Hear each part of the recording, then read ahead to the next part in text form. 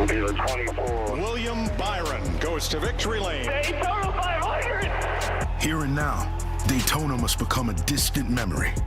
The road to the championship begins today. The ATL is the place to be today. One of the fastest places on earth. A fresh chance to establish and re-establish themselves over again. Harvick by inches.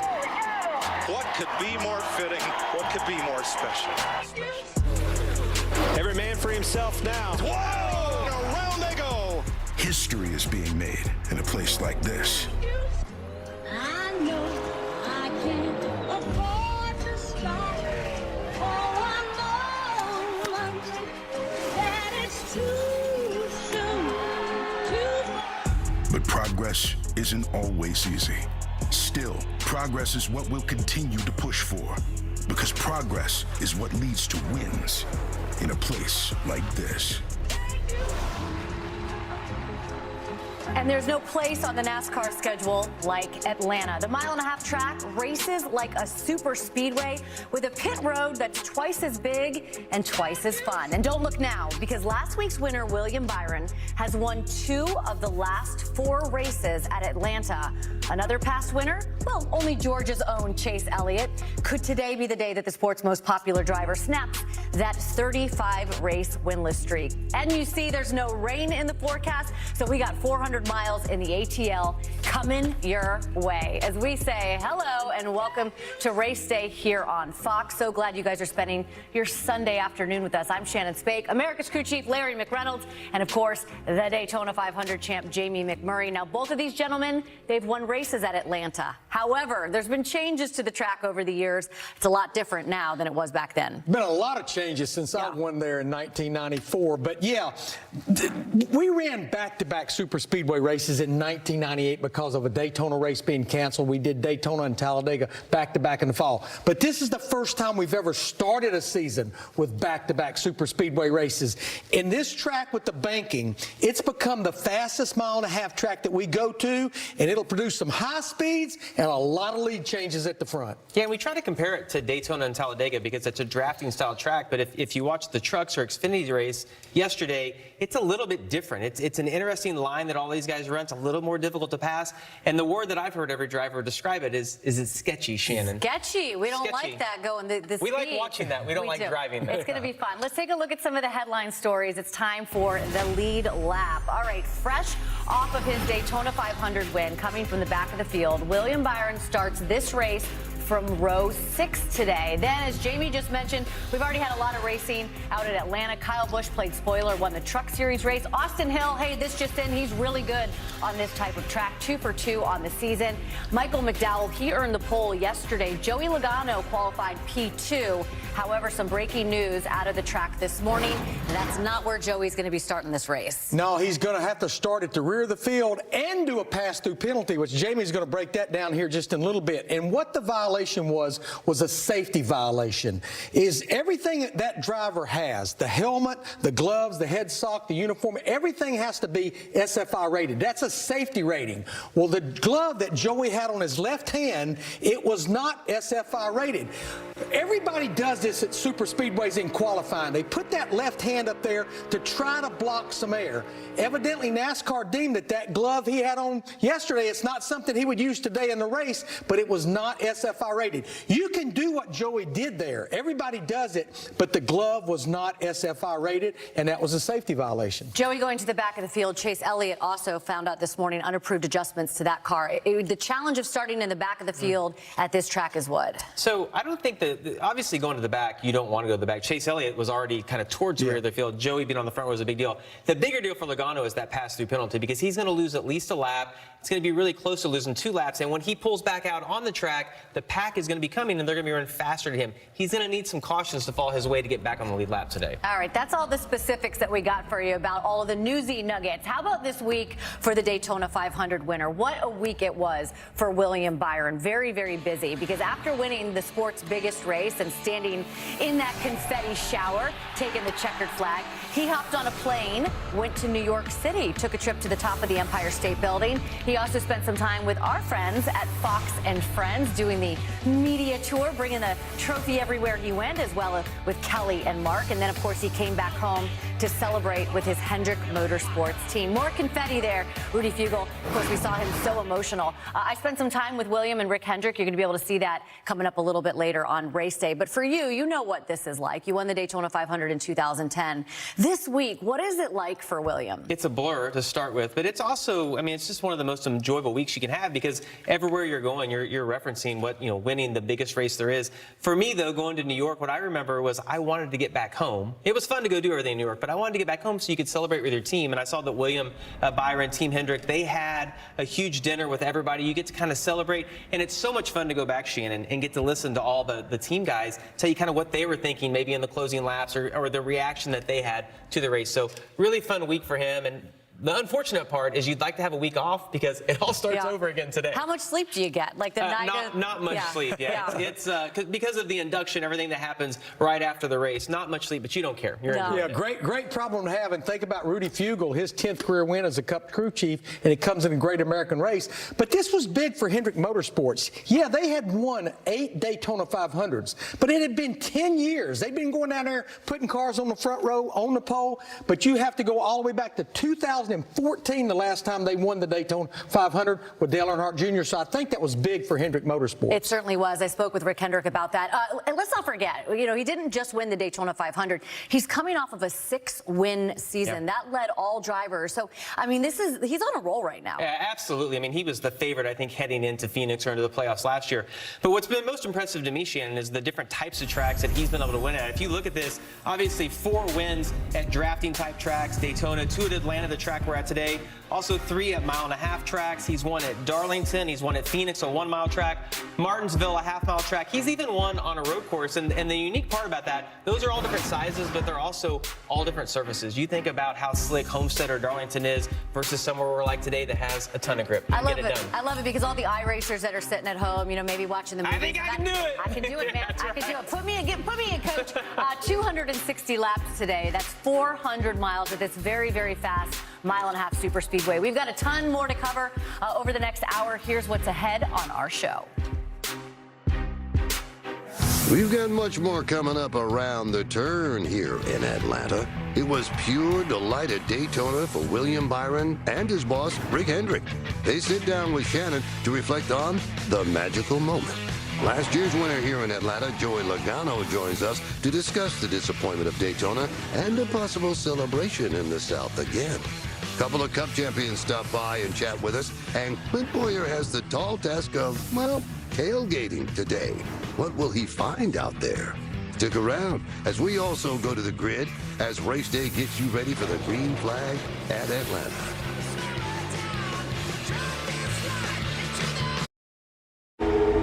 What does fearless look like? Like sliding through a glimmer of daylight? Side by side for the top spot. Like trading paint with a champion? Oh, and he spins it. Like starting in the back of the pack and stopping at nothing till everyone is choking on your dust?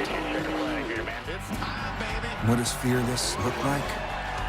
Find out for yourself. Let's go! The NASCAR Craftsman Truck Series. Back here on race day, we're getting you ready for race number 2 on the 2024 season. Hey, what is that? That's sun. No rain. Lots of sun. Beautiful. We are loving it. The fans down there loving it as well. Let's take a look at the starting lineup for today's race. We've already mentioned the Fords that qualified on the front row and how Joey Logano is going to have to go to the rear. What about the guys starting on that second row, Larry? Yeah, you see Kyle Busch in the 8 car won the truck race yesterday. 63 career wins, but only 1 in the month of February. And how about Todd Gilliland starting 4th, his best Cup start? Led 16 laps in the Daytona 500, caught up in a late race crash. And if we go to the row right behind them, I'll go to row number 3. We've got 2 champions right here. You see Kyle Larson and Ryan Blaney, our defending series champion. Neither of these guys have been able to get it done at Atlanta before, but they both have a super aggressive driving style, and it's fair to say that Ryan Blaney is probably one of the best drafters in the Cup Series right now. we pull up our track map, courtesy of our friends at iRacing. Take a look. This is the 1.5-mile Atlanta Motor Speedway. We say 1.5 miles, we say intermediate racetrack, but this baby, she races like a super speedway, right? Yeah, I kind of like to call it a hybrid mile-and-a-half racetrack. Absolutely races like a super speedway. So let's take a look at some of the numbers of this mile-and-a-half racetrack. You see the front stretch, a little over 2,300 feet, but what makes it unique, it has a double dog leg, a little treacherous going through there. The back stretch from turn 2 to turn 3, only 1,800 feet, but where it really gets unique is the banking in the corners. 28 degrees at both ends. Think about it. That's only 3 less degrees than we had at Daytona, a 2.5-mile racetrack last week, and it gets a little treacherous running through there when you're too wide. You see right here, you run in the middle of the racetrack, the bottom of the racetrack. You could get another line there. Not a race car I'd want to be in, but what I saw in last year's race, that middle groove when they get lined up, not the bottom, not the top, that's where they seem to make the most speed. One other thing, since NASCAR does look at it as a super speedway, the double line out of bounds on the inside the racetrack, that will be enforced today. We already mentioned the 22 of Joey Logano has to go to the back of the field. Also, we'll make a pass-through penalty down pit road early when the race starts. And pit road, it looks a lot different here at Atlanta than it does most other tracks. Yeah, it does. You can see on the map right here, you actually enter pit road at the entrance to turn 3 and run that around to the typical pit road. But the other unique thing about this weekend is that whether you pit under yellow, under green, the drivers run different speeds. If you pit under yellow, you see you enter in turn 3, you run 45 miles per hour around the entire distance of pit road. Joey Logano, however, is going to do it this way. Under green, when you enter pit road, they have to run 90 miles per hour until the exit of turn 4. Then when they get to the start of the old pit road, you then run 45 miles per hour. It's going to take about 40 seconds for Joey Logano to make that pass through. So he's going to lose about a lap and a half. If you pit under green, you have to make a pit stop. It's going to be 2 laps. And drivers saying that 90 miles an hour on that flat part is sketchy. Sketchy, that's the word they use. All right, let's go around the track, check in with Jamie Little and Regan Smith for the latest stories and what drivers are thinking. Let's kick things off with Jamie Little. Hello, Shannon. Yes, this is the 3rd year that we've raced here at Atlanta with this configuration. So I was curious. I went through the garage. I asked about 10 of my crew chiefs. What do you guys think for today? What kind of race are we going to see? Chris Gabehart summed it up best. He's a crew chief for Denny Hamlin. He said, Atlanta is Daytona on steroids. Everything happens faster. Everything is more stressful. And he also told me you will see a little fuel saving today, but it's not going to be as extreme as at Daytona. You have to nail your pit stops. Can't make mistakes there. And passing is going to be tough. You got to have a car that drives great. Now, speaking of being tough to pass, we've got some guys. You've already talked about a couple of them moving to the back. Brad Keselowski starting mid-pack, and Chase Elliott will start in the back. I talked to his crew chief, Alan Gustafson, and he told me despite all that, we are optimistic. Sure, qualifying didn't go as well as planned, and certainly they didn't want to drop to the back after that penalty here. But he said our car is good. It's all about drivability. If we can drop to the bottom, make those runs, push those runs, we'll be able to get ourselves to the front. So Chase Elliott hoping to come from the back to the front to win for the 2nd time at his home track. Regan Smith. Well, Jamie, at the top of the show, Larry McReynolds talked about the uniqueness of the schedule and the fact that we are starting the season off with 2 drafting style racetracks, and that we've honestly only done that once before, way back in 1998. That's the good news for us watching and us talking about it. It's going to be exciting. The bad news is if you have trouble at Daytona like some teams did, you run the risk of being in a big hole by the time you leave Atlanta. 3 of those teams that had trouble in Daytona, Michael McDowell, Todd Gilliland, Austin Dillon, they are all in a position where they've got less than 2 points. They need a good day today. That's the bad news for them. The good news for them is that all of them are starting towards the front. Michael McDowell, of course, in 1st. Todd Gilliland in 4th, and Austin Dillon in 10th. They're looking to have strong days today, so they don't start the season off in a bigger points hole than they need to right now. Shannon, the weather is great out here. The fans are filing in. This is a perfect day for a race at Atlanta. Make sure you get some sunscreen out there, Regan. Thank you so much, guys. Coming up, we're going to hear from last year's Atlanta winner, Joey Logano, on what that win meant to him and how he can get it done again today. And Brad Keselowski is going to join us live. The 2-time Atlanta winner starting 24th today, looking for his first win at the track since 2019. Plus, we're going to head out to the racetrack and check in with Chris Myers and the guys. What a day for racing. Race number 2 of the 2024 season. Race day. We'll be right back.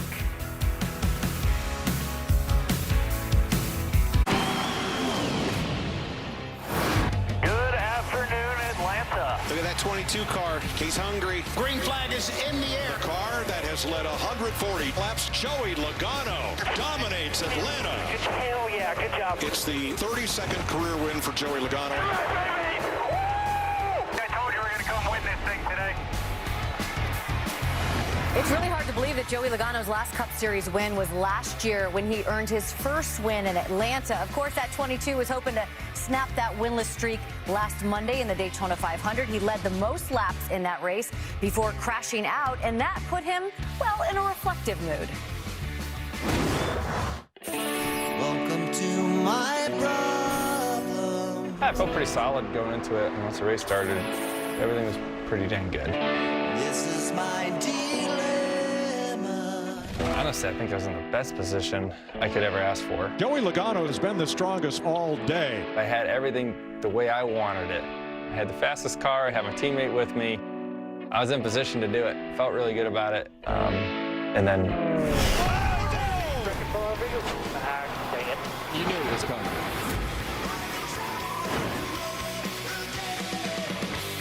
It's speedway racing. It's a lot of fun until it sucks. It always hurts a little bit, physically too, but mentally it hurts a lot that you can do everything and have everything put in the best possible position you can have it, and it just gets ripped away. 400 miles, a lot of crazy things going to happen here. The car that has led 139 laps today is going to lead 140. Joey Logano. Wow. The win last year was great. It was great to get in the victory lane there. I've spent over 6 years of my life living at that racetrack, so it was really special to pull in the victory lane there in a Cup car. Yes! Atlanta! I told you we were going to come win this thing today. Winning early is nice, for sure. Get one checked off. You know you're in the playoffs. You can take a little bit of a deep breath and go attack more aggressively. Atlanta is still fairly new to us. I call it a confused racetrack. It doesn't really know what exactly it wants to be. It's plenty exciting to watch and a lot of things going on. It doesn't really change the way you approach anything. The goal is the same, to go out there and score max points. The expectation is to be back to championship winning ways, and I don't see any reason why we wouldn't be. We got a quick little poll. Raise your hand if Daytona has broken your heart. Raise your hand if you've been happy when you've left Daytona. Yeah, all right, so there you go. Heartbroken I did or learn happy. at an early age. It's fun until it sucks, though. I did learn that. Well, this is called happy or heartbroken. We'll do that other one maybe next year. Let's start with you, Larry Mack. You've got heartbroken. Who left there heartbroken? I think the guy we just heard from, Joey Logano. That car was so fast the entire time we were there. Sat on the pole. You mentioned it, led 45 laps more than any driver. But because of that wreck with 7 or 8 laps to go, the way the race unfolded, he scored no stage points. So with a 32nd place finish, I know it's only one race, he leaves there with only 9 points, sitting 30th in the points right now. Happy? You got happy? I am going to go happy, and I'm going to go with Corey LaJoie, who came home 4th place. He's proven year after year that he can contend at the drafting style tracks. Almost won here at Atlanta a couple years ago. But not just Corey LaJoie. I think if you look at Spire Motorsports, where they're going, they're not one of these mega teams yet. They're building to get to that. They won the truck race yesterday with Kyle Busch. I think we're going to see some really good things out of Spire Motorsports and Corey LaJoie this year. You know who's really happy? Everybody at the racetrack, because there's no rain out there. We're going to head out there right now. Chris Myers, Clint Boyer, and of course, Kevin Harvick. Beautiful day out there, Chris. Yeah, weather's great, Shannon. We're right here at the end of pit road, infield behind us, lined up with fans, drivers passing through. We'll talk with a couple right away. But since we'll continue with that theme, happy, heartbreak, your moniker when you drove, Happy Harvick. So why don't you go off at Daytona? Who gets your happy? Well, for me, it's Bubba Wallace, because of the fact with a few laps to go, they knew that they were short on fuel, and all of a sudden, you're at the back of the pack, they wreck, and you can put some fuel in your car, and the next thing you know, he has a solid finish, and he's off to a good start, sitting 5th in the points to start the year. For a heartbreaker, I'm going to last year's champion, Ryan Blaney, all the way. I mean, if it was a wreck, he was in it. Unfortunately, got beat up pretty bad out there in Daytona, but I think it turns around today. Starting 6th, keep an eye on Ryan Blaney. Yeah, I mean, Kyle Busch, too, heartbreak, right? I mean, he led led 12 laps, kept working his way back up, had a loose wheel, had a pit penalty, and still 0 for the Daytona 500. How about today, Clint? Happy or heartbreak for today's race in Atlanta? What comes to mind? Exactly who you just said, Kyle Busch. He was very fast, made mistakes on pit road, cleaned them up immediately, drove that thing right back to the front. I think you'll see that again today. Well, when I look at this race today, I know Kyle Larson hasn't had a great record here, but I think his car is fast, and I think it's handling well, and they have a lot to lean on with their notes with the Chevrolets over the past year, and coming back here to a racetrack where you kind of need to know the balance of your race car today and what it might do. I think the other two might be guessing, but I think Kyle Larson will have a good day. All right, let's welcome in Brad Keselowski. We talk about a guy who had some heartbreak, had a chance there. He's been good at Atlanta in the top 10 last couple of times. He's won here before, and we welcome him to join our group. By the dress, the King's Hawaiian, love the rolls. You look at the orange cone, which is, we won't miss you, all right? No, my spotter should be very thankful that we have the orange colors, but hopefully he won't be able to miss me because we're at the front, not just because we're in orange. I was going to say, pay no attention to what Kevin and I just said about ones that watch or whatever. You're the guy. Watching these races back, Brad, at this particular racetrack, you've been really good on all the plate tracks, obviously, super speedways, but this one in particular, you were in both of those shots. Yeah, last year, both races, we had a shot to win. We got the rain got in our way in the fall, and Joey Logano kind of snookered me on the last lap here last spring, so we're hopeful we can have a big show here, and, we're not starting up front. But the way this race plays out, it's going to cycle, and we just need to survive those first few pit cycles. Pit road here, really easy to get caught up in an accident, especially if you're not at the front. So we just got to run a smart race and put ourselves where we can win at the end. Well, I think Chris is always looking for some sort of free food, so he obviously loves the fact that you have King's Hawaiian on your outfit today, or your suit. That's not an outfit. We're an outfit. Yeah, you're an outfit. Tell me this.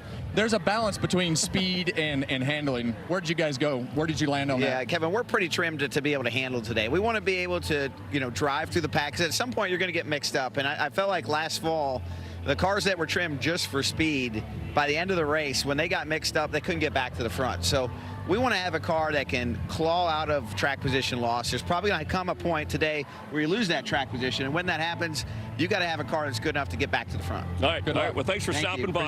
Good luck, and I hope you stay on a roll once you get on a roll. All right? We're trying. We're trying. All right, thank you. Brad Keselowski. Watch for him at his RFK Ford. Let's welcome in Ross Chastain. You can hand the mic off there. Ross, step in.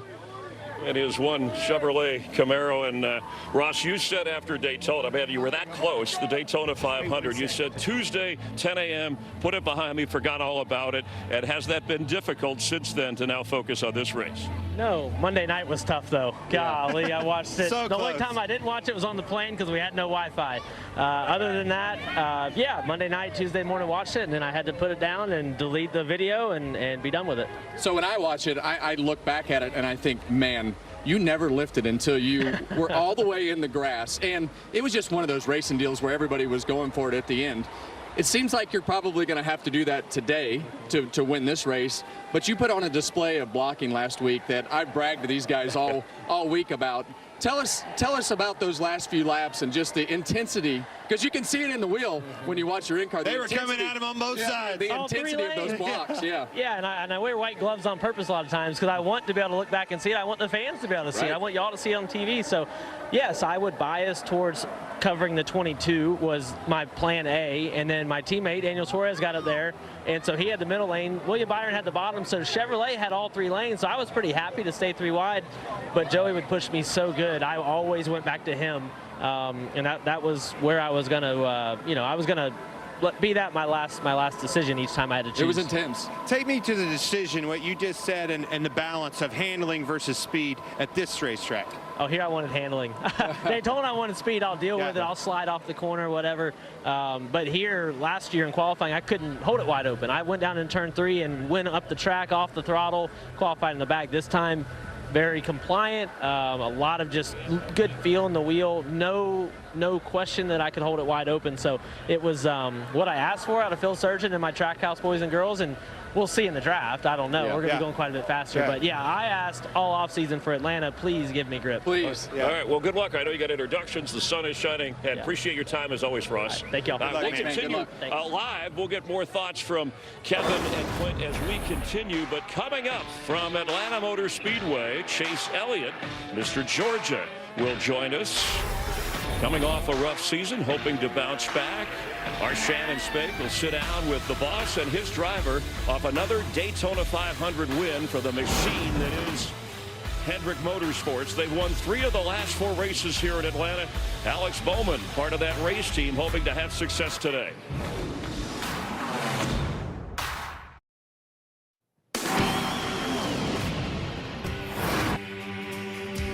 NASCAR on Fox live from Atlanta Motor Speedway. Fans getting their tickets, heading in on a beautiful day. And did you know that President Jimmy Carter, back in the 60s, was a ticket taker here in Atlanta at this track? And no, Clint, he wasn't working I did not know that. Of course we didn't know that. He wasn't working for peanuts at the time. Hey, the weather is such a big story here, and it has been to start. It's beautiful today, but when we started the Clash, when you travel, you check the board for the flights.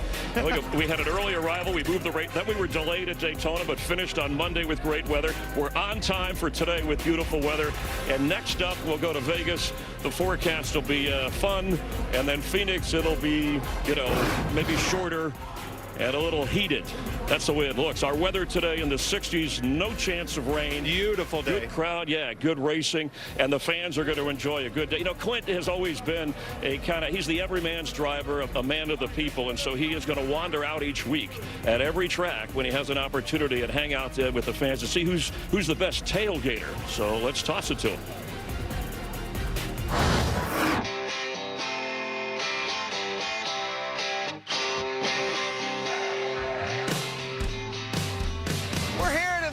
Speedway, and we're going to start a new tradition.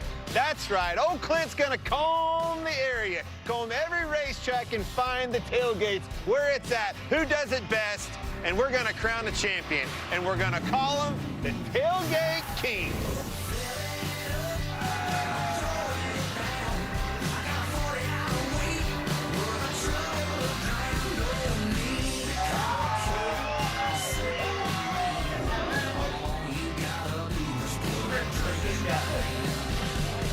Oh my gosh, guys. I mean, world champs.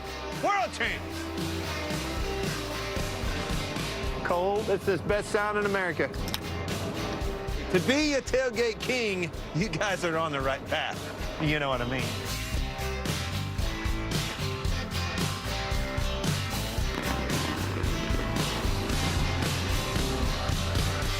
Clint, this bus was made for you. We is dumb.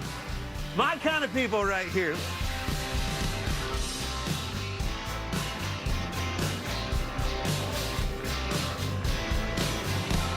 Kevin?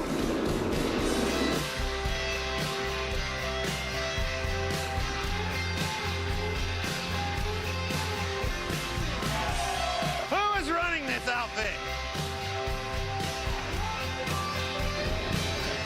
Man, look at the view, guys. To be a tailgate king, that's what we're going to call this. That means you're the king amongst all of these rowdies. It is. This is the all right, place. guys. This is the place. We shall see. Here tonight. We shall see.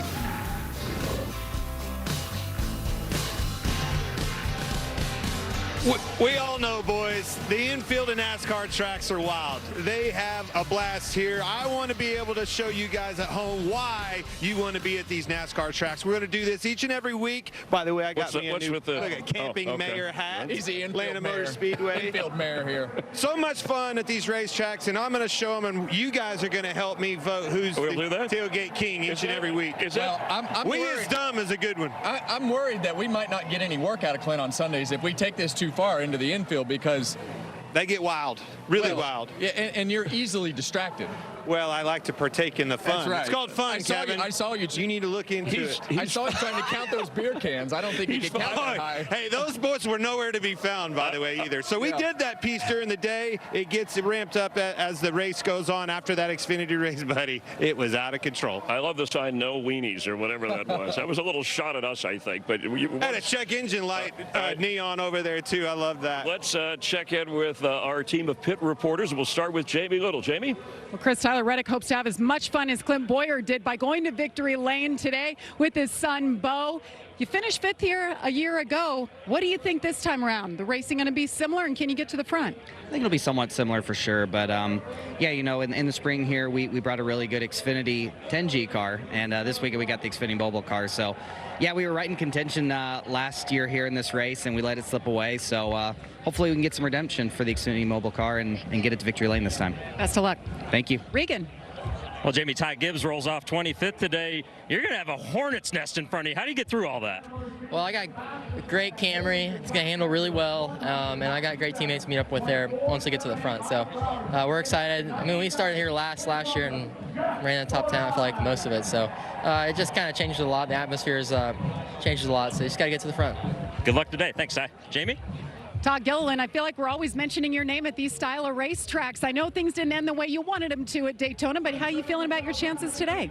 Yeah, definitely. I think we had a pretty strong run at Daytona, led some laps, and really the biggest thing is just, you know, getting back in the groove of things, getting you know, guys respect again, and you know, there's the best of the best starting right up front here. So really happy with the speed of our Georgia Peanuts Ford Dark Horse Mustang, and the Ford's been really strong all year already. So yeah, like I said, got my teammate up here. We got a good plan for the beginning. These races can throw really anything at you, but speed is the first box to check, and we've definitely got that. So I'm really excited for today. Need to get some points too. Regan? Chase Briscoe starting 9th today. You were good at Daytona a week ago. So far, so good this weekend. A great start to the season for you. Yeah, for sure. You know, if you go back to the Clash, we were in top 10 there, and then obviously the duels and the 500. So that was kind of our goal these first couple weeks, just try to get base hits, truthfully. Not, you know, we're obviously trying to win the race, but you can lose a lot of points really, really quickly these first few weeks. So try to set ourselves up in a good position. We were able to do that last week, and try to do it again today in our highpoint.com Ford. So yeah, I was happy with how it drove yesterday in qualifying. That was the smoothest qualifying run I feel like we've had at Atlanta. So yeah, optimistic for today, and see if we can work with our teammates to get up front. Good luck, Chase. Jamie? Danny, I talked to your crew chief this morning, and he summarized this place as Daytona on steroids. How would you assess the racing here? Yeah, I mean, I think the runs are actually bigger. You know, the drafting is more of an effect on this track because the air just gets trapped in. It's a smaller facility, but yet we're all still wide open. So I definitely think that the draft is a big part of it for sure. It's just a high-speed chess match, really, on where you place yourself, and then ultimately the teams, it's up to them to really come up with that good strategy to make sure you're always up front, especially towards the end. A lot going through these drivers' minds, Chris. They're ready to go here at Driver Introductions.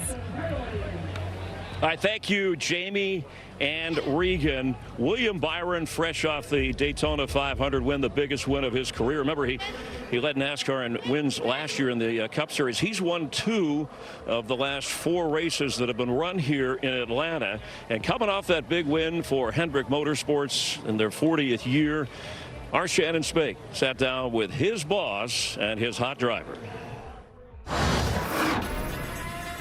Growing up watching the Daytona 500, I just have that memory of all the confetti coming down. Yeah, boys! Daytona 500! Get ready, drop the confetti.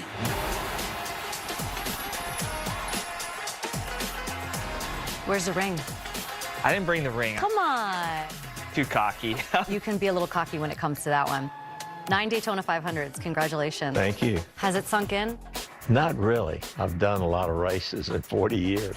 I think when they gave me the ring and seeing that trophy, that is the Daytona 500. I'm getting goosebumps listening to him, and I see you looking at him, and I know that it's hitting you as well, right? It's surreal to go through the intensity and how much everyone wants it at the end of that race. You can only really feel that inside the car. I think Mr. H, he gave me a lot of confidence on super speedways, and he had more confidence, I feel like, than I did. Has that been sort of the relationship all along? It has, for sure. In my rookie year, I was a little bit embarrassed to talk to him, and he probably doesn't know that. I know where we were, and I know how much he believed in me, and now here we are, winning 5-6 races a year.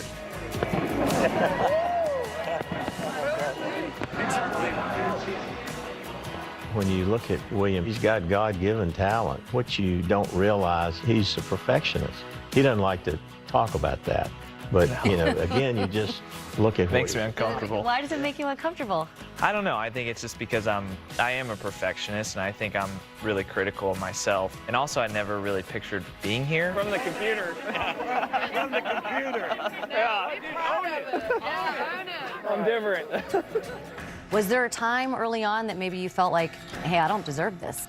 Having a different background than everyone else, it was an easy excuse to be like, well, he's never raced. He didn't put in the time. Yeah, he didn't put in the effort. Mr. H brought people around me that I would feel comfortable with, and to have that team that I feel like everyone around me I trust and believe in, and they believe in me, pretty amazing. I'm so pretty proud of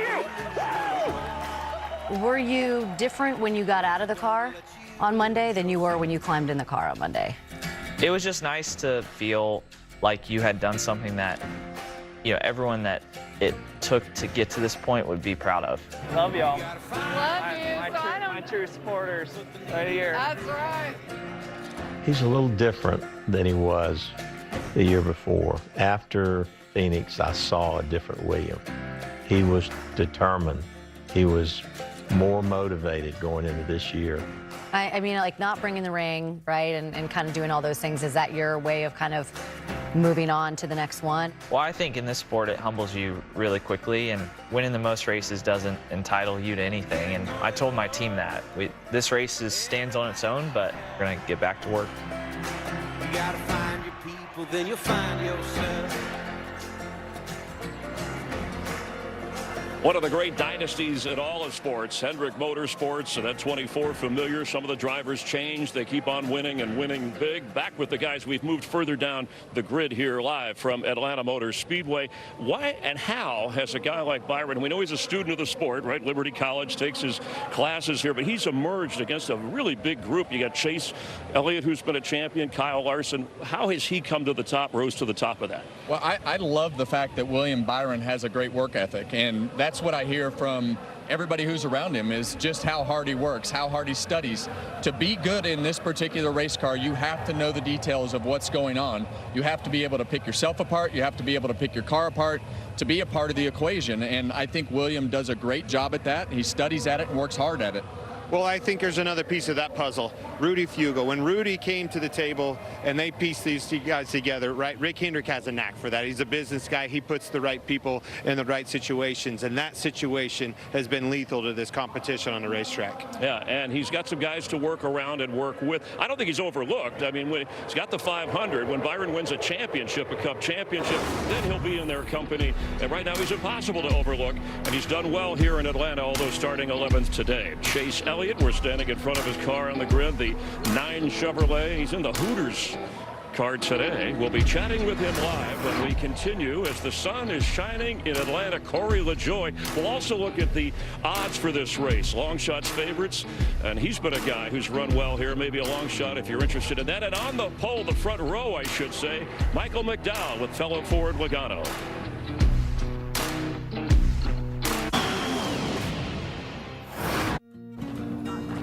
Hi, my name is Brandon. I was here when Kevin Harvick won his first Cup Series race. NASCAR on Fox welcomes you to Atlanta Motor Speedway. That was the first NASCAR race I ever attended. Green flag, we're racing in Atlanta. I was here at the Atlanta Motor Speedway when Kevin Harvick won his first Cup race. One, a somber time in the sport of NASCAR. Obviously, we had lost Dale Sr. I will never forget the day that he died. It's the first time my wife ever saw me cry, I think. Look at Harvick at M29. What a little hot rod he is.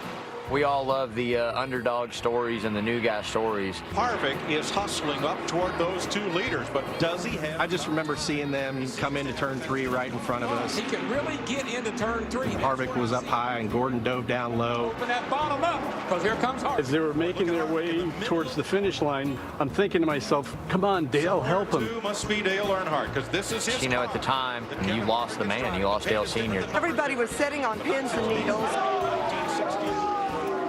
And then it just erupted. He's going to get him, though. Here they come. Get him. Gordon got loose. It's Harvick. Harvick by inches. Harvick by inches. It was like a spiritual moment. What could be more special? I'm sure there were even Jeff Gordon fans that were probably cheering for him. I think that's kind of what the sport needed. Basically healing NASCAR Nation. Somewhere up there, I think Dale's smiling. And Dale is jumping up and down right now. Kevin Harvick! Surprised you guys, yeah. Good to hear those stories. Thank you guys, yeah. Thank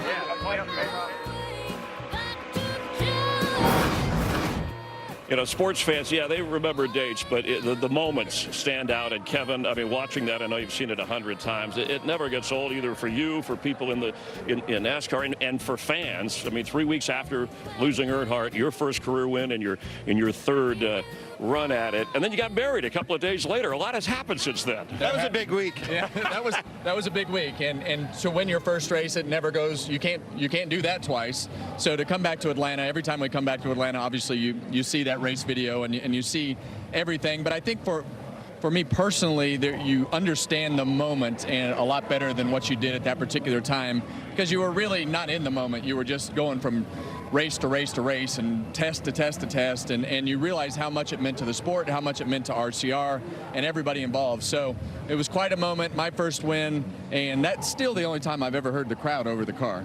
It was a perfect scenario. I mean, Jeff Gordon, like, you couldn't have scripted it any better to beat Gordon by an inch at this place. Closest finish ever, and you carried the weight for a lot of people. How about today? And we use this track, third year of being reconfigured, but isn't it like repaved?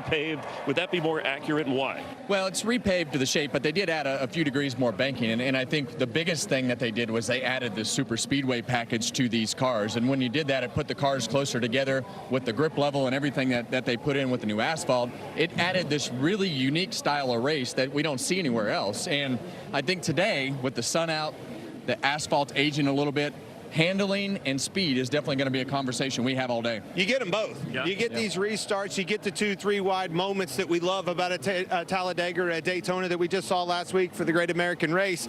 But you also have that mile-and-a-half mentality of how you have to handle. You know, there is a balance here. These guys can take speed out of the cars to afford them the ability to handle and last longer on a run. So that's balance of trying to figure that out, the cat and mouse game, if you will, with these teams is a lot of fun to watch. Yeah, and tougher to make up ground here compared to Daytona, right? If you're back in the field. I think it depends on how your car is handling. I think if it turns into a handling race, you're going to see these guys shoot to the bottom and pass 2 or 3 at a time, hoping that there's a hole. But I think after they run a while, we're going to know who chose the right strategy. It's going to be the guys. Is it the guys that don't have the handling in their car that try to get a little bit of speed out of their car, or the guys that are in the back of this field that chose handling? All right, let's take a look at the odds posted among the favorites. Now, again, Logano having to move to the rear. Pick your favorite, Kevin. Well, I picked Kyle Larson earlier. I like their handling. I like the fact that Hendrick has a little bit of experience here with what their cars are going to do. Well, mine's pretty easy. We're standing here. Girls, how about a favorite? Who you think?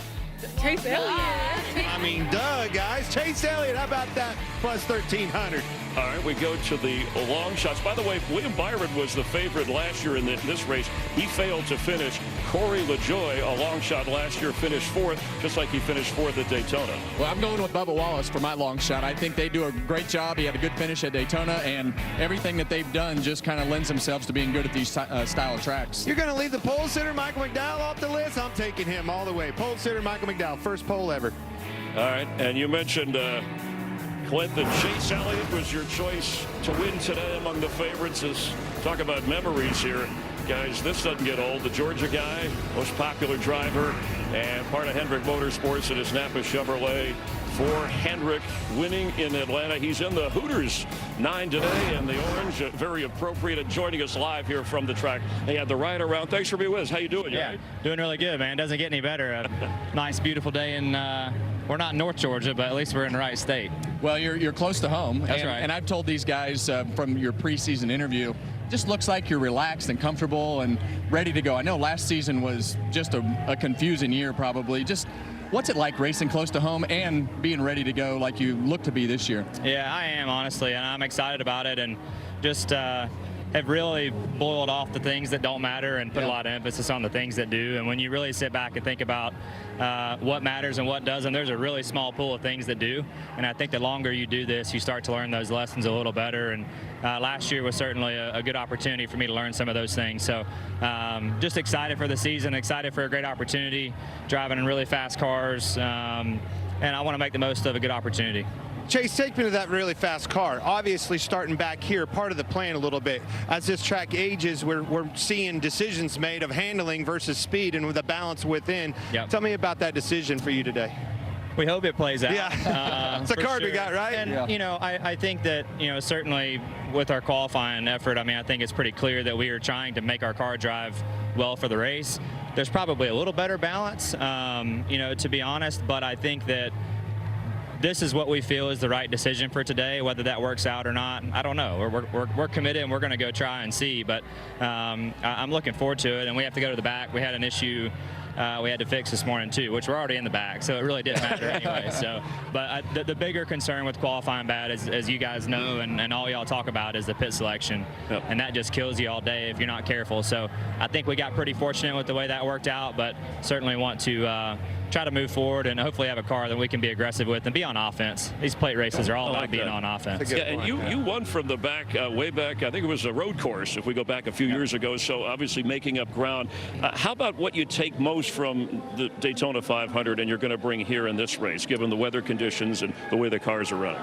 Honestly, I was just really proud of our effort and where our team's at. We didn't have a great result, but to be candid, I thought our prep going into the weekend, our pit stops, our communication, like everything was really good. And I think that is such a big deal. And granted, no, my last move on the last 2 laps wasn't the right one and didn't work out, but everything leading up to that point gave us an opportunity, and I think that's all you can ask for. So what you're saying is you gathered some points, you had a good week? Is that what you're saying? He's ready to roll. Yes, Yes, that's right. Now, and we want to hear the siren, or is he siren? What's the help? Siren, they said down there. We want to hear that. They did not like horn. I was messing too. with it a little bit and said I'm going to go down there and honk the horn when my man Chase wins. That's just disrespectful. Oh, well, apparently it was.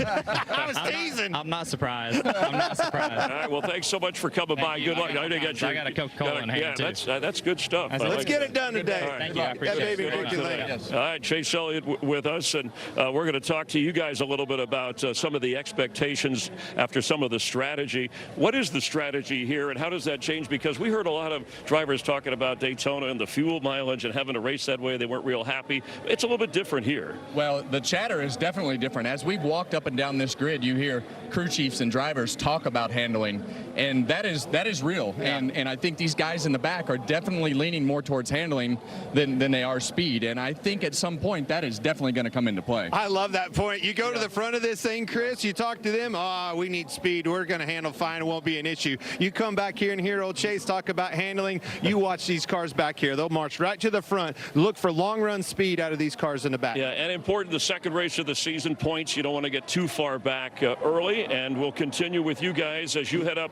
to the booth shortly and call the race. We'll continue live from Atlanta Motor Speedway on a beautiful day for weather. The sun is shining. Stay with us. I hope you will.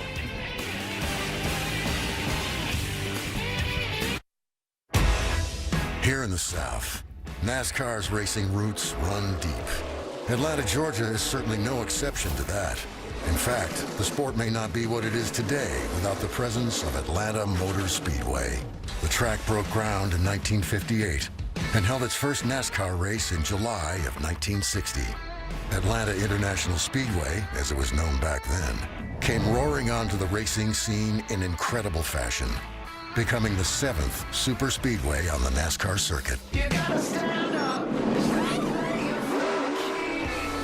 Over the years, it earned quite the reputation as one of the sport's most entertaining venues, instantly becoming a fan favorite that only furthered the fabled track's lore. This is the biggest sports event ever held in Georgia, resulting in racing that never disappoints.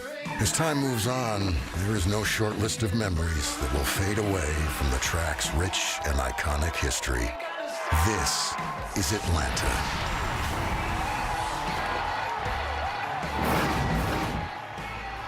Here live at Atlanta Motor Speedway and our aerial coverage provided by Goodyear, powering every lap, every mile, and every victory on the road ahead. Goodyear, more driven.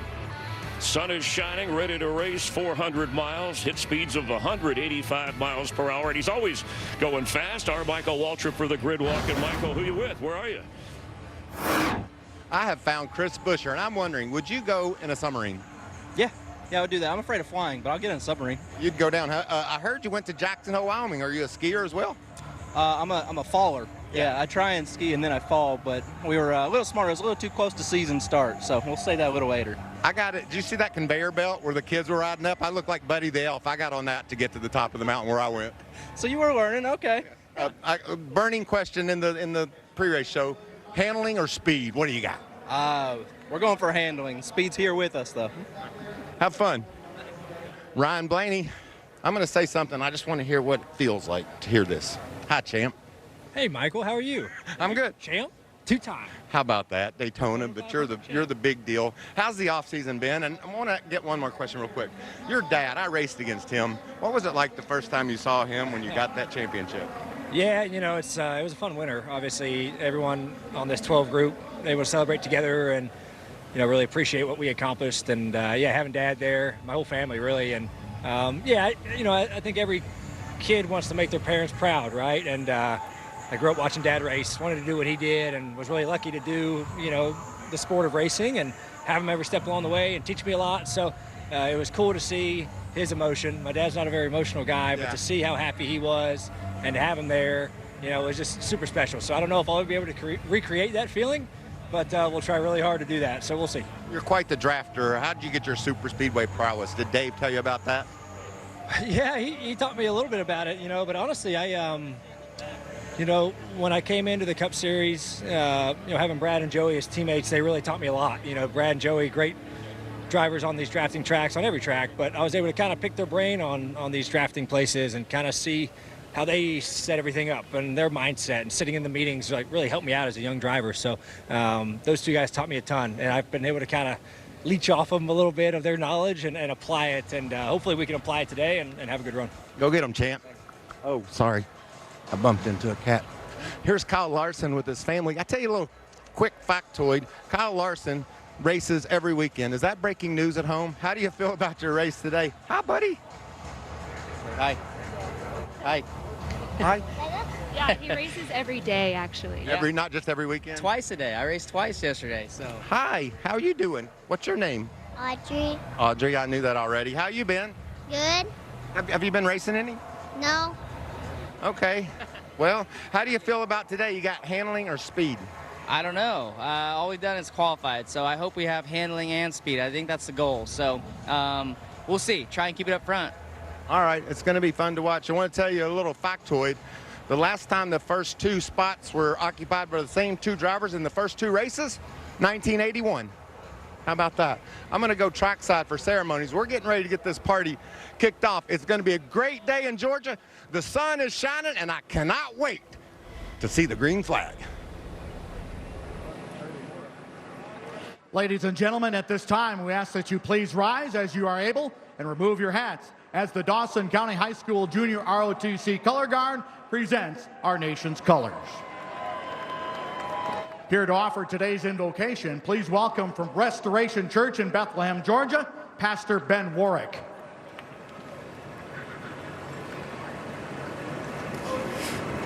Let's pray. Dear Heavenly Father, Lord, we thank you first and foremost for the sacrifice of your Son, Jesus. Lord, we thank you for your goodness and grace. Let it be a competitive race today, a safe race. Cover every driver, every fan, and every crew member. And Lord, be with the officials and let them know it ain't rubbing, it's just racing. And last but not least, Lord, I pray you'd bless every first responder. God bless our troops. God bless NASCAR. And God bless the United States of America. And go Dogs.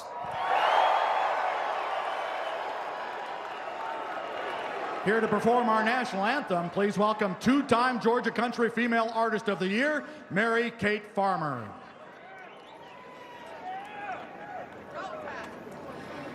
Oh, say, can you see by the dawn's early light what so proudly we hailed at the twilight's last gleaming, whose broad stripes and bright stars through the perilous fight o'er the ramparts we watched were so gallantly streaming, and the rocket's red glare, the bombs bursting in air, gave proof through the night that our flag was still there. Oh, say does that star-spangled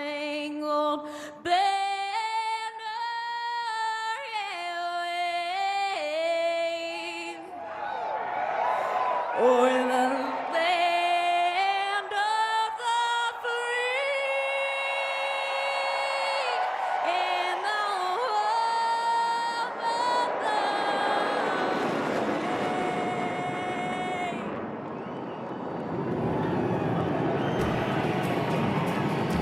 the Clint Kevin standing by with Mike Joy to take you 400 miles. Good crowd, good weather, good race, good day.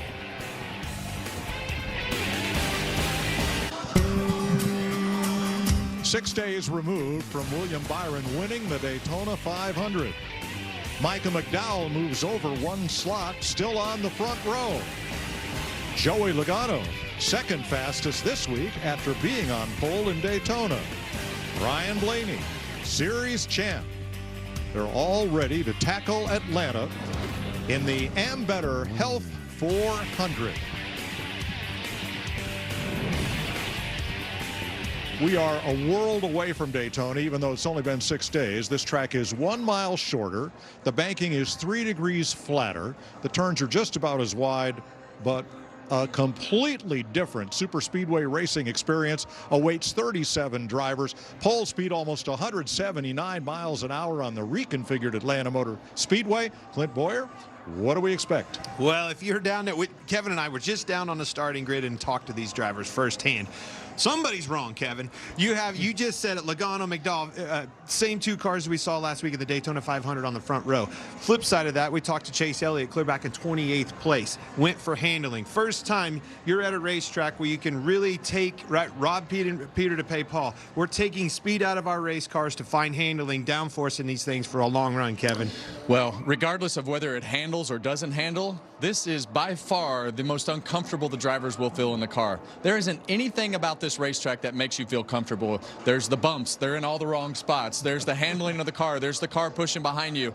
And this, as a driver, is not fun because of the fact that you know it's that balance and they want that car to go as fast as it can, so it's going to be right on the verge of not handling great, and it's just not going to feel good at any point. Well, now compared to stage one last week, are we going riding or are we going racing? I think you're going racing. I think as you look at this first stage, you can make it all the way on fuel. So when you look at the points, a lot of those guys, and I know Clinton hates to hear this, but a lot of those guys that are down in the points didn't get any stage points last week, and it's buried them, and I don't think you want to do that twice. Well, how do we get these points? We talked about the speed versus handling in this thing. This track, it's a super speedway style racetrack. That was the vision by it, right? We've seen that the last couple years, but every time we come, it gets a little slicker, a little more slick, and that's where this handling aspect comes in. I think you're going to see him, much like yesterday, starting to move to the front pretty quick and separating the field. Beautiful day for racing in Atlanta as we go trackside. And now, here to say the most famous words in motorsports, please welcome 35-year lead anchor for the Performance Racing Network, entering his final season behind the mic, Doug Rice. To all the race fans who have ever listened to NASCAR on the radio, thank you. Thank you very much. Drivers, start your engines!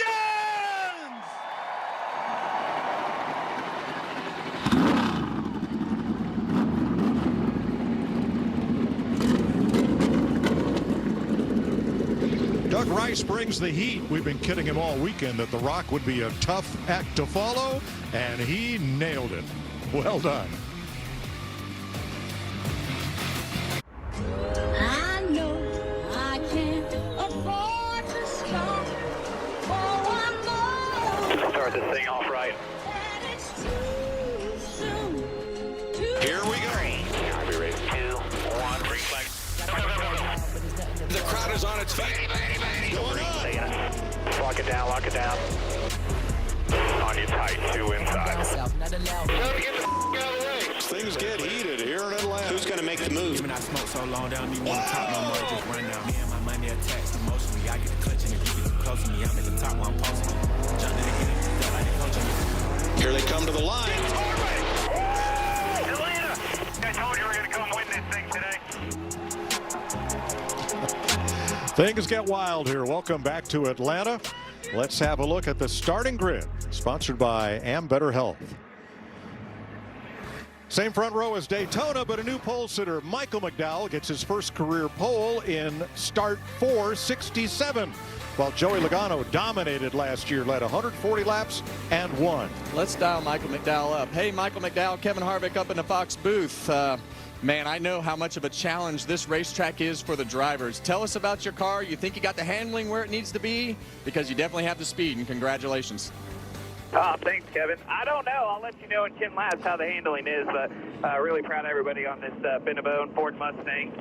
Fast 2 weeks in a row, so we've got to execute, make it count, get the checker flag.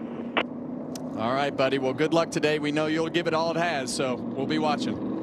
All right, thanks, guys.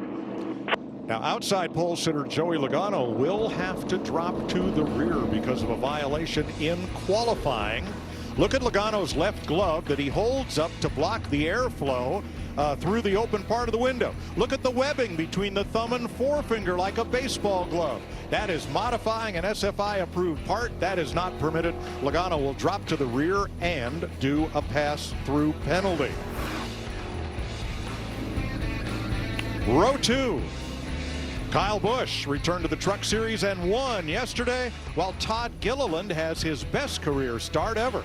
Let's try to give old Kyle Busch a shot here. How about you, Kyle Busch? It's Boyer and the Boyers up in the booth. You got us? Yes, sir. Gotcha. Man, been a good week so far. Truck win yesterday. The old hot rod's fast today. What do you think out here?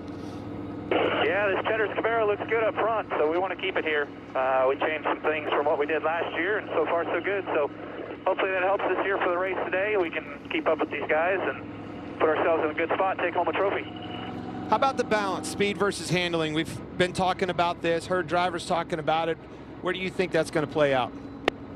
Yeah, it's a little warmer than I expected that it would probably be today, so you definitely want to have the handling go for you, but you got to be fast enough to make that handling work. If you're handling good and you ain't fast enough, you're just sitting stuck where you're at, so you got to be able to make some moves.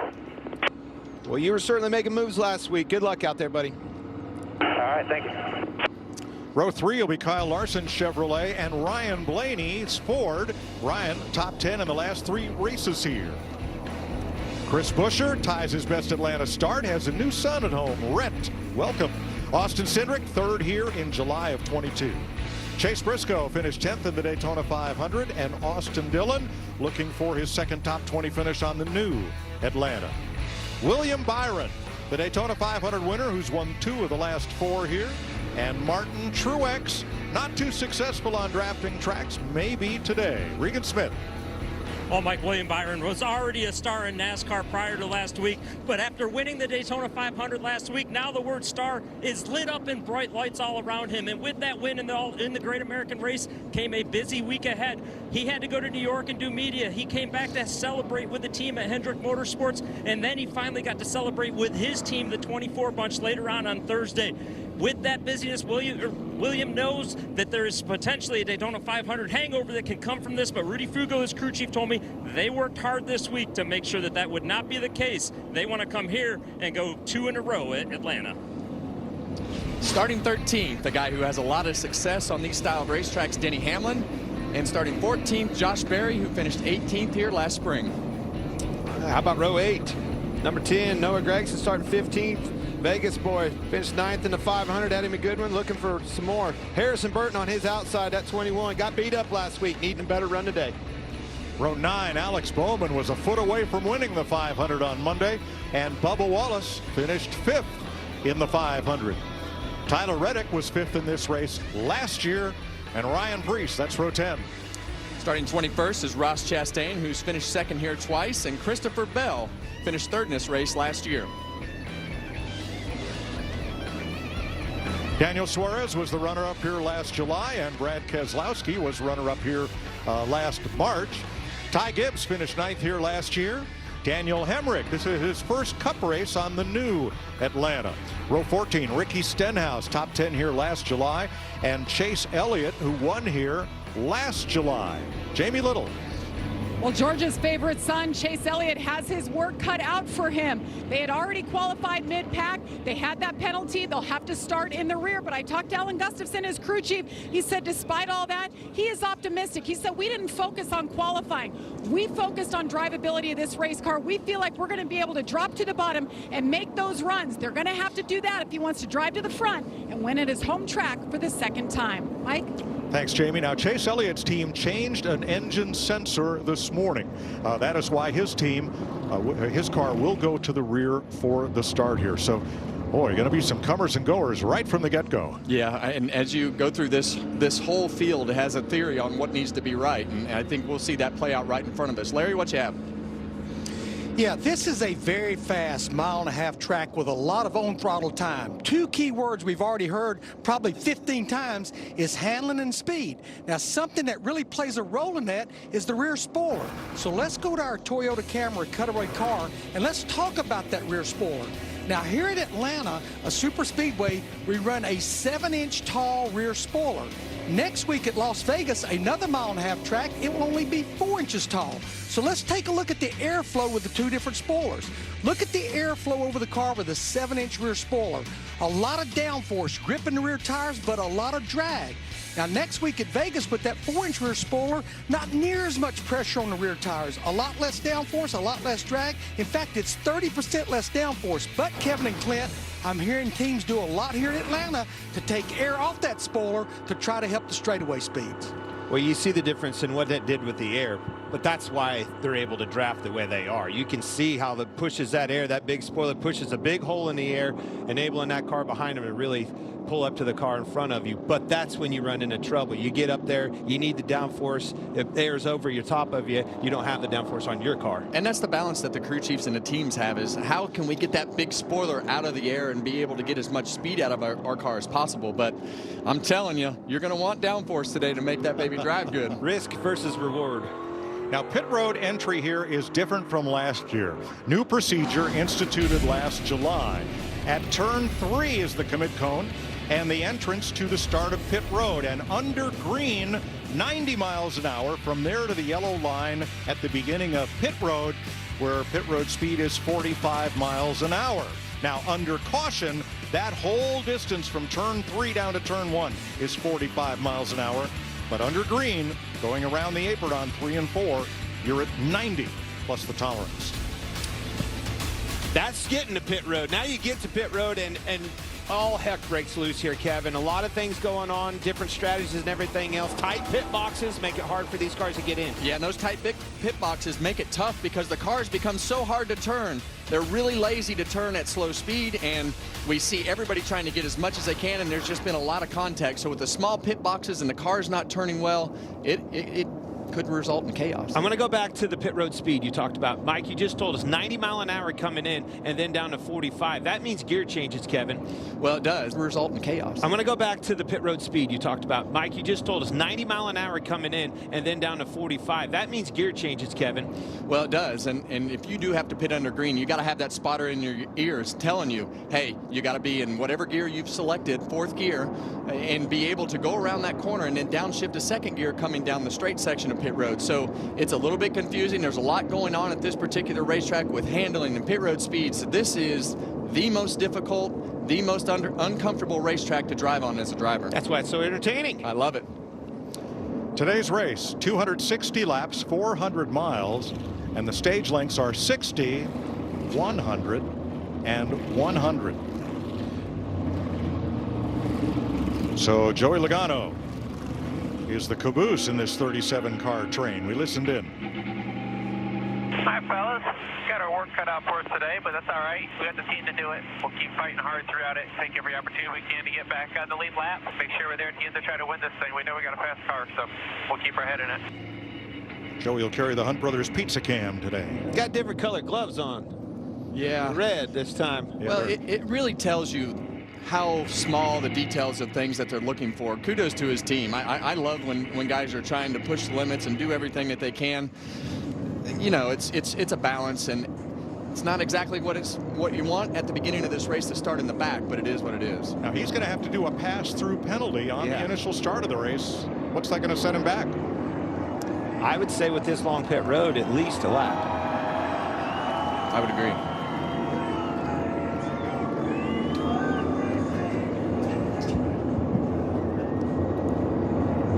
Mike, this is going to be interesting.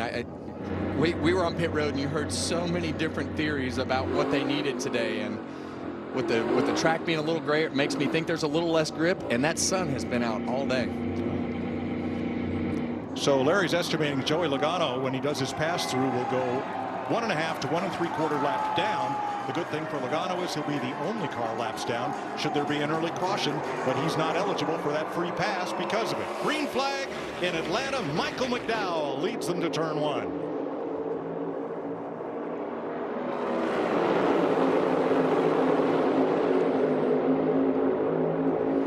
It's the Kyle and Kyle show on the inside. Big run coming on the outside. Todd Gilliland pushing McDowell. Already Busch up for a block.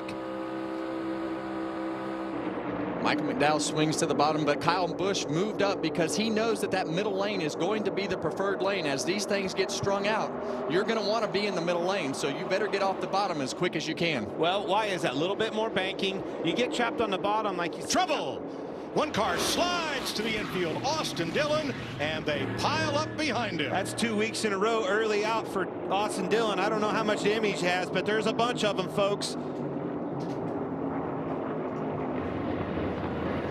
You got Gragson in this, Bell.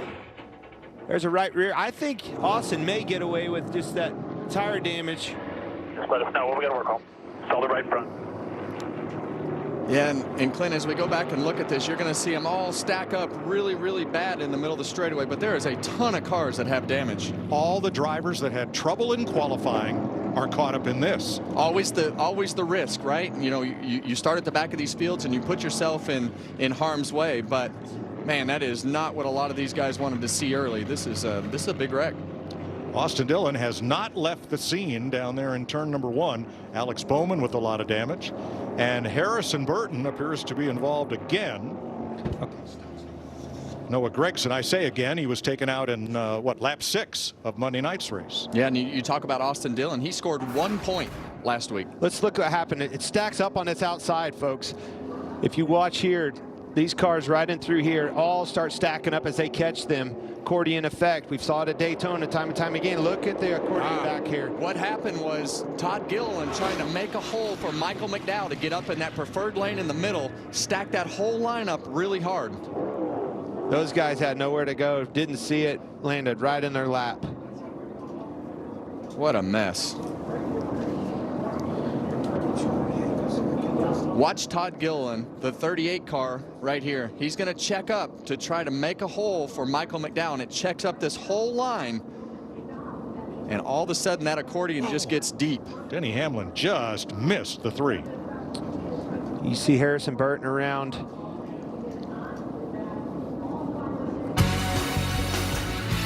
We're under caution. Just 2 laps into the Ambetter Health 400 in Atlanta.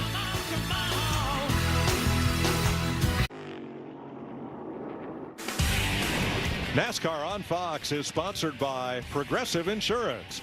Bundle home and auto and save. And by Miller Lite. Great taste, 96 calories. Miller Lite. Tastes like Miller time. Welcome back to the Ambetter Health 400. We are under caution for a crash on lap 2 as you have a look at our aerial coverage provided by Goodyear. Powering the race from green to checkered flag and every mile in between. Goodyear, more driven.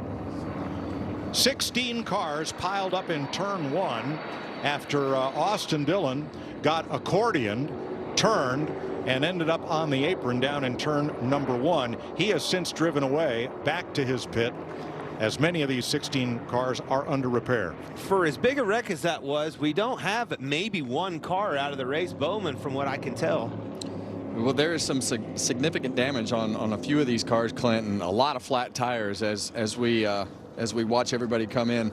And some of these guys were way behind on points already, and I hate to be the person talking about points up here, but when you look at Austin Dillon and Harrison Burton and some of these guys that didn't have a good week last week, these guys all had a pretty solid week. Yeah, they're fine. Yeah, these guys are all good.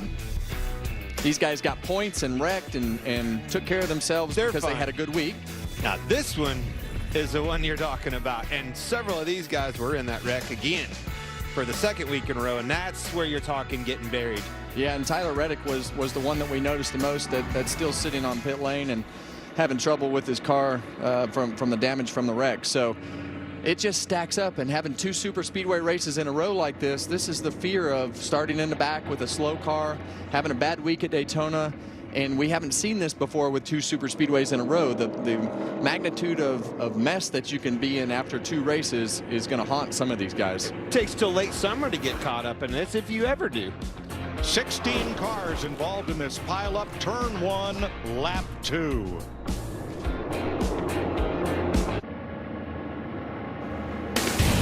NASCAR on Fox is sponsored by Toyota. Let's go places. And by Credit One Bank. Now, Joey Logano on lap number 1 had to come down pit road after taking the green flag and do a run down pit road at pit road speed to finish serving his penalty from qualifying yesterday. He did so, and while that was happening, the field piled up in turn number 1. So old Joey comes out of this smelling like a rose. He is the 20th place car. Everybody behind him was involved in the crash. From that, it was him. And he has served his penalty. Jamie. And Chase Elliott planning on coming down pit road now for the 3rd time. Most damage for him was on the nose and the left front area of the splitter. You see it all taped up right there. They also worked on that hood area. Tough break for Chase Elliott. They got those fresh tires on. They're not giving up yet. They feel like they're going to be okay. They just got to get it right now as you see him wiping the left front side of that race car. About a dozen cars pitting here. Now, Alex Bowman's car came in on the hook on the wrecker, and the wrecker stopped on pit road to not impede cars that were coming out from their pit stalls. Took a long time to get his car into the stall when they can work on it. I would imagine that NASCAR will adjust the damaged vehicle policy clock to account for the time that the wrecker was stationary, but we'll have to wait and see if they can get that car repaired. Yeah, I see the hood flap in the crew member's hand right there. That'll be a big issue. You see Noah Gregson's car all tore up. The right front's tore off. The left side's got scrapes and battered up on the left rear there. So just a lot of hidden damage that we can't really pick out in the replay.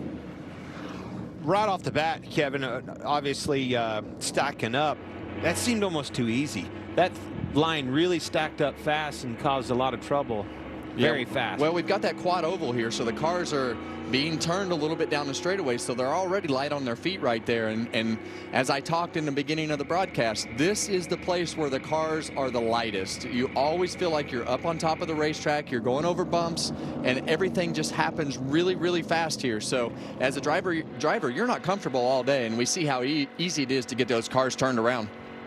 Josh Williams has taken his car to the garage. Repairs complete on Chase Elliott and Noah Gragson. Only Alex Bowman still sits on pit road as a result of this.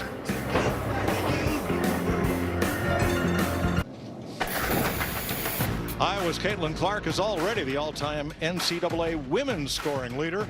Can she break Pistol Pete's all-time NCAA record Sunday? It's a huge game against second-ranked Iowa State, and it tips off Sunday, 12:30 Eastern, leading right into our race from Las Vegas.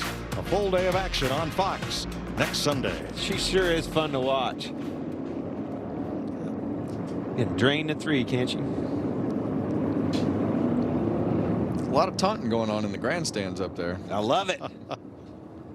What's racing without some trash talk? That's right. Well, folks, you just saw the biggest pileup in the history of Atlanta Motor Speedway. 16 cars involved. And it looks like all but Josh Williams are able to continue. And all those crash cars have to go to tail end of the longest line. That's why it's a short line on the bottom. That's how few got to choose. We're back under green. Kyle Busch, Kyle Larson.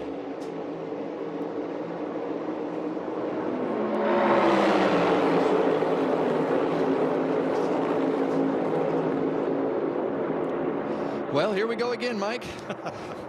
We see him pushing already. Everybody wants to be in the middle groove unless you can get clear. If Kyle Larson can get clear of Kyle Busch, it's a good move. He's clear. I think you're going to see him move right back up into position on that outside. Now can we get through turn 1 at speed? Kyle was very happy with his car. I talked to him last night. Said, I got a bad, fast hot rod. Got something for him today. You heard his interview in pre-race. That's a new Kyle Busch. You know, winning is a pretty good tonic. He won the truck race yesterday. Which Kyle are you talking about? They're both fat. I tell you what, it was the same winner in a pre-race in the 500. Both Kyles putting on a show so far, 2024. Chris Buescher right with them.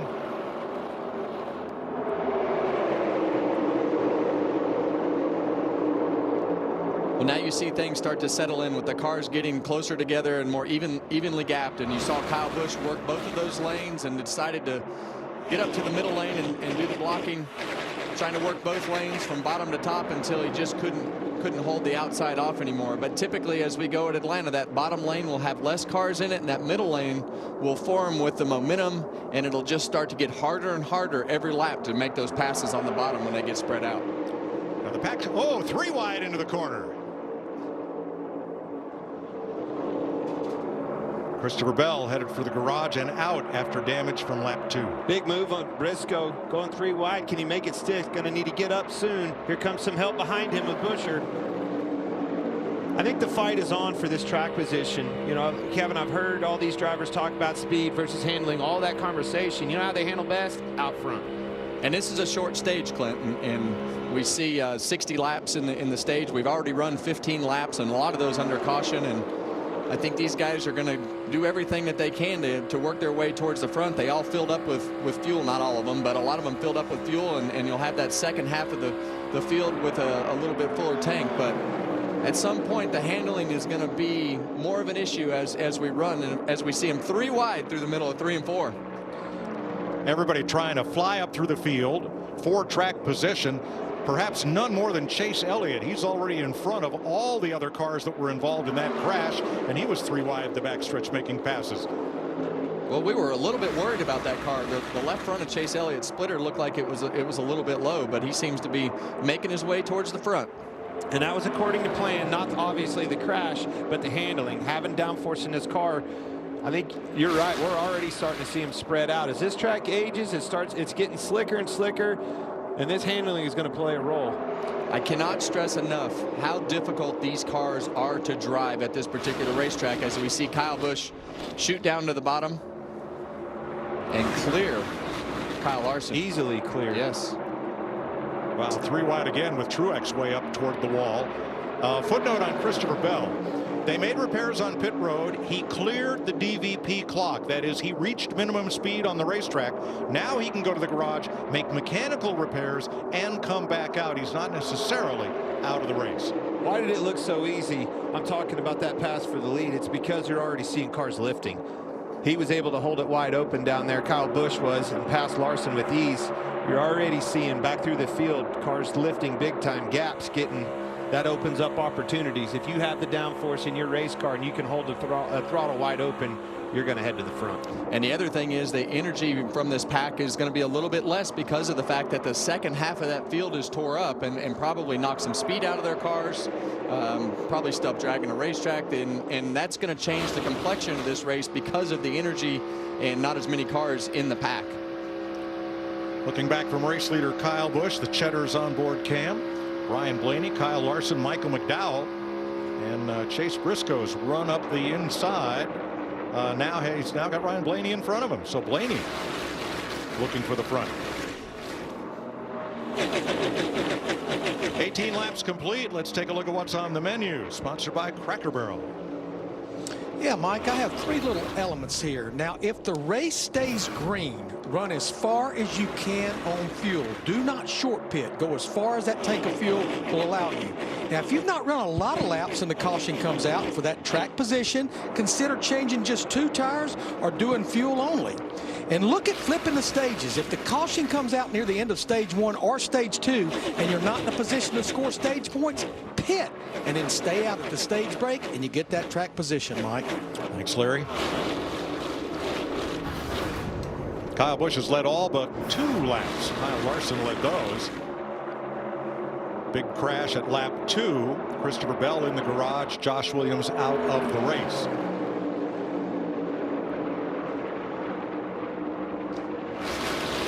Larson to the front. On board the Monster Energy Ty Gibbs onboard camera right here, and you see him going through the quad oval here where those cars are light. You don't want to push like they did at the beginning of the race.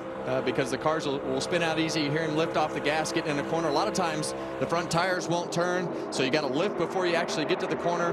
And now you see him on the back bumper of Todd Gilliland down the back straightaway. That little bump that Ty Gibbs gave Todd there makes a really big help. It's a really big help to be able to get yourself towards the car back in front of you. That was a big lift on Gilliland. He lifted big time, and that's why you saw him get to the bumper so easy. Having to lift, front end took off. Clean and green now after a lap 2 pileup, the biggest in Atlanta Motor Speedway recorded history.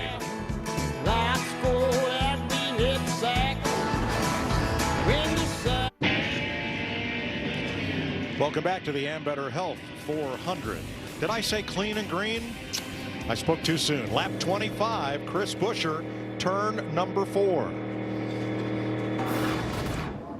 Well, this is just a lack of grip, and when you look at everything that happens right here, there's nothing that happens. He just flat out loses it, and you'll have that right front fender offset to the car in front of him, and he's already loose, and this corner is notorious for just losing grip like that. And with that right front fender staggered from the car in front of him, it just stepped out on him.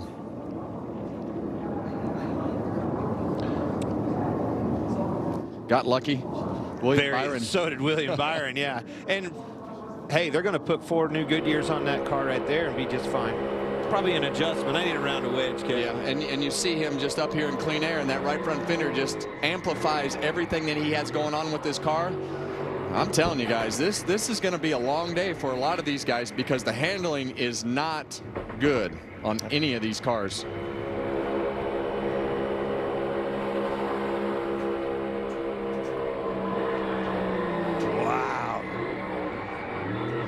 Yeah, and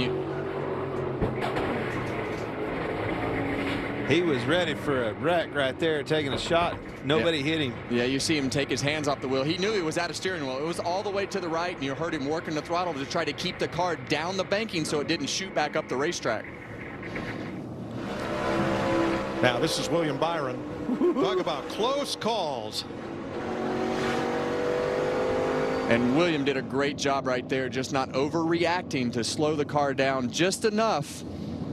I don't think he didn't touch him at all. Just slow the car down and try to judge that speed of where that car is going to go, just enough to not get run over from behind. So great job by both of those guys keeping their cars from getting torn up. More than a lot of cars coming on a pit road you see in here. Need some adjustments. Remember, the pit entry is at turn 3. And under caution, 45 miles an hour all the way around turns 3 and 4 on the apron and pit road. Corey LaJoie, the Chili's onboard camera, having a good run up toward the front, up to 9th. Brad Keselowski, the Ford Performance cam, and the Ambetter Health cam for Eric Jones.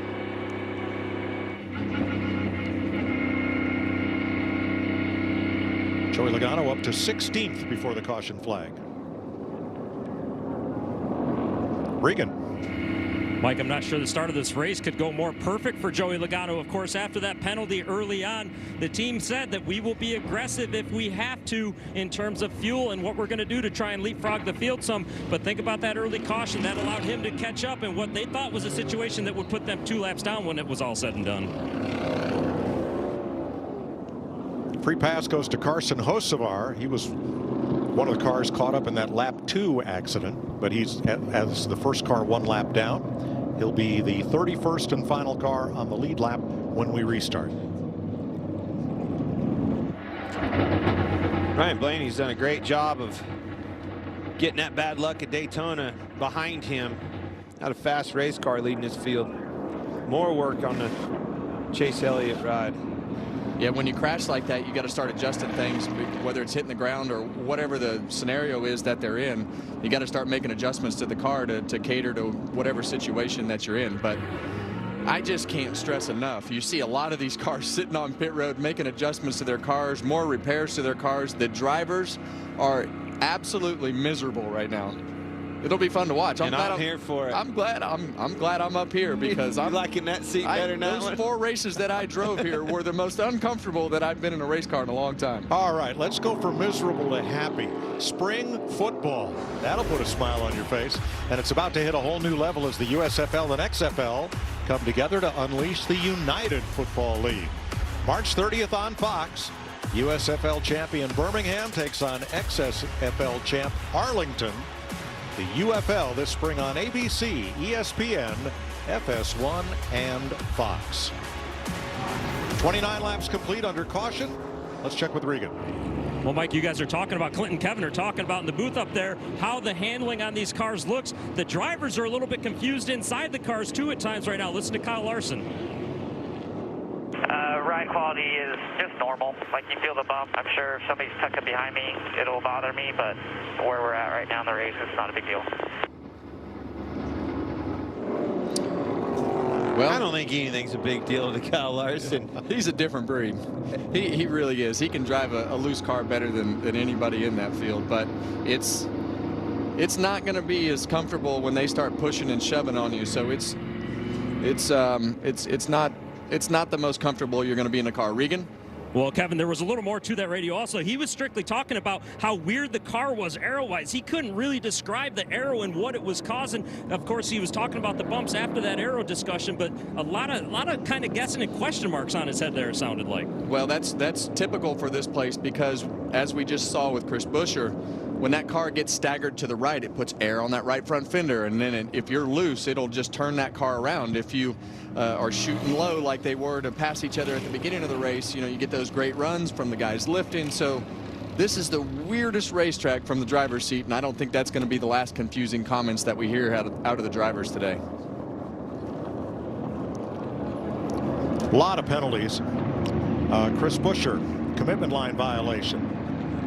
Noah Gregson, Alex Bowman, Tyler Reddick, Daniel Hemrick pitting too soon. And John Hunter Nemechek, too many men over the wall.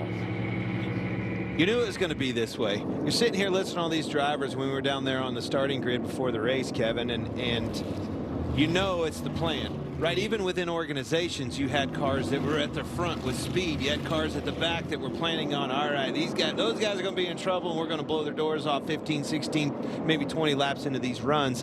And that's exactly what you're seeing. Some of these guys, it's playing right into their plan, and some of them, boy, they got their hands full. And that sun has been out. And the other thing that we haven't talked about is the aging of the racetrack. And we see that it's grayer than it has been in the past. And that's the part that the teams can't really measure is, okay, what's that grip level going to be with the racetrack sitting around over the winter, and now we're here. And now the sun, we heard Kyle Busch talk about it on his pre-race interview, the sun has been out. When that track temperature goes up, the track loses grip. So there's a lot of things that go against handling, and we've covered the balance of speed and handling with what you put in the race car, but this is way worse than I think a lot of these guys were anticipating. Pretty much tells the story right there. 16 laps and 14 of them been cautioned. And we remind you, no practice, not before qualifying, and no final practice. Well, let's try again, boys. Blaney and Larson on the front row, 30 laps complete. We're halfway through stage one, and we're back under green.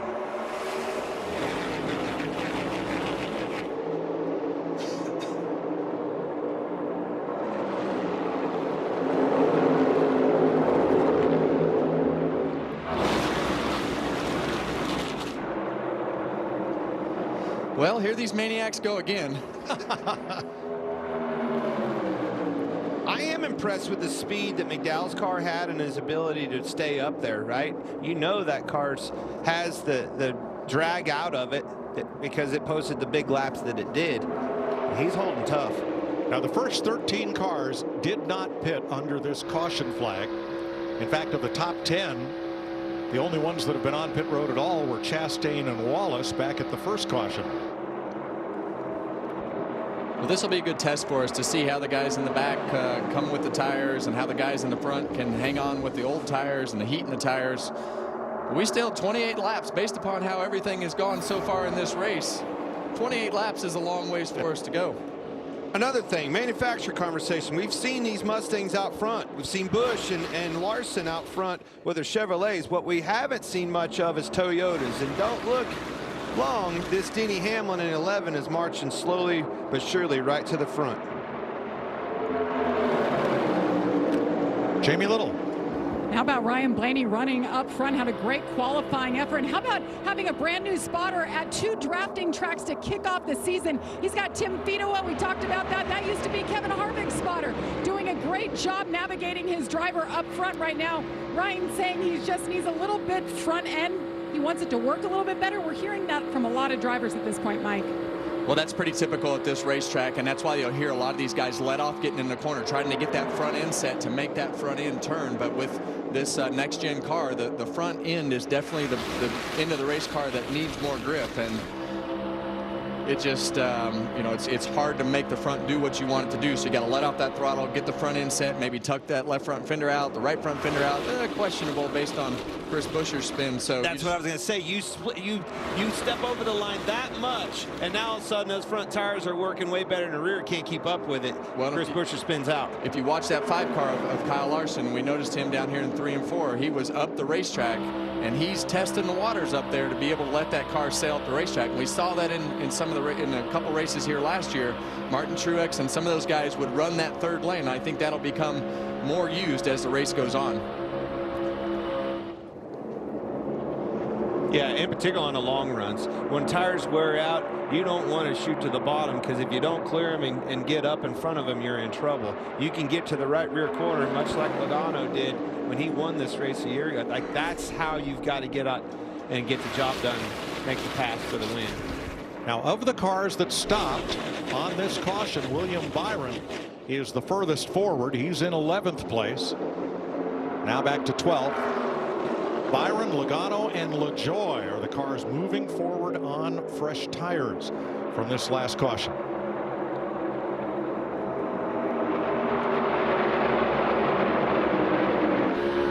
But moving forward here, not nearly as easy as it is at Daytona. Yeah, and you hear Corey LaJoie way out of the gas right there. And like you say, Mike, when these cars get single file like that, there's really nowhere to go. So you just have to, you're at the mercy of the car in front of you, and you just try to do your job and keep your distance the best that you can.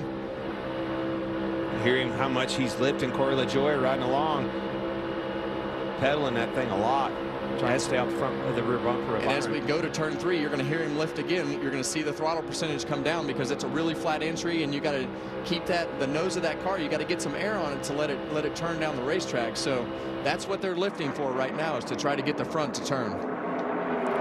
And just like Daytona, the double line at the bottom of the racetrack, that is out of bounds. The line is part of the racetrack. You dip a tire below it, and the penalty police are coming for you.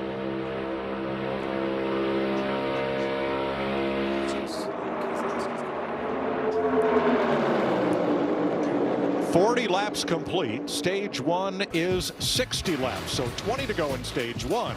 So far, Kyle Busch appears to have the strongest car in Atlanta.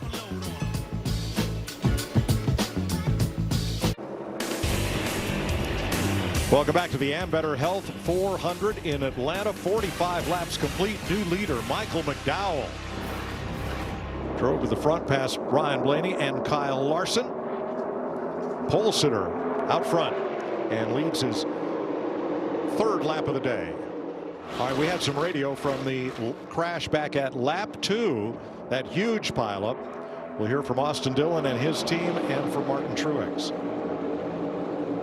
What are we supposed to do? They're checking and he can't check. The guy behind him didn't either, man. I know. Not over yet. We can recover. Why'd they stack up so damn hard? Good question. I was getting nailed from behind, so I don't know. Definitely got left front damage. Pretty heavy. Pretty heavy nose damage. Pretty heavy right side damage.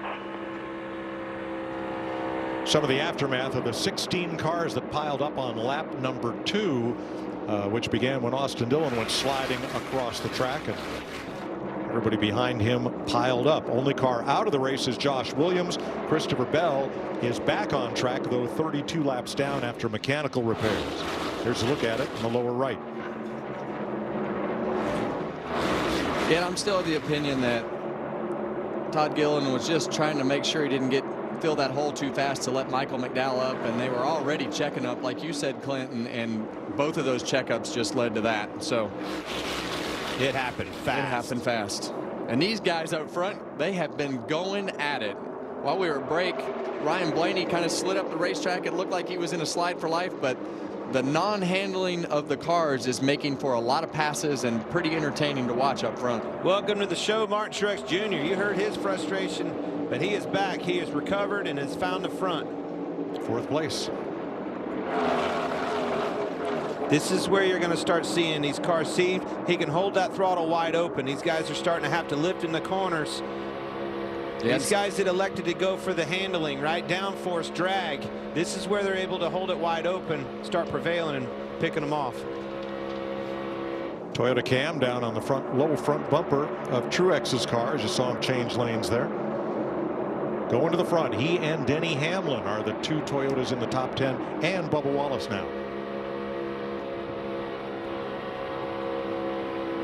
Marching back to the front too is Joey Logano. We'll have a look at our Xfinity fastest lap, and there's Joey, 186 miles an hour. Hamlin, LaJoy, Byron, and Josh Berry.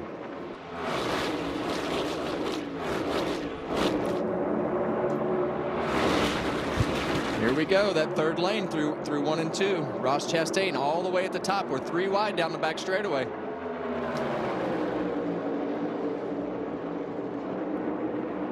Have you ever seen a bigger smile than the one on Michael McDowell's face this morning? Oh, it was awesome. 467 races. Finally got his first career pole. And he's got the nose of that car in the wind. Denny Hamlin around goes Hamlin.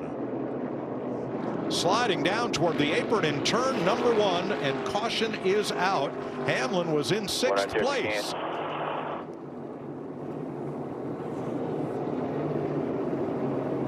Hamlin was up in that lead pack, and see him trying to fire it back up. The extra fuel in the pipes. AMR safety team there quickly to Hamlin's aid. Oh, boys. He's not going to be happy with this one.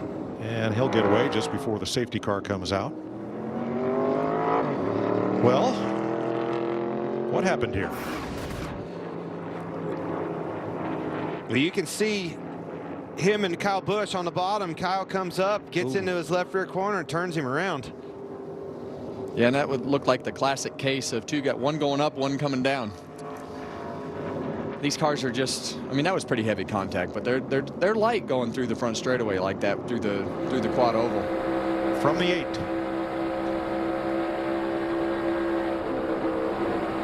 It pulled him in. You could hear him lift too.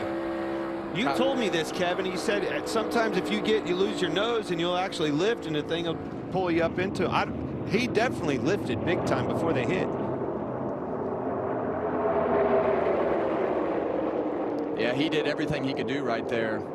I still think that the 11 was coming down a little bit, but when Kyle saw him coming down a little bit, he definitely lifted and got on the brakes trying to keep that from happening, as you heard in that in-car video. Yeah, big lift, and Larry told us even brake. Remember that trash talking we were talking about? I think that's what's happening right there, Kevin. I feel like that's how I live in the TV compound lately. Is there's just let's listen along to Kyle Busch here. How is it going? I don't know. I am really, really bad landing. I got to be out of the gas so bad on landing that I can't keep up when I'm in traffic to be a good pusher. You're too tight landing? I'm not too tight. I have no front tires. very typical, and that's what we were talking about. That's why these guys are lifting before you get to the corner, because the front tires just will not turn. You got that big spoiler on the back of the car, and those cars in front of you poking a big hole, and it just makes the cars really hard to turn because there's no air on the front tires. Let's ride with Denny Hamlin. Well, Kevin, he said it. He definitely moved down a little bit. Obviously caught Kyle Busch off guard. I don't know if it was a block or just didn't know he was there. Jamie? Well, Denny came on the radio and said, I don't know what happened. I thought I was clear. And he also said I was edgy free right there. Definitely wasn't clear. Edgy free. That's my favorite word, because that is the exact comment that I guarantee you're hearing out of a lot of cars when they're not behind somebody. Well, nobody's happy about this except Austin Dillon. He will get the free pass. Larry?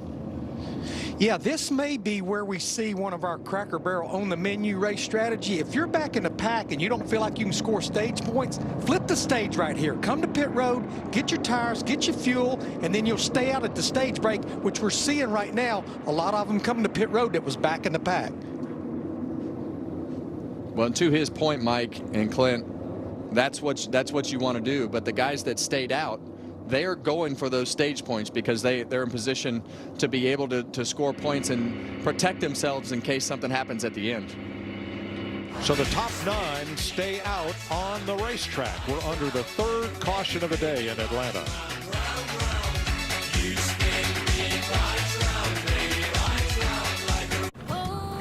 We all love the underdog stories and the new guy stories.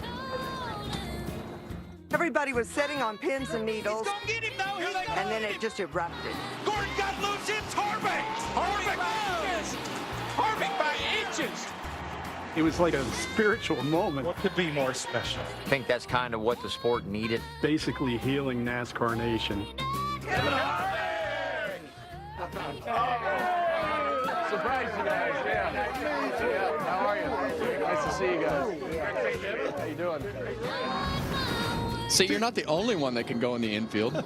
So you just snuck up behind them as they're shooting that piece? Yeah, they had me come in and just sneak up behind them. Those were ticket holders, and that campsite that we were at had been there since 1990.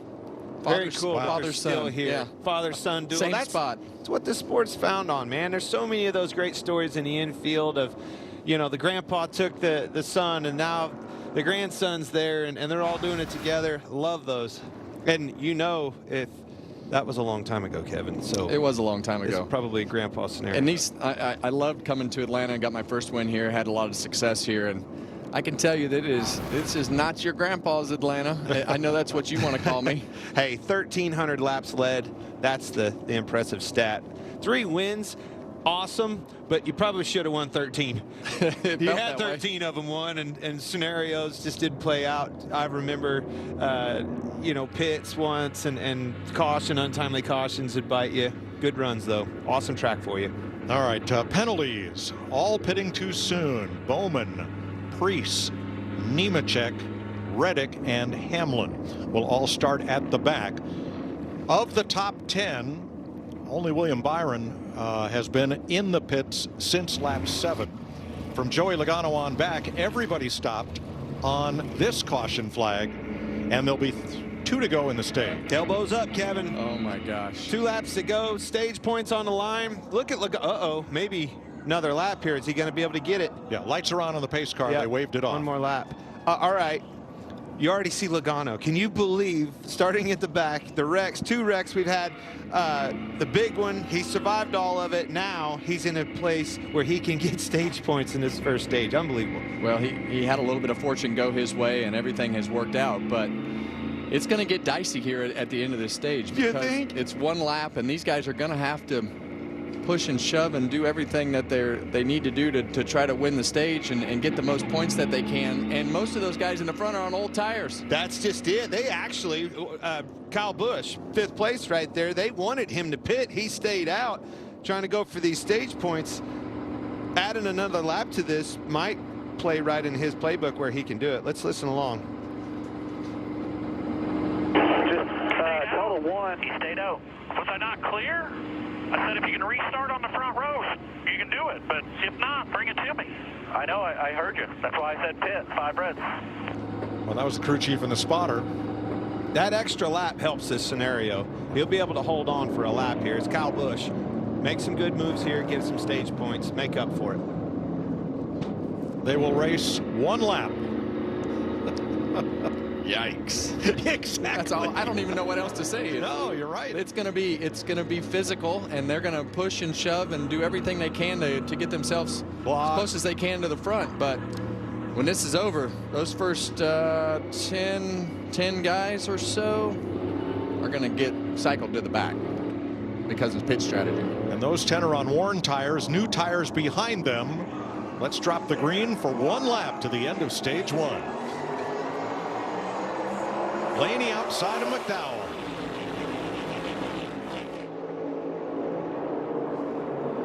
Hold your breath.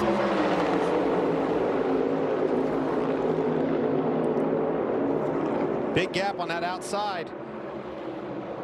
See them locked together on the bottom. 3 wide. Is that Reddick moving up? And Gilliland and Logano on the bottom, trying to steal some points here.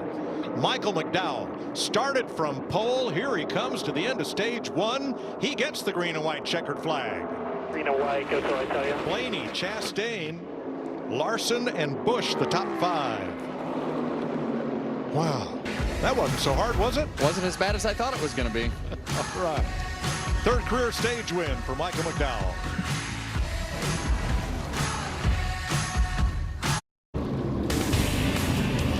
Stage 1 ends in Atlanta with Michael McDowell right where he started, in 1st place, picking up his 3rd career stage win.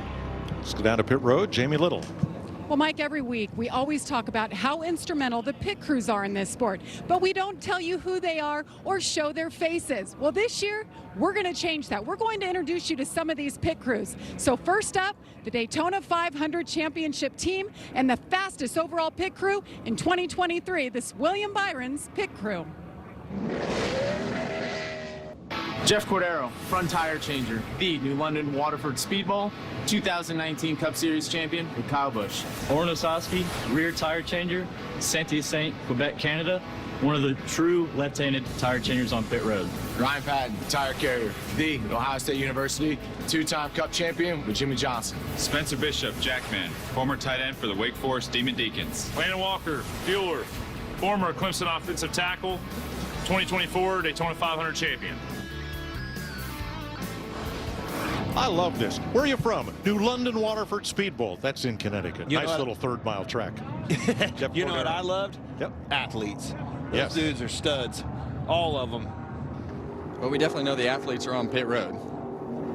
That's for sure. Every team has somebody from somewhere, and those guys do nothing but train and study, train and study. It's a true art, changing the tires and putting fuel in these cars on pit road. Unbelievable how fast they are. Hands, man, they have fast hands.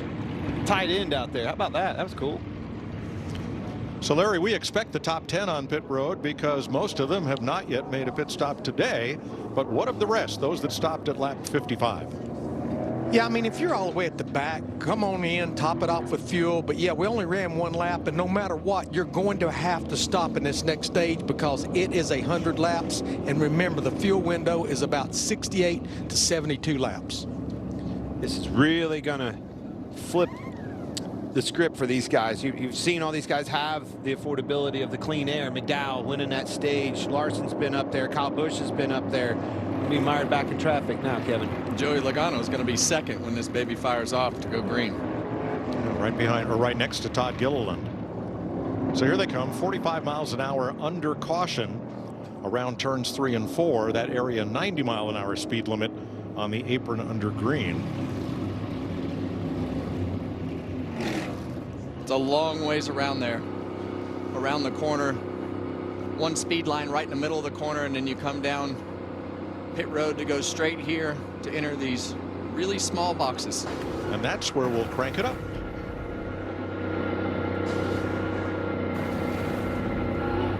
Manual 5, 4, 3, 2, 1.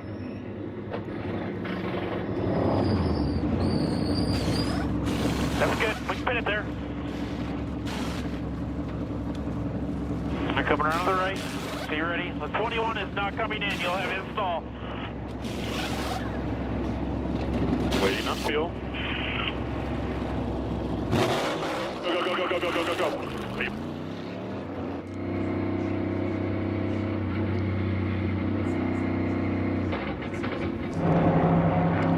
Talked about how short those pit stalls are, Kevin. That was close on exit. Almost had a 6-car dust up there leaving pit road. Today, Fox Sports and our entire industry mourn the loss of friend and colleague Andrew Lorenz, who passed away Tuesday after a lengthy illness. An integral part of our team, Andrew worked with SMT, the company behind our driver graphic pointers. Our thoughts with his family, Patricia, Ethan, Henry, and Carissa. Andrew Lorenz was 44.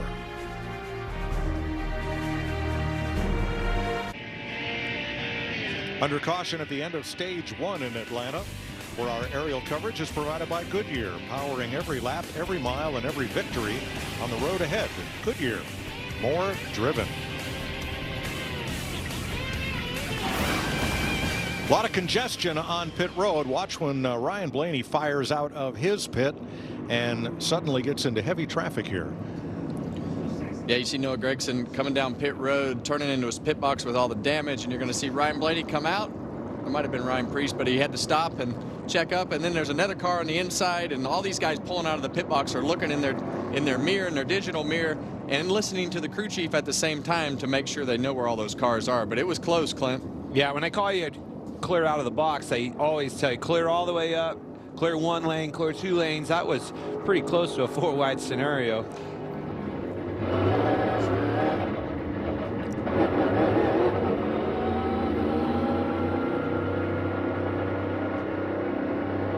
Jamie?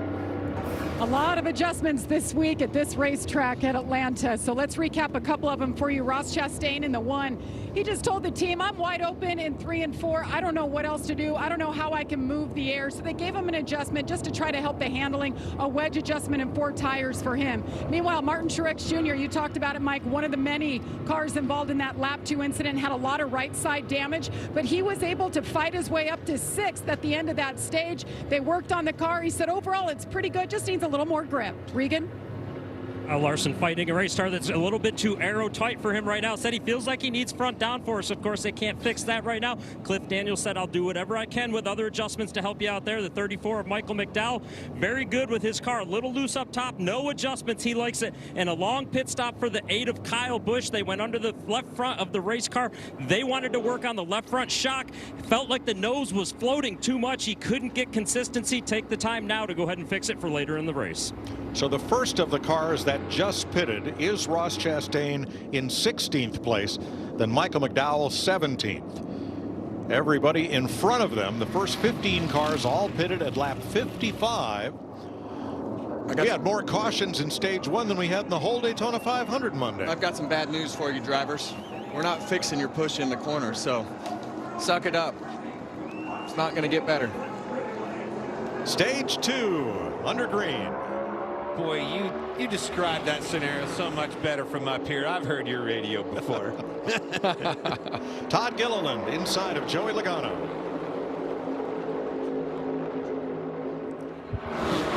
Corey LaJoie inside to push. Chris Buescher up on the outside. Here we go. 3 wide. Daniel Suarez with Ty Gibbs pushing him down the back straightaway. Corey LaJoie down to block. I like what I saw right there. Ty Gibbs' spotter told him, all right, coming to LaJoie, talking about Suarez in front of him. That was heads up, spotting and driving there. Big run on them. He lifted, gave Suarez an opportunity to not get wrecked right there. That's exactly the way it works. Textbook.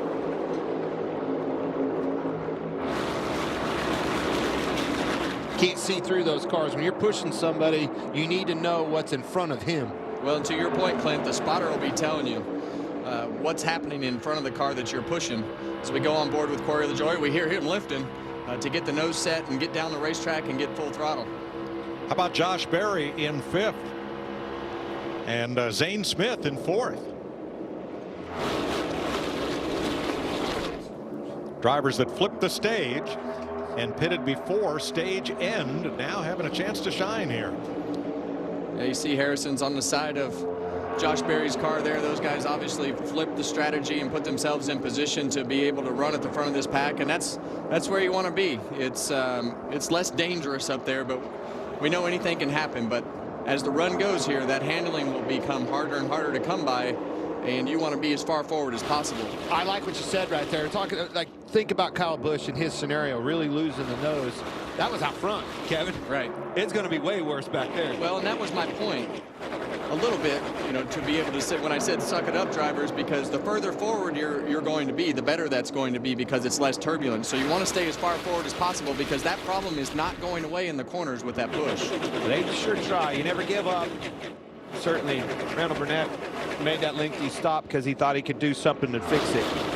Noah Gragson has taken his car to the garage. He was involved in the lap 2 pileup. Boy, Harrison Burton keeps grinding it out on the inside. He'd pop up into the high lane when there was a spot, but now Fourth car on the inside. Logano to the top, so third car on the inside now. See Zane Smith in the wall there. He put that car in the third lane going through turns 1 and 2, and there's just no grip up in that third lane in 3 and 4. Well, I think Logano moved up to block him as well. Took the air off that nose that we've been talking about, and man, it took off right into the fence. And we'll hear a lot of people talk about the air block, and that is a real thing. And he may be in real trouble here. He's got a tire down. Yep. Or a bent toe link, something. One more to come inside. Bent toe link. You can see the rear tire towed out there. Yep. So Zane Smith will make it to pit road as we stay green. Look at the drivers up front who have rebounded. Chris Buescher had a solo spin. Denny Hamlin went for a spin. And they're both up in the top 10. Harrison Burton involved in that big pileup. And Joey Logano served a penalty as the race started. But now they're all up with the front runners. Harrison's got a hot rod. This Wood Brothers machine's fast. He's able to hang tough down there on the bottom.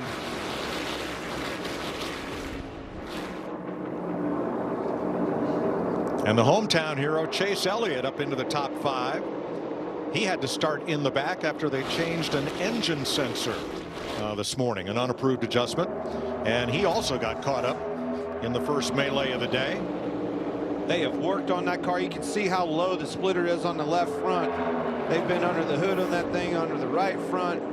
Whale of a job by that 9 crew getting that thing back on this racetrack and competitive. Look, it's ground the splitter plumb off of it on the left, Kevin. Yeah, and when you have an accident like that and you have something that's wrong, like the ride height of the car will be different now because that left front is so low. They've gone under and, like you said, make a lot of adjustments on that car to make it drive with what you have. I mean, once you start the race, you got to adapt to whatever you've got. 3 wide. Austin Cindric trying to shoot the middle in the number 2. Wow. Makes it.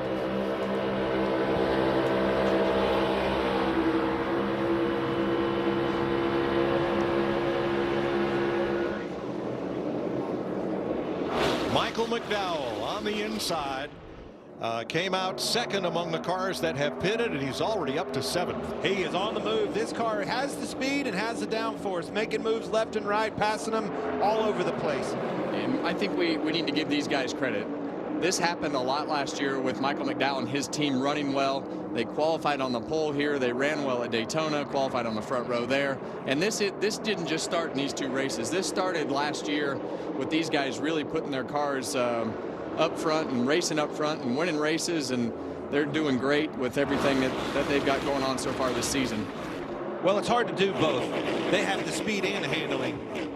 When you got that, it's lights out. Well, his teammates leading. Todd Gilliland is leading this pack with Joey Logano right behind him. So not only is when the 34 is running better, it's helped Todd Gilliland be able to do what he's doing at the front of this pack as well. So this is a kid that does a great job and works really hard at it, but I think he's a little bit underrated with everything that he's done over the last couple of years and the performance in his car. And we saw him lead laps at Daytona with Joey Logano right behind him, and here he is again at Atlanta with Joey Logano right behind him leading again.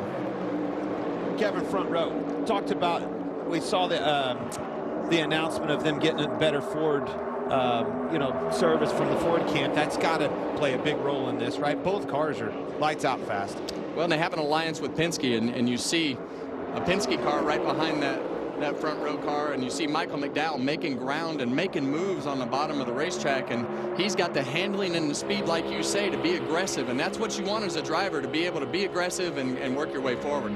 2 weeks in a row now, Todd Gilliland has set a new personal best for career laps led in one race. He was out front, I think 16 at Daytona, 17 here right now. Well, it starts in the shop with preparation, and both of those hot rods are extremely fast. This Michael McDowell went from all the way at the back at will, could pass them wherever they weren't. They wanted to block low, pass them on the outside. It's harder to pass on the inside. Kevin's been telling us, you get down there, you have to lift. You're trapped on the bottom. Not that car. He can hold her wide open. Yeah, and he's got a you see Denny Hamlin get tight and go up the racetrack right there. Have to lift out of the throttle. What message does this send to the rest of the field that Michael McDowell can slice and dice right from back to front? I want what he's got. Yes. All right. 82 laps complete. Todd Gilliland has been out in front for the last 19. Michael McDowell, Joey Logano, Chris Buescher, 4 Fords leading the field in the Ambetter Health 400.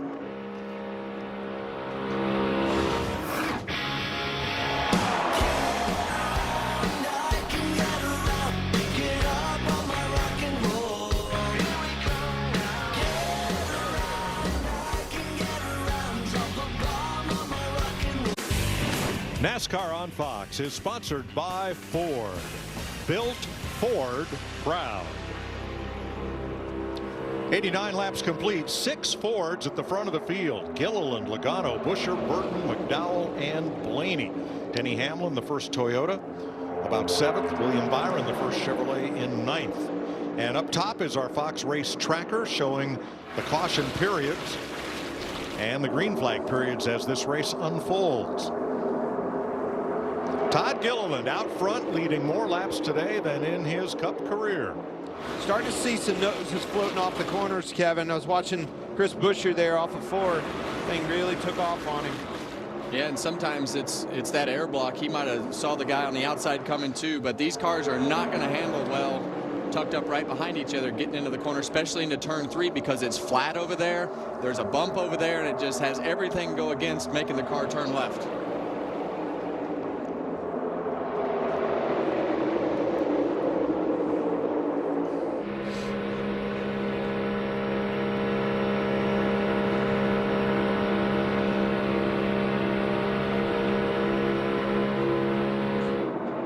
Boy, the mid-pack runs some of these drivers are getting. Ross Chastain was wound up on the high side coming out at turn number 2, past a couple. He's going for more up here in turn 4.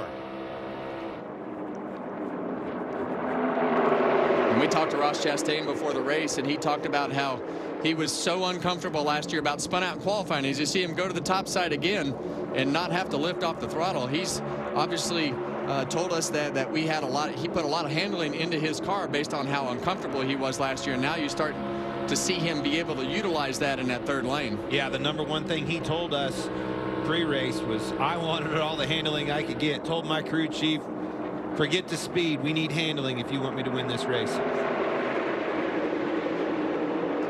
Said he made that mistake last year, right, Kevin? Didn't have enough handling, didn't have enough downforce in that car, slip sliding around on long runs and couldn't hold on to it.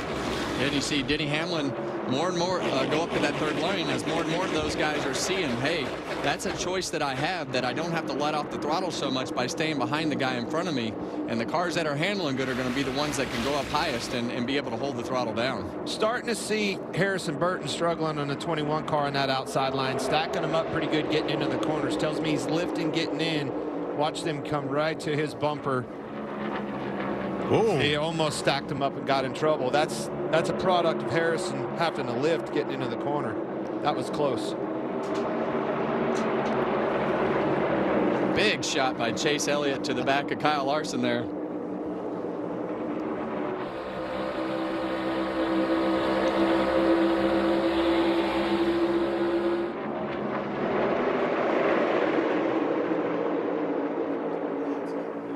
As we get towards the end of these runs, in the middle of these runs, Austin Cindric all the way up top as Kyle Larson has a little bit of trouble there in the middle of the corner.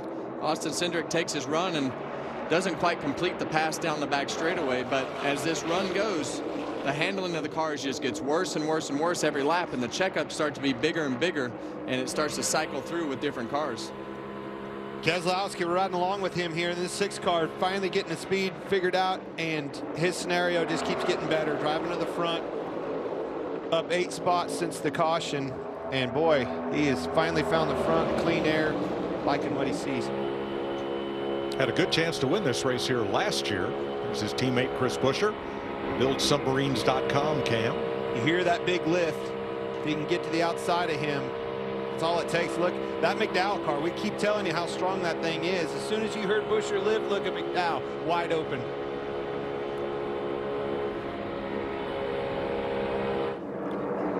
Larry, the first stage was 60 laps. The last 2 stages are each 100 laps.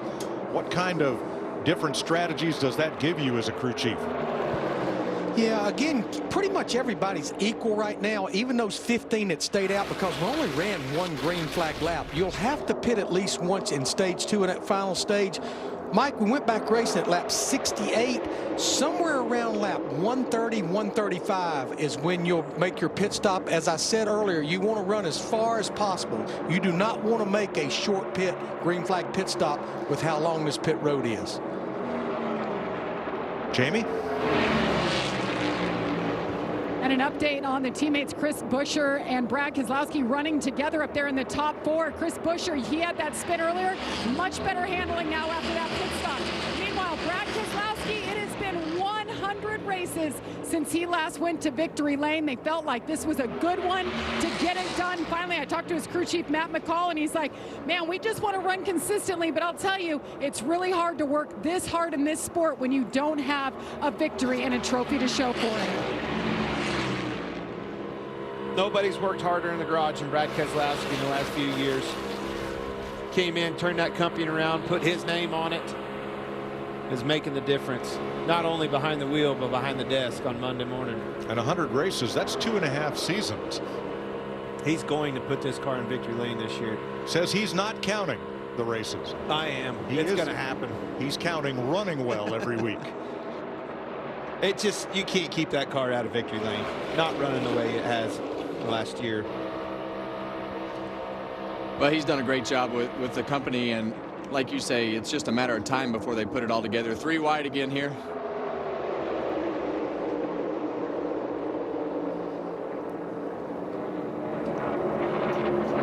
See Harrison having to lift again on that outside. Stack Denny up behind him. Harrison Burton in the 21. Joey Logano trying to hold them all at bay. Logano's been out front for 3.5 laps now. Qualified on pole, had to start in the back due to a qualifying infraction.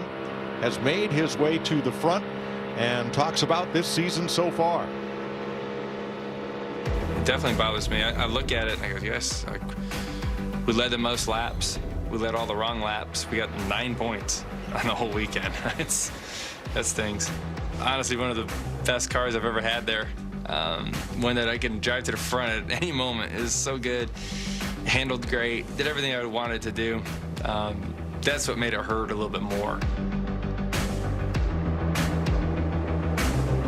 Boy, I agree. Monday in Daytona, Joey Logano appeared to have the best car. Just not all the way to the finish. Yeah, we see him at the front here again, and I feel like he got around Todd Gilliland because of the fact that he felt like Todd was lifting too much, and now Todd's on the bottom, and he's got clean air on the front of that car again, and can control that line a little bit better when he doesn't have to lift with being behind a car. But man, these guys are all over the racetrack, and I think what's happening is those runs are getting bigger because guys are lifting more and they're able to just carry that throttle, but we see more passes happening throughout the pack. They're definitely stacked up 2 wide, way more than they've been the last 10-12 laps. 104 laps complete. 5 make it 6 Fords out in front of the field.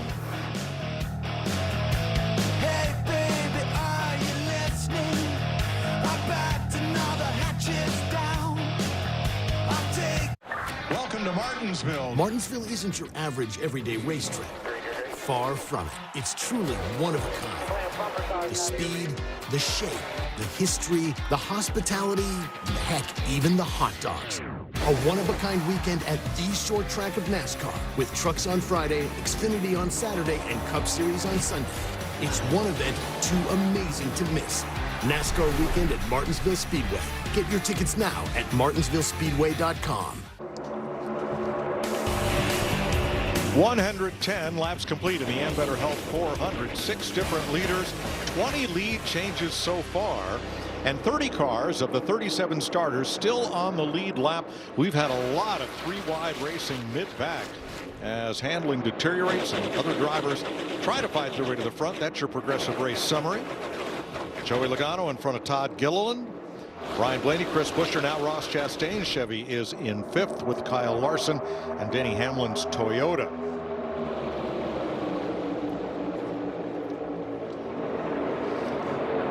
So let's have a look at what's new on Kevin Harvick's podcast.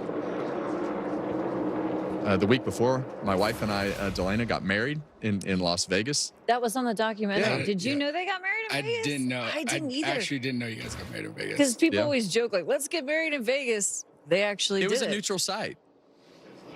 Join Kevin every Tuesday and Thursday as he gives his opinion on top NASCAR storylines and brings big names in sports and entertainment into the racing world. Kevin Harvick's Happy Hour. We're going to have a lot to talk about this week because this is as wild a racing as you're going to see all year on this schedule. And these guys are 2 wide, 3 wide, runs coming, runs going. Yeah, Gilliland slipped up right there, got in the middle, lost a few spots.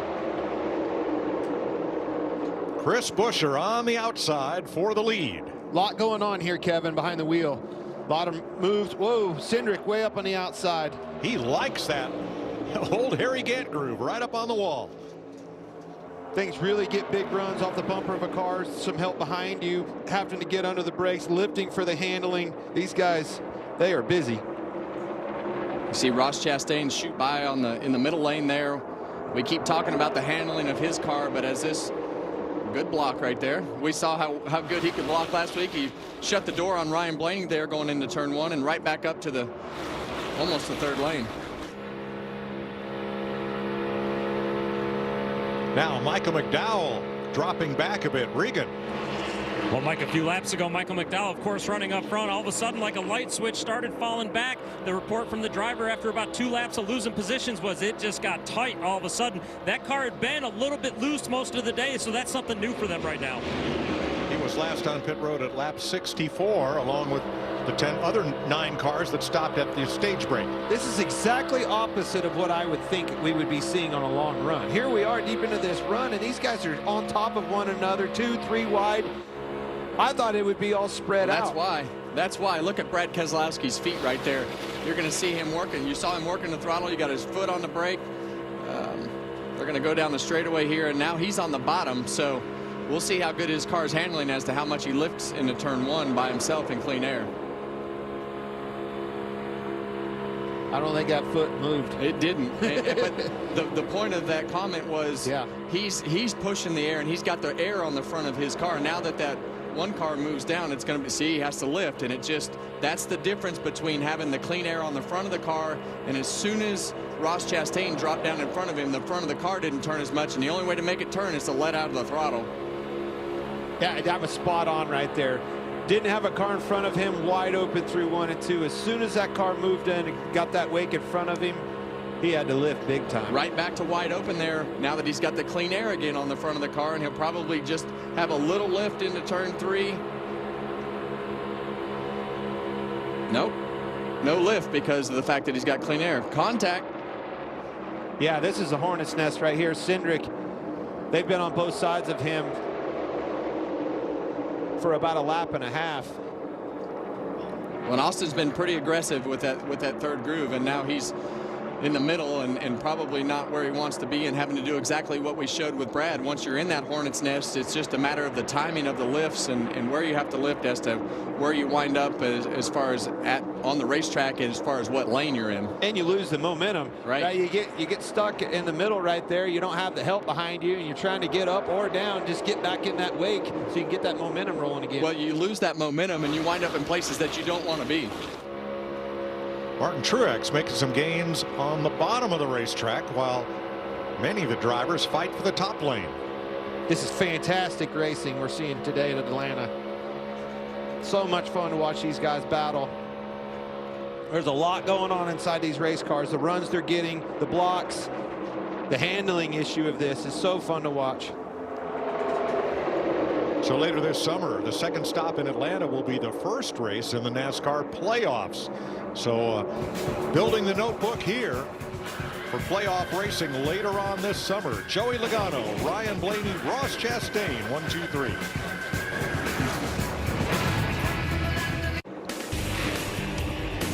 Welcome back to the Ambetter Health 400 in Atlanta. Joey Logano in front of Brad Keselowski. Kyle Larson right back up in the mix. Ryan Blaney, Austin Cindric, Ross Chastain, the top half dozen. The first time Logano ever drove a NASCAR Cup car was here at Atlanta Motor Speedway. They had come to test their Legends car on the quarter mile, but somehow they had brought a Cup car with them. And Joey says, can I just go out and do just, a couple of exploratory laps, just kind of, see what this is all about? He did. They kicked him out for going too fast. Such a neat story with him. And I mean, what he told us, he lived here for 6 years of his life, was right here at this very racetrack. It's got to feel good to be leading.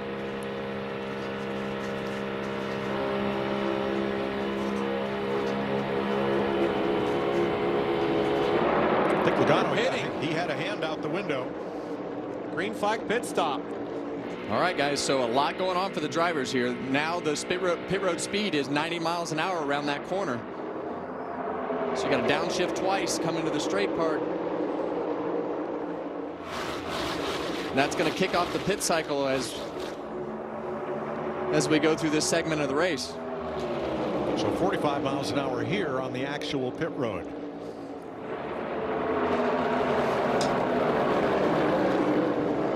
Fuel only for Ryan Blaney, so that's just a time thing. They don't want to stay on pit road any longer than they have to, because you're already going to give up a lap and a half just coming to pit road.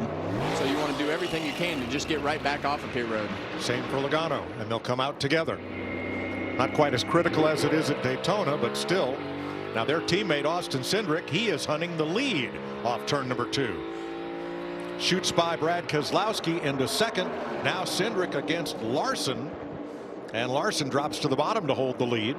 Todd Gilliland making his stop.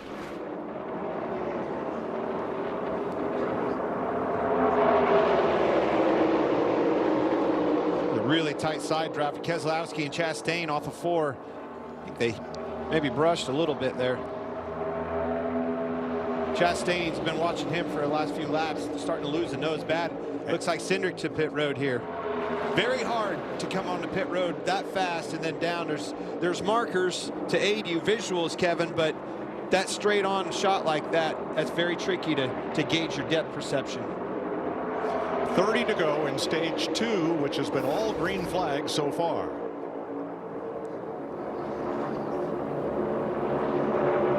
You see Kyle Larson pull down right there. He thought that Austin Cindric was shooting down to try to pass him, and he went down there to block him, and Austin Cindric kept coming to pit road. Now you see a huge run from the 1 and the 6, and Brad Keselowski up on the outside of Kyle Larson for the lead. Gosh, I love this. It takes me back to the way they used to be, the good old days of racing. Like these guys and their options, right? Brad Keselowski pre-race told us this is the plan. We have drag, we have downforce in this car. I don't have the speed to take off with these boys, but it should come to me. As this race progresses, it should come to me on a long run, and that is exactly what we're seeing. He's coming to you in the pits. A lot of them. Chastain, somebody had I that think wrong. he got down to the wrong pit road speed right there. 90 mile an hour. He went 45. That was almost a big wreck. Well, and that's what we talk about, Clint. The driver and the spotter have a responsibility to change that up, and we go from 45 under caution to 90 under green, and I think Brad got that wrong, like you said.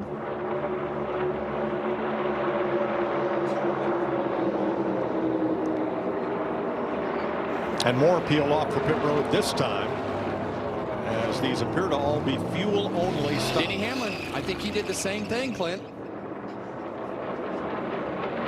That'd be easy to do.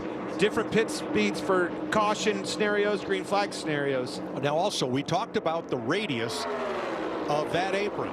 And if you run the inside, you're really at a different speed than if you run the outside, because NASCAR measures time over distance. Could each of those drivers have a different number in mind? No, but when they do make a mistake like that in front of you and you're down low, that's where it's problematic. Oh, crash! William Byron and Michael McDowell have crashed on the apron. Get back going if you can. No caution. No caution yet. They're not going to want to throw it because of the scenario that would unfold. They're going to keep it green. Yes, we stay green. Not sure how much damage was done there. Back to my point, though. Say they stack up on the outside of you and you're forced down. Your pit road speed and everything you've practiced is off of that outside line around there. If you're forced to the bottom, you're merely guessing on your speed, Kevin. And you would typically just slow down to make sure, because the time versus distance, you just slow down to play it safe. Big damage for McDowell there on the right front as he got into the wall when William Byron hit him.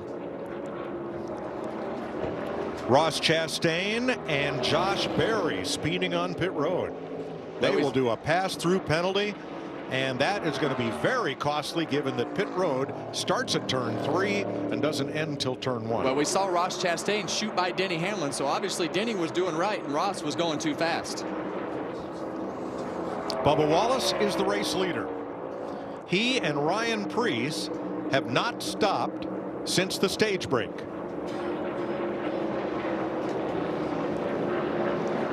So let's see what happens here. Michael McDowell and William Byron slowing for pit road behind Kyle Larson, and McDowell locks him up. Rear tire, you saw the smoke come out of the rear tires right there, and that thing started sliding, and he just lost control of his car and hit William Byron. Once again, no caution flag. BJ McLeod too fast on pit road, and now the leader, Bubba Wallace, is coming to pit lane. Mistake, 2 green on pit road. Just that right rear tire lock up and shot the thing around on Michael McDowell. Wallace in for fuel only. Man, that car's tore up, Clint. I didn't notice the damage on the front of Bubba Wallace's car, but that splitter on the front of Bubba Wallace's car is pretty tore up. That happened back at lap 2. Yeah. And Ryan Preece in as well. He was the only other car that had not stopped under this cycle. Well, here are your leaders after everybody pits. It's going to be Austin Cindric, Joey Logano, Ryan Blaney, Todd Gilliland. 4 Fords there at the front of this pack, and now we're going to see things really strung out as these guys come to pit road and come off of pit road, and all the things that we saw happen have really spread this field out. See McDowell a lap down there because of that mishap on pit road. Ricky Stenhouse speeding, Eric Jones uncontrolled tire. And that's the last thing that you want to have is a speeding penalty right here, because now you're going to lose a lap and a half. So I'd rather be too slow than get a speeding penalty.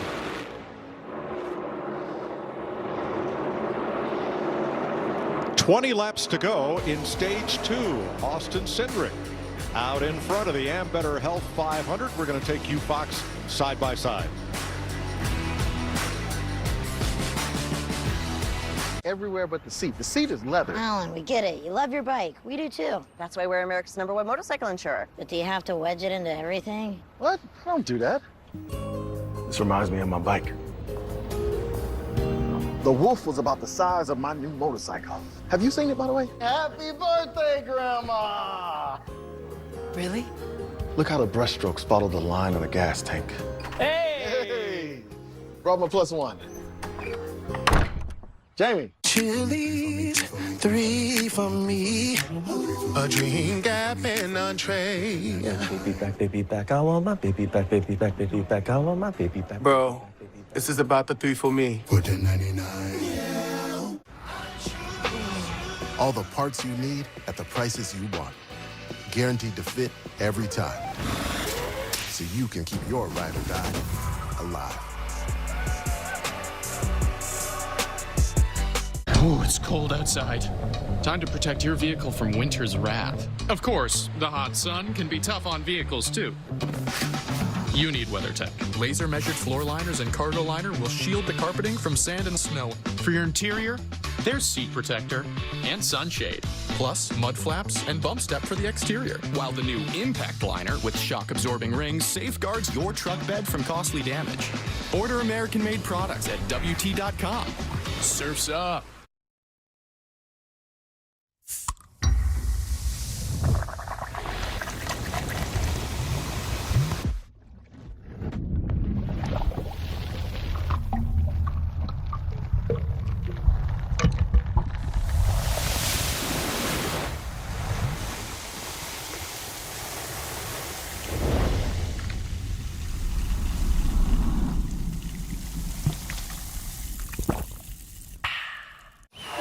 The Valley of the Sun will roar to life this spring. This ought to get pretty wild here. Why is that, you may ask?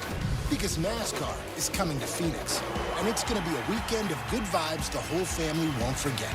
The best-in-class fan experience meets racing's toughest drivers for 3 days of action on and off the track, all surrounded by the beautiful Estrella Mountains. Get your tickets now at PhoenixRaceway.com. Is this the start of a dynasty, a redemption tour, a breakthrough, or is this the makings of the wildest ride you'll ever witness? Any questions? 145 laps complete. Team Penske 1, 2, 3. Cindric, Logano, and Blaney in Mustangs. Caitlin Clark trying to beat Pistol Pete Maravich's NCAA all-time scoring record. It could happen Sunday in a huge game against second-ranked Iowa State. 12:30 Eastern, leading right into our race from Las Vegas. Next Sunday, a full day of action on Fox. Let's check with Regan. Well, Mike, just following up on some of these pit stops we just saw, the 22 of Joey Logano. He had been to the tight side the entire run prior to coming down to pit. They took fuel only. Now he is all of a sudden very loose with his car, so a little bit of complaints there. And the 5 of Kyle Larson, one of the only guys that took tires. He took 2 right side tires. He's been pretty good this past run. Hadn't really said too much about his race car. Keep in mind, he was struggling with the car being very inconsistent earlier. Jamie? Well, Regan, going back to that commitment area inside turn 3, every team got to practice 1 lap yesterday, going down to 90 miles an hour, going down to 45 miles an hour. Denny Hamlin, one of those that checked up. They had a hard time yesterday. They actually said that commitment cone was very difficult to see. Denny had checked up. They were forced to take right side tires. Now he's saying he's bottoming out. They told him the pace is up. Just hang on here. Thanks, Jamie. I'm wondering if those Henry County motorcycle cops, the ones that hang out about 1.5 miles north of the Speedway on 1941, are they here working overtime? Because on those green flag pit stops, Josh Berry got nabbed for speeding twice. Ross Chastain, Kyle Busch, and Bubba Wallace, and they all got caught for speeding right where the speed limit changes from 90 to 45 at the head end of pit road. You said it right there. The speed limit changes from 90, Kevin, to 45. What else changes? There's a lot going on right there. You got to downshift twice in order to get it to the straight pit road speed here. So going from 90 to 45, you're trying to get all that you can by making those downshifts as quick as possible and as late as possible to gain all that speed in the 90 section, but you got to get it slowed down. And 2 different scenarios on your dash. You're so used to having your dash and your lines, right, Kevin? Only 1 pit road speed. Now you have to have, some guys have 2 on their dash, and some guys even change pages. All in that same scenario while you're downshifting and trying to slow this thing down from 90 miles an hour to 45. Yeah, green flag pit stops here are very difficult with everything that you have to navigate. You heard Jamie talk about the pit road cone. There is no cone. It's a square box painted on the ground, and you have to visually be able to have markers to pick all that up. All right, we're listening in on Joey Logano. They said the 2 is trying to save fuel because he's pretty short. We're good to go. We are good to go. Blaney is clear. Larson on the outside line. Blaney. We heard a lot of that last week in Daytona, but I don't think you're going to be able to hold these guys off here. Big gainers on this cycle since the pit stop. Austin Cindric up 8 positions. Daniel Suarez plus 11. Chase Briscoe plus 4. Well, we see this pack has grown, Clint. The lead pack has probably got about 12 cars in that pack. I'm not very good at math, but that's just a visual guess. So it's brought them all back together. If Austin Cindric is saving gas, that's definitely made it better for these guys to pull up on him. Larry Mack? I can absolutely confirm Austin Cindric is saving fuel because he's not wide open at any part around this racetrack right now in that 2 car. Wow, even down the straightaways. Look at that. Well, his teammates are being nice to him then, because it's mixed up behind him, and I'd say that probably won't last as long. You know, when somebody else decides that they want to drive to the front of the pack and lead. That somebody else is going to be Todd Gilliland. You see him on that bottom. Here he comes. He's not a teammate. I'm not following. I want to win. Very close quarters there. Crossover move again by Chase Briscoe back in the game. Saw a lot of him early on in this race, putting his 14 car back in the show. And once again, the Team Penske cars controlling the pace of the race, which with 3 of them out, 3 together, you can do. Well, we hear Chase Briscoe and the Mahindra Tractor's onboard camera right there. he didn't lift, and he's just in the wrong line right now with those guys getting the draft off of each other. Did you hear that car pick up on the in-car? Yeah. You could hear it pick up, and why it did is Todd Gilliland right behind him. He picked up the help behind, and you could hear the difference that push made. And look how far back Todd Gilliland fell, because he got tight getting in the corner and had to let so far off the gas that he lost 4 or 5 car lengths there to Chase Briscoe after he got in the corner. At the back of this group, Brad Keselowski trying to become relevant once again. That pit road, a miscue getting onto pit road, cost him 8 spots. And he's still with this lead pack as the lead changes hands and Logano goes back to the front. And hey, a Chevy wants to play. Here comes Kyle Larson. That was almost too late of a block by Cindric. It got pretty close right there getting into one. He didn't like it. I'm coming back. I could do that too. Clear up. Yeah, you see that little bit of shot that Ryan Blaney gave Austin Cindric there is the same thing that happened the lap before. You get a little bit of a shot and you're able to shoot in there and clear the car in the front and get back up in the right lane. 12 cars have pulled away from the rest of the field now by a full 5 seconds. With 3 laps to go in stage 2. You can see it ratcheting back up. Going for it. Truex making some moves. These guys aren't wanting to wait. Get this track position. See a lot of people dive to the bottom and try that slide up, the slide job. Get up in front of them. Try to get them cleared. That's the decision you have to make. Do I lift and go to the next corner, or can I clear them? Pit road is closed. The points paying window opens in 2 laps.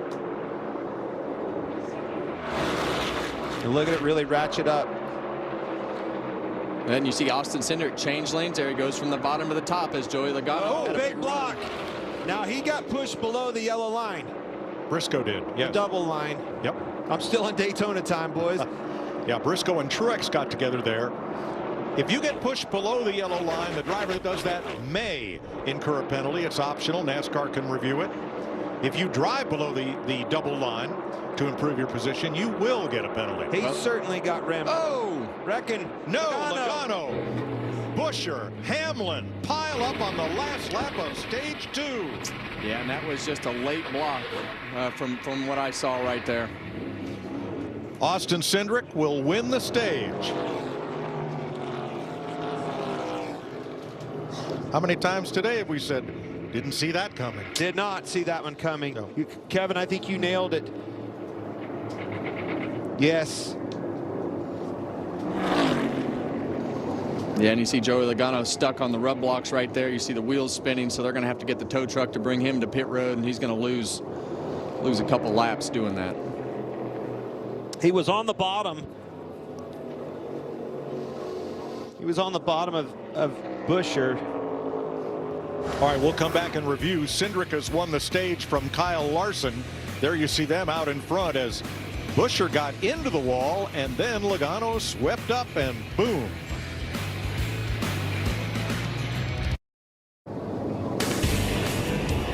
Stage 2 ends in chaos as you watch from our aerial coverage provided by Goodyear. Powering every mile and every moment on NASCAR's road to victory. Goodyear, more driven. Joey Logano said on the in-car radio, it just kept plowing up the racetrack.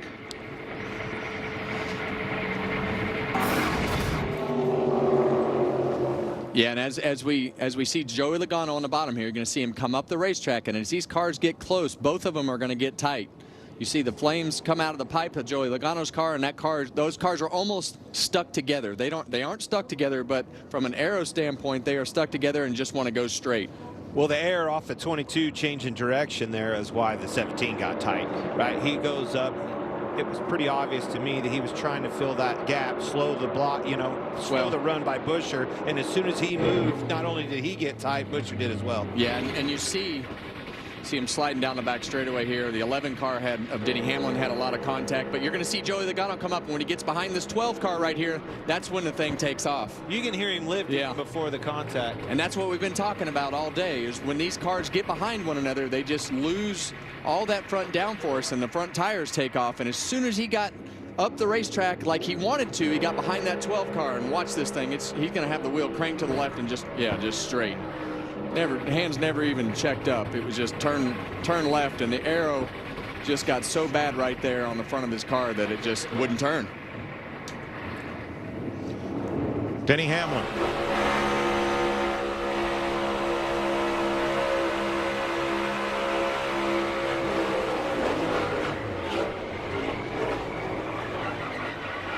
That air is so important, and you could see it firsthand right there with Buescher. As soon as that 22 car moved in front of him, he went to move, and that thing was along for the ride. This is Chris Buescher. Wow.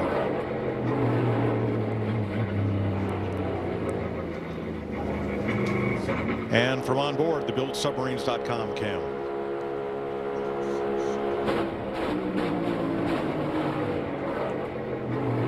Pretty frustrated there. What was that? You could see him looking down too. He knew he was in trouble with that 22 coming up the track. I hear you, buddy. Bummer. One of those days. Hate that for Chris Buescher, for both of them, really. Joey Logano, he was going to be a factor if he could get this thing to the end. Has been. Daytona was the same way. Crashed out going forward on the backstretch. So Logano has been towed to his pit. Brad Keselowski missed the 11 by about the thinnest slice of bread you could imagine. You're saying the 22 almost destroyed both of his cars? No, I'm saying the 6 just barely got through there. It was a near miss. Well, next Sunday on Fox, the NASCAR Cup Series heads for Las Vegas. Catch America's best drivers in an all-out battle for the checkered flag, beginning with the pre-race at 3 Eastern, and the engines fire at 3:30, only on Fox. Going to be another good one out there. Fast racetrack. Downforce is king. Well, I can tell you what, Clint, this race today has turned into a survival race, and even if you don't have a good car, you can get a good finish out of this, and that's just by keeping yourself running and doing the things that it takes to not make mistakes and keep yourself on the lead lap. I look down at Chase Elliott, he's wrecked. Harrison Burton, his car has been okay, not great all day, but when you start looking at 13th, 14th, 15th place, Gibbs, Gralla, Haley, Carson Hocevar, I mean, all those guys are going to get a decent finish probably because of the fact that so many cars have wrecked today. Stage 2 went caution-free right to the backstretch of the final lap. Austin Cindric picks up his 3rd career stage win and his 2nd here at Atlanta. Man, they're crawling around there now under caution. Long pit road. At 90-mile-an-hour green flag stop. Sure paints a different picture. Michael McDowell got the free pass on the stage-ending caution. So here are the lead lap cars coming to pit road. Jamie. 99 of Daniel Suarez finished 2nd here in the fall, having a nice run here. He said he's a little bit tight, though, hard to make some of the runs he wants to make. They're going to wait a little longer on fuel. The 12 of Ryan Blaney just wants the turn to be a little bit better so he can get on the throttle in turn 3. Feels like he's losing a little time there. Regan? The 5 of Kyle Larson still struggling with the nose of the car turning, has to find clean air when he can. Doesn't really need an adjustment for it right now. And the 2 of Austin Cindric, he's good. Best that he's been all day right now. The car is stable. It's doing what he wants. Maybe just a little bit loose with the back in traffic. Todd Gilliland out first, picks up 5 positions, as does Brad Keselowski. Great stop by Keselowski. I think that's that fuel scenario. Who had to wait on fuel and who didn't? Speaking of wait, long wait on the 5 car. 3-car pileup at the end of stage 2 takes out Joey Logano and involves Chris Buescher and Denny Hamlin.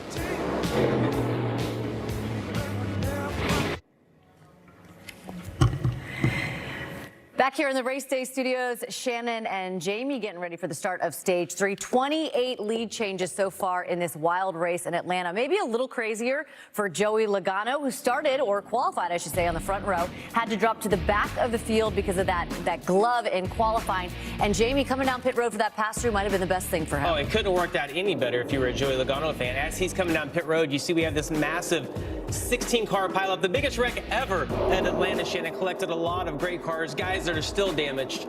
Just outside the top 10, 12 for stage 1 end. Of course, Joey Logano, one of the fastest cars on the track. He was able to take the lead on lap 99. Remember, started in the back. Yeah, and Paul Wolf made a great decision, stayed out at the end of that stage, was able to get the lead late on, but his day was over. As you see, he and Chris Buescher get together. It seems like Joey Logano, no chance of winning now, Shannon. We talked about happy and heartbroken at the beginning of the race. He was both today. He really was.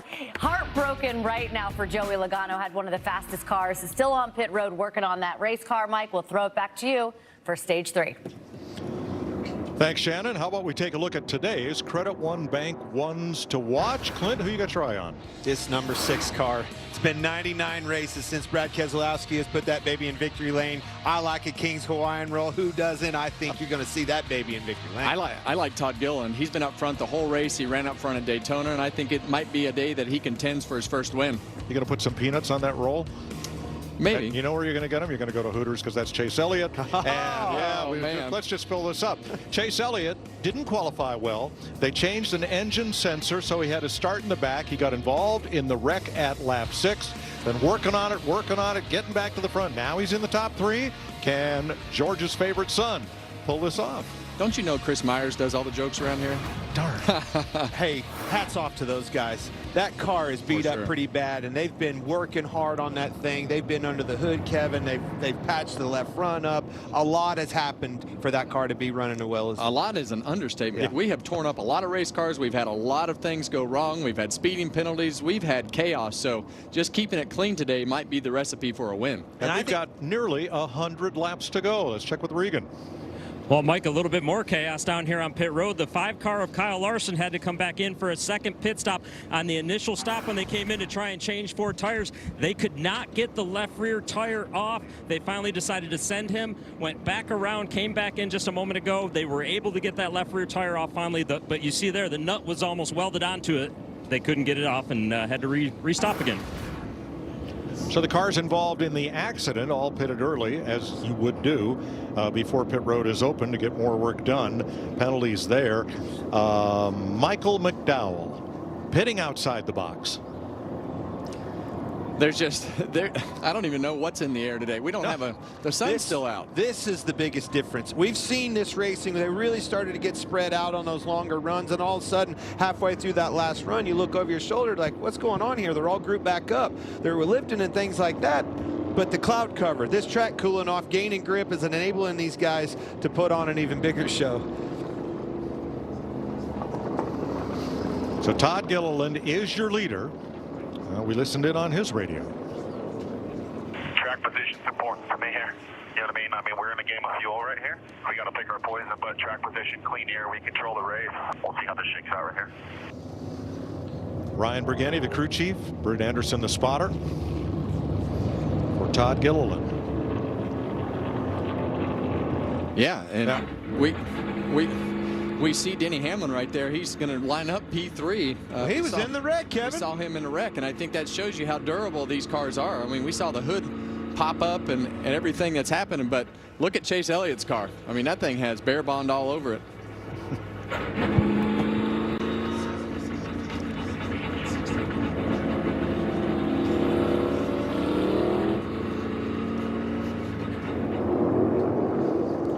Well, the cloud cover, people putting their coats on, getting ready for the final stage here.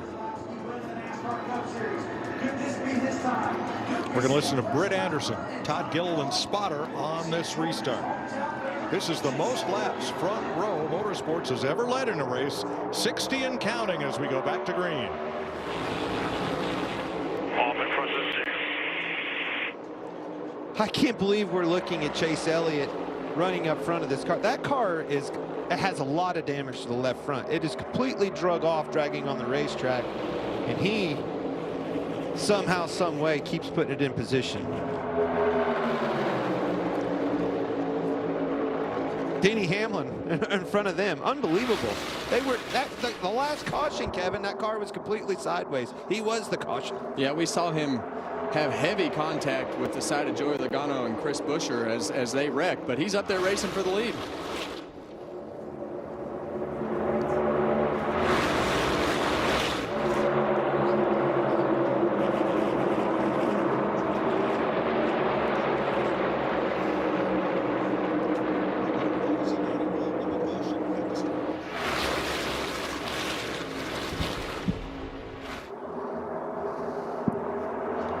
Well, we see Todd Gilliland leading the race here, and the energy in this pack, Clint, is going to be different compared to what it was before we went to the stage break there, because of the fact that we have all the cars back together. So that the way that those guys raced at the end of that stage is going to happen a little bit quicker now that we have all that energy back with more cars. I think the grip level moving up in this racetrack is going to enable them to do more with their race cars. You're going to see tighter racing, which means you're going to see blocks, and then you're going to see them stacking up again.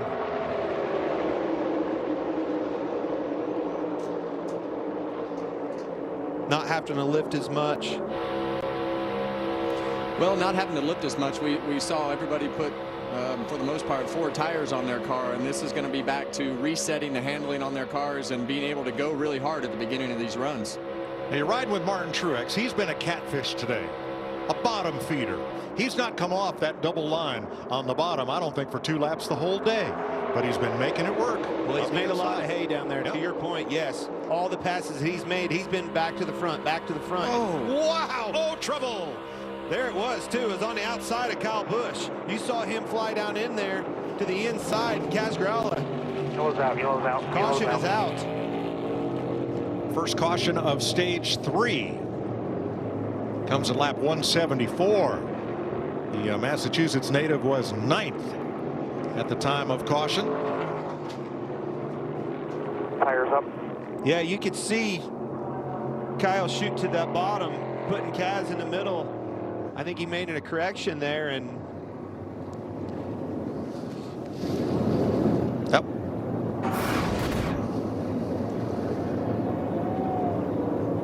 You can see him at the top of your screen.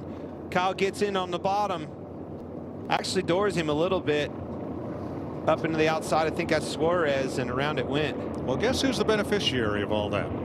One Kyle Busch gets the free pass back on the lead lap. Well, that explains why he was being so aggressive. He needed to put himself in a position to get the lucky dog. So you're saying he needed a caution, and well, I don't think he was trying to cause the caution. I think he was just trying to stay in front of the guys behind him. So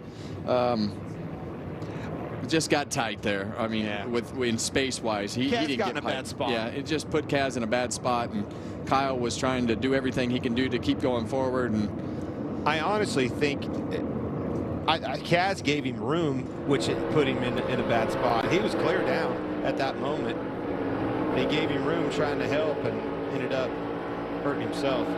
That was the nose of Ryan Preece just getting by. We've had a lot of near misses today. Yeah, you see the nose of Kaz Grala is just underneath the 9 car there. So he couldn't really, he knew he couldn't go up. So he did the right thing, not going up the racetrack and spinning Chase Elliott out. But Kyle Busch didn't know that he couldn't go up the racetrack, and kind of wound up in a pretty tight spot there. Man, I told on myself. Ladies and gentlemen at home, I do have another screen. I saw that replay ahead of time, and man, I started calling the shot for it before everybody at home could see it, Mike. Got to do better, boys.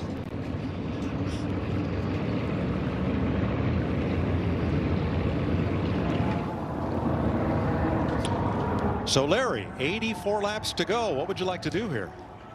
Yeah, this is interesting, Mike, because we're still a ways away from the window opening to be able to make it to the end, about anywhere from 12 to 14 laps. But you know what?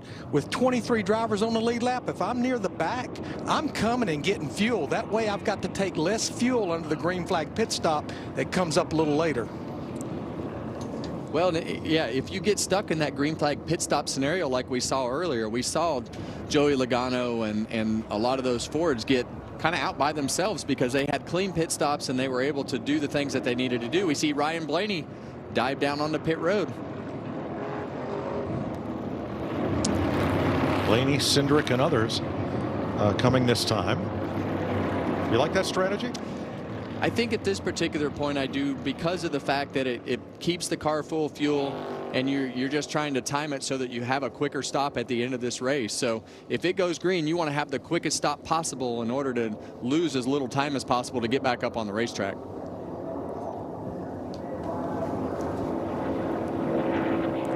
All I heard there was, if it goes green. I'm not. No chance, you're saying? Well, we'll see. Fuel only here. This is why you save when you can. The more you save, the quicker your pit stop. Gain a lot of ground right here in the pits free of charge if you did a good job saving. I think they're working the left side of Chris Buescher's car, trying to get things all straightened out there. Right side tires for Austin Dillon, 4 tires for John Hunter Nemechek and Ryan Preece. Just shows you how tough these cars are, Kevin. That's 2 race cars that were involved in a pretty significant impact off of 2 in that last caution, and both of them are still running.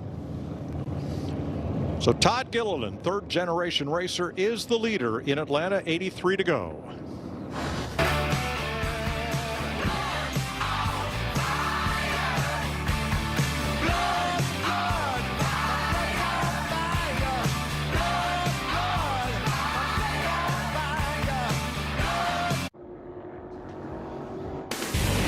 NASCAR on Fox is sponsored by Credit One Bank. At the choose, Todd Gilliland to the inside. Very important choice now. Get down to the closing laps of this thing. Where do I want to be? Who do I want to be there with? Ty Gibbs will start in the back. He drove through too many boxes on the way into his pit. He was 13th. All right, Ryan Blaney is the first car in line that just stopped on this caution. He is in 10th place. What's the plan? All right, I need you to take care of gas pretty aggressively here until I'll tell you otherwise. Just save what you can. And what if Kyle Busch just got back on the lead lap with the free pass? So a lot of these drivers at the tail end of the lead lap. Larry, do they have a chance to make it without stopping again? Austin Hill last night in the Xfinity Series race made a believer out of me. I'm not going to rule it out. Absolutely not. Totally agree. And what of a job. Like his teammate, everybody ran out of gas except for him. Not only did he save enough to get to the checkered flag, had a huge burnout, did a good job saving. Well, and this comes down to the driver. You're going to hear, or you probably heard Kyle Busch's car shut off, and they'll shut the car off, coast with the clutch in, let it pop back out of gear, turn the car back on. And the other thing that they're going to do is they're going to come and try to go half throttle, 60% throttle, in order to put themselves in a position to hear the crew chief say, all right, you're good to go. This is where experience is going to start paying off. 80 laps to go. Gilliland, Hamlin take him back to green. Keeping the track position, knowing when to save and when not to. That's where experience really pays off. Well, and just like last week, if you're in a position to where you know you can't make it, you want to run this pace as hard as you can run it. You want to push the thing as fast as it'll go at the front of the field, so that the guys at the back either get detached from that draft and things start to spread out, or have to pit themselves. That's right. Todd Gilliland, cannot say enough about him. Awesome job. They brought both of those cars, are extremely fast. Looks really good out front. Todd Gilliland. Not only has he set a career high for leading laps, he's led the most laps today of anyone. Led the most laps. Teammate set on the pole. Job well done. Might not lead the next one, though. Truex, that bottom feeder again. Clear up. Look at this 14 car. Chase Briscoe back. Short run speed galore, Kevin. Well, and right at the beginning of these runs, it allows you to play that checkup and go on the bottom of the racetrack and be able to pass 2 or 3 cars at a time. But when you don't clear them like he didn't clear them, and they decide to get more organized, then it kind of puts you at a disadvantage. But these first couple laps is the time to make up ground on the bottom. Look at this, Kevin. What's it like racing this car here in this late afternoon sun? Well, as Clint would tell you, I was half blind anyway. So, but this is one of the worst racetracks going into turn 1 with that glare on the window. You got all those pits and grime, and I know you just got a fresh tear off from the pit stop there. But as you go into turn 1, it gets really, really hard to see, and you have to start picking markers off the wall or just go off of instinct as you go into the corner, because right about here, gets really bright, and that camera doesn't do it justice from inside the car. Sunset about 40 minutes away. It's going to get worse, too, as the sun gets lower.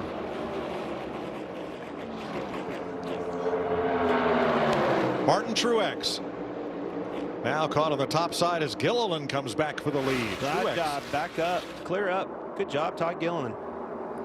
Here comes Keselowski back, too. He just keeps hanging around, Clint. Sure does. That 5 car had trouble in the pit area with a lug nut. Couldn't get the left rear off. Got that fixed, remedied, and it's right back to the front. Kyle Larson.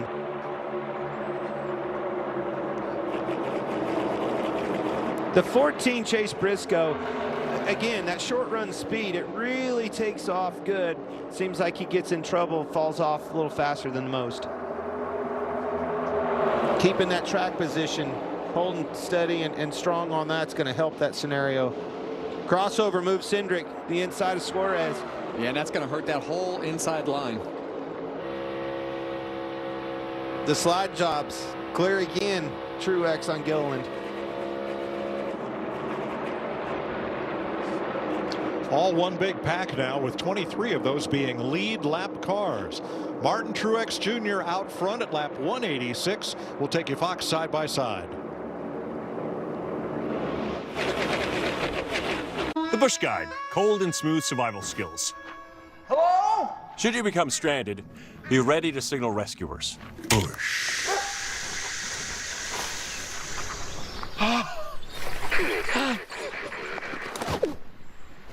How long have I been out here? About 12 minutes.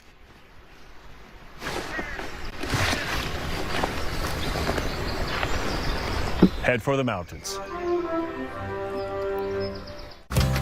At the Cracker Barrel, freshly made food at a fair price is just what we do. In fact, we've got over 20 meals under $12, each served with a helping of care. Eat, shop, earn Cracker Barrel rewards. And Doug.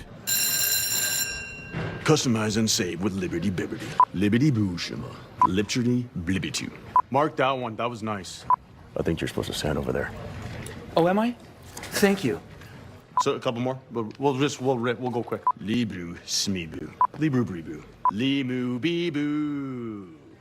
And me. Only pay for what you need. Liberty, liberty, liberty, liberty. This is the make or break moment. Oh my goodness! Not just for the day, but for the years to come. This is where a race isn't just about the race. It's about the doors it can open. That kid is amazing. The number of fans wearing your number. This is the chance to carve your name into the history books. This is the NASCAR Xfinity Series. The XFL and the USFL merged to create one powerful spring football league called the UFL. Spring football is here to stay. The UFL season kicks off March 30th on Fox and ABC. Brace for impact as the baddest superstars on the planet are unleashed in prime time. Listen to this place. All new Friday Night SmackDown at 8/7 Central on Fox. Is this the start of a dynasty? A redemption tour? A breakthrough? Or is this the makings of the wildest ride you'll ever witness? Any questions? 68 laps to go. Todd Gilliland will not be denied. He came back, took the lead. Now he's going to have to battle Kyle Larson to keep it. One thing that he has done up there is done a good job, obviously, with the speed, but has he saved any fuel, Larry? How close are these guys to the end? You told us maybe. Yeah, all those that topped off, straight up fuel numbers, they should be around 8 to 12 shy. Those that did not top off, like Kyle Larson, like Martin Truex Jr., you got to add another 5 to 6 to 7 to that. But that's straight up fuel numbers. And right now I'm watching throttle position, and I'm watching a lot of drivers that are saving a lot of fuel right now. That's a tall order. I thought you was going to tell me maybe 1 or 2 laps. Well, I'm watching them bang doors there, so they might not have to worry about fuel. One driver who is not saving is Kyle Busch. He got the free pass on that caution, and he is moving through the field. Busch is up to 12th place.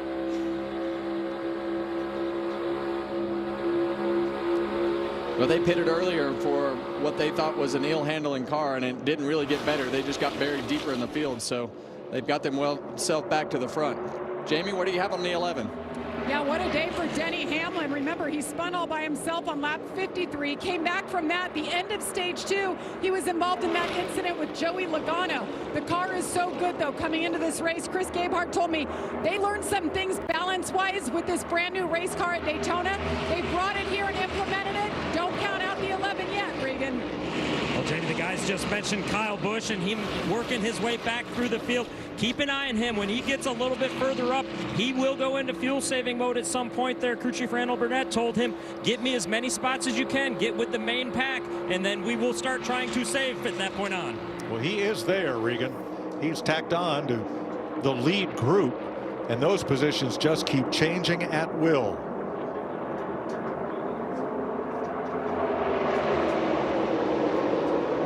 Traffic jam in front of him. 2, 3 wide here, getting in to 1. Riding along with Corey LaJoie. 3 wide in front of you, Kevin, off the 2, tight quarters. Not exactly what you want to see. Well, and I just can't overemphasize enough how hard these cars are to drive when they're behind each other, and you're looking for a lane to put the nose of that race car in that might just get a little puff of air if you're not the leader of the race. So it is all about timing. You want to get these pushes down the straightaway to try to get your lane going, but when you get to the entry of that corner, you see those cars spread out a little bit. They got to lift off the throttle to help get that nose to turn. And look at Chase Elliott and Austin Cindric on the pylon. That 21, that's how long it's been since they've been on pit road. They were the cars that topped off that are highest in the order. Elliott, Cindric, LaJoie, Blaney. This door-to-door action between Larson and Truex on this front is awesome. Truex has tried to clear him. Kyle knows that that's what he's wanting to do. He is not lifting, getting into the corner, keeping that car on his door, not letting him up. Going to see it clear up here. There he goes. 1 lift is all it took. Starting to see Gilliland falling off a little bit, maybe some handling woes. Oh, big spinner down to the apron, up toward traffic. It is Chase Elliott. Did a good job keeping that car down. Caution. The throttle. Caution is out. They're rolling if you can. Didn't overcorrect that car. That could have been bad for a lot of race teams. He was in 8th place, and he may have been tagged. May have been contact from Ross Chastain. Well, now you see the left front really been up on Chase Elliott's car. And it just felt like that was going to happen, Clint. They were definitely not in fuel mileage mode. They were in, how do we get to the front and stay there? They were pushing and shoving and doing everything they could do for track position to get forward. 2 and 3 wide everywhere, heading straight into the sun. Have a look here. You see Chastain Chase Elliott 3 wide. Chastain gets to his bumper, getting into the corner, got into him, turns him around. Yeah, and that's right in that vulnerable spot of the bumps and where you're trying to let off the throttle. So hard to tell exactly what happened there. Obviously, the 1 car is in the back of him, but did Chase lift? Well, for one thing, here we go. Chastain and Bubba Wallace are racing for the free pass position. Yeah, and you see the 1 car really hard into the back of the Chase of the 9 was in a car bad there. spot. I think you nailed it. He was 3 wide getting in, needed to lift a little bit to save his car. Chastain ran him over.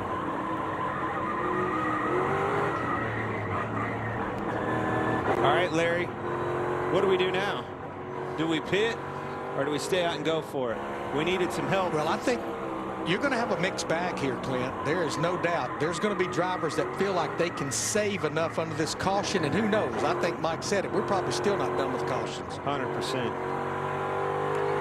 That was a great save by Ty Gibbs. You saw him and heard him, everything he did with the throttle, and you saw everything that he did with the steering wheel right there, but he gassed it up to keep it down off the racetrack. He started to unwind the wheel so it didn't snap back to the right and overcorrect. So that was a great save. Bubba Wallace gets the free pass. 37 cars started this race. Here are the cars that have not crashed today. Yes, not. Right. Key word. Not every day you have an option of, it's easier to just explain who hasn't been in a wreck. Well, that is definitely a unique list, and that pretty much tells the story of the day and how this race has gone. Hear the engine off on Kyle Busch, saving fuel. There are guys that do this on the highway. They call them hypermilers, and they coast downhill. They take the car out of gear. They shut the engine off, and you know, you're looking at me like I have 3 heads. I don't think. But it is a thing. You can and you can tell when you get right up behind somebody who does that. I can't say I've never done it, but it's not often. All you old guys are always worried about fuel mileage. My dad's the same way. That thing gets terrible fuel mileage. You idiot! What are you doing driving that thing? Well, there you go. I hope he's not listening, because that's what you just explained is what he'll be trying tomorrow morning. Okay. Martin Truex. Last top 5 for Truex was Michigan last August. And on the drafting tracks, which now include Daytona, Talladega, and Atlanta, goose egg. So far. Got a good car. He's got it where it needs to be. All right, pit road will be open.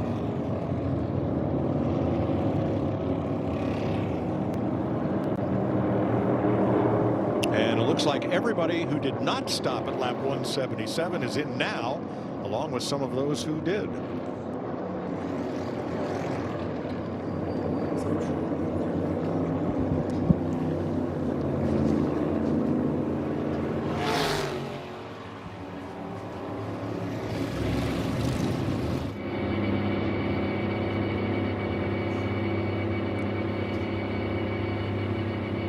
Brad Keselowski, Chase Briscoe were running 3rd and 4th. Micah McDowell, however, stayed out.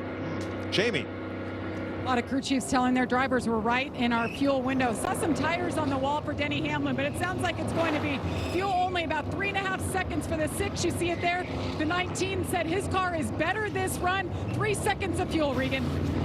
Kyle Larson, the 5 car, continues to gain grip with the front. He likes how the car is. It's going to be two tires for him. And the 14 to Chase Briscoe, fuel only, wanted a quick stop. Had been a little tight most of the day. Chase Briscoe with a bit of a gain here as he comes out alongside Denny Hamlin. Truex first out. Austin Cindric and Kyle Busch among the big gainers. 58 laps to go in Atlanta. And we'll take you Fox side by side.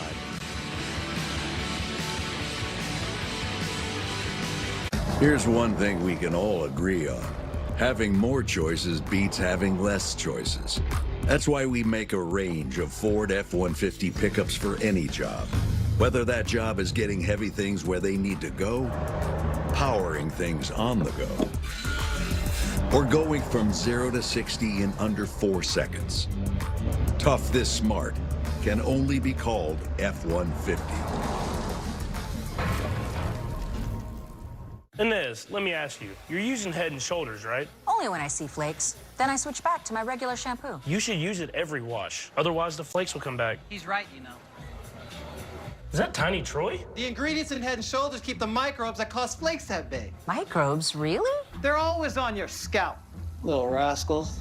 But good news, there's no itchiness, dryness, or flakes down here. I love Tiny Troy and his tiny, gorgeous hair. He's the best. Make every wash count. Little help, please? The 3 for Me only at Chili's serves up bottomless drinks, bottomless chips and salsa, and a cheeseburger and fries for just $10.99. Good luck finding that delicious value in the drive-thru, cause you won't. This Chili's 3 for Me is the best $10.99 you can eat. That's my team out there. If our network goes down, lives are at stake. Our comms have to work. Or the mission won't. That's why we partner with Verizon Frontline, the network that truly prioritizes first responders. So we don't worry about getting through. And they're the most reliable 5G network in America. Out here, reliability is everything. Extreme or routine, Verizon Frontline delivers. The #1 network choice in public safety. Learn more. It's your mission. It's your Verizon. What do we got? Order. A lot of cats. How many cats? I don't know, man, like 400? What do you ladies want to watch? Why are there pool noodles on the go? It's a 100-year-old tortoise, born in the 1920s. This guy was probably pretty racist back then. Let's get these trash pandas in the truck, everyone. They get in through the AC duct and hit the bar. All these guys 21? The Animal Control season premiere, Wednesday, March 6th on Fox. Is this the start of a dynasty? A redemption tour? A breakthrough? Or is this the makings of the wildest ride you'll ever witness? Any questions?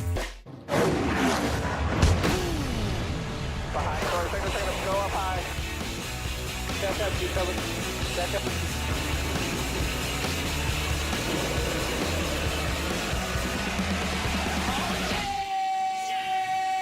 I thought you were wrong. 56 laps to go in the Ambetter Health 400 at Atlanta Motor Speedway. 7 caution flags today, including the stage breaks.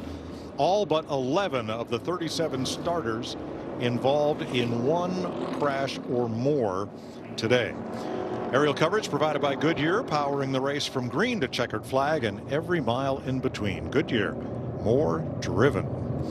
Well, we have 27 cars on the lead lap to settle this. With 56 to go, we've got some Bubba Wallace radio. He is back toward the tail end of the lead lap in 22nd.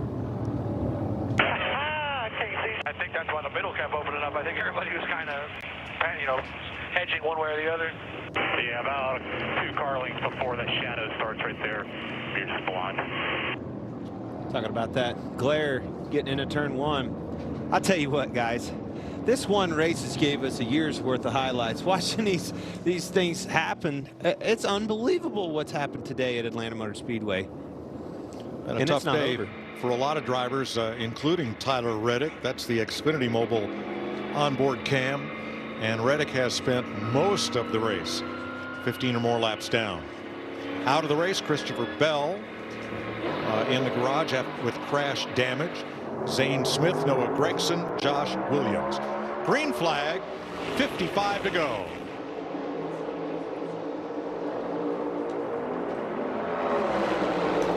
Micah McDowell did not stop on that caution, the only driver that did not.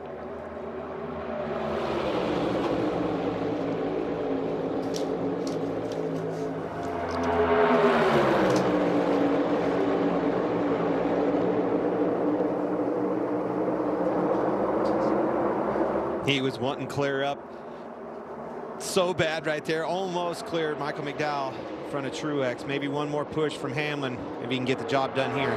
Well, we know how fast that car has been. There it is. The whole race. And you see Truex just dip down. Yeah. Get just a little bit of side draft to pull him back there a little bit. But so close. Oh! Austin Dillon in the wall hard off of 2. Way off the pace. No caution. Trying to get out of the way. He was 14th. That car just shot up the racetrack on him. Stays on the racetrack.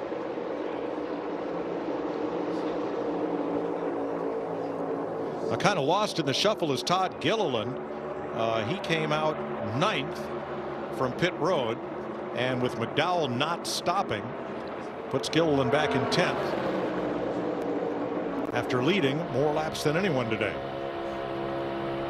4 Fords, 2 Toyotas battling in the top half dozen here. McDowell finally got clear of Truex, got up to that outside line. I think that's the preferred line where he wants to be. Definitely. Those old tires. Definitely the preferred line as you go through the middle of the corner, as he goes back to the bottom just to prove us wrong there. He can do whatever he wants, but I think you could get away with that in 1 and 2. Yeah. Here's Michael McDowell's radio. And you're going to manage, just go race hard. It's going to be really close on field here. So I'll just keep you abreast as we go here. But had to make this call to get back up front. Well, and that's purely a track position thing.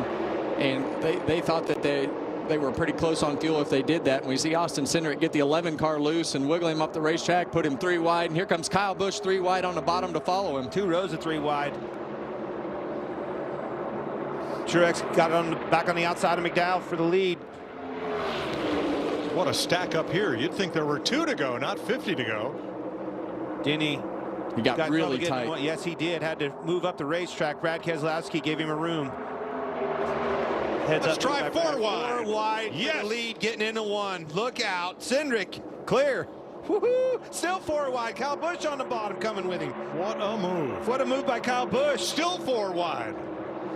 And I tell you what, folks, that is the craziest position that you can possibly be in. And these guys are not lifting. 4 wide around these corners at Atlanta Motor Speedway is not something that's easy to do. You see Martin Truex get loose. Not a good lap for Martin Truex to the lead all the way back in the pack. He got muscled up from both sides. And when those cars are all side by side, all these cars that are behind them, it just gets harder and harder to find a spot that you can even make the corner because of all the air that it's taken off. Here comes Kyle Busch. And Todd Gilliland from 10th to 3rd.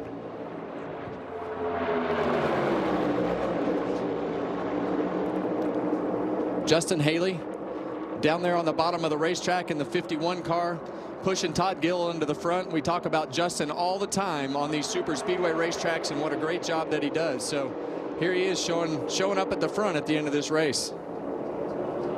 He's got a win at Daytona. And Larry said he took 4 tires on his last stop, and it shows. Larson almost shot to the middle there. That hole closed up on him. Thought better of it. And guys, we still have 48 laps to go. I know. How long can they keep this up? The sun's going down. Grip level's coming up. So is the intensity. They're able to get away with way more. I never thought in a million years that 4 wide was going to work. Yeah, when that sun goes down, Clint, the track temperature goes down, so the cars just gain grip. And when these cars gain grip, they get more comfortable. Yeah, they get more comfortable and start pushing each other harder and harder. Clint, I can't remember 4 wide at Atlanta that didn't end up in a pileup. Well, the first one worked, so why not? Let's do it again. They followed suit for a whole lap, 4 wide. Unbelievable. Awesome. The vision of Marcus Smith changed this racetrack, a racetrack that every racer loved at Atlanta Motor Speedway. Nobody wanted to repave this thing. He repaved it for the fans, thought he could put on a better show. The vision is worked, and I'm a fan of it. I love the move. It enabled us to have kind of a hybrid, so to speak, of a super speedway, mile-and-a-half situation, and boy, does it put on a show.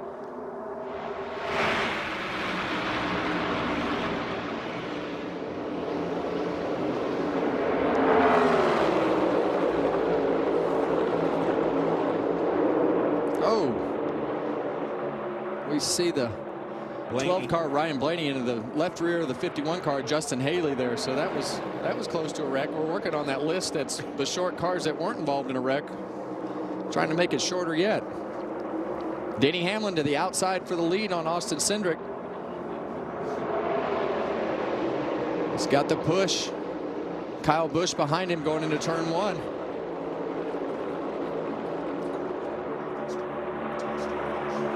Three wide right behind this group. There is no let up here.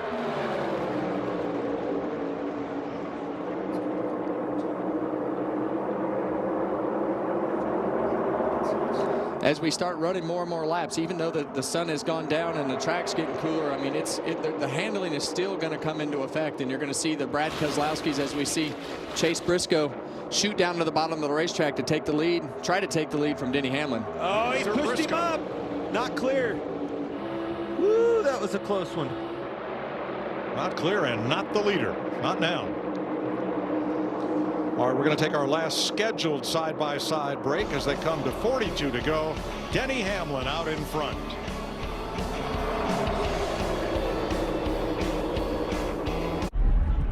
This season, Toyota Racing is looking for jaw droppers. Break for Martin Truex right there, the fastest lap of the day. Iron stomachs that can stand the pressure. And quick draw thumbs that leave their own smoke trail. So hold on tight and strap yourself in. This season, we want you. Join us at Toyota Racing. There's your biggie bag. All that food for $5, that's my go-to. Ooh, that's my ride or die. Just like you and me. Bag boys. Bag boys, what you gonna do? What you gonna do when we bring your food? Go biggie and get all this with the JBC for just $5. The Bush Guide, cold and smooth survival skills. Hello? Should you become stranded, be ready to signal rescuers. Bush.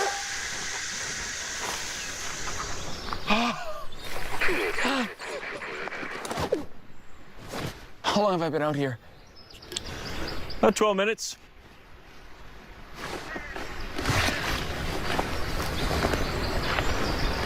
Head for the mountains. Today's just such a special day. The XFL and the USFL merged together to create one powerful spring football league called the UFL. These players are going to play hard-nosed, intense football, passionate football. Every play matters. They got one shot. They're going to ball out. incredible. Spring football is here to stay. The UFL season kicks off March 30th on Fox and ABC. These are my tissue box covers. Remember, tissues come in their own boxes. It's important for young homeowners to let go of the things turning them into their parents. There we go. All right, who's next? I've been holding on to these pieces of crown molding because you never know when you're going to need them. I do, and it's never. It can be a lot for them. Do you still own that car? I do not. Okay. Progressive can't save you from becoming your parents, but we can save you money when you bundle home and auto with us. Empty tubs of butter are for recycling, not for my leftovers. That's a big one, people. Every hero's story has a humble beginning. Every legend had to earn their stripes. Every superstar had a dream. It's been a fairy tale season. Every home track is the start of something special.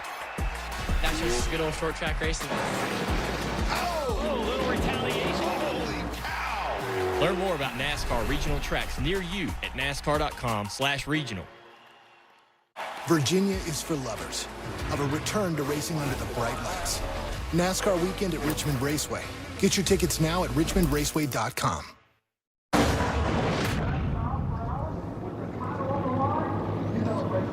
As the sun sinks slowly in the west, so does our list of cars that have not been involved in an accident. 8th caution flag.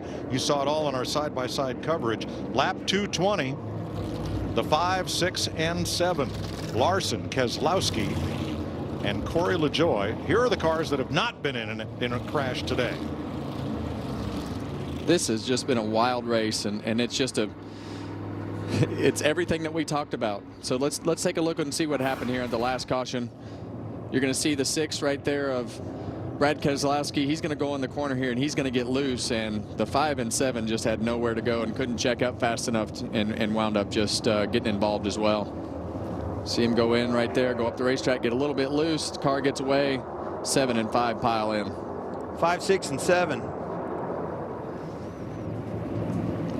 And that's how close these cars to being on the edge are. You see Brad just wiggle a little bit, but every single corner is just like that for these drivers. You are making small corrections with the wheels lap after lap, and with all these cars and all this energy, you're doing everything that you can do. As we take a look from the back bumper of Brad Keselowski, you see him wiggle, start to slide. 5 and 7. You hear him. I mean, he was still in the throttle. Watch this. Yep, all good. In your tracks. Watch you don't touch it. All right, hold it brake. Straight, Brad. Keep coming straight. Toss it out. Get it rolling straight here. Yeah, you get it on straight. Don't hit again. All right, hold the brake.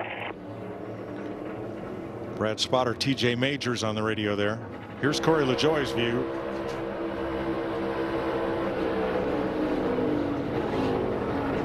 Minor damage to LaJoie. There was just nowhere to go. 3. Don't stop. Watch it.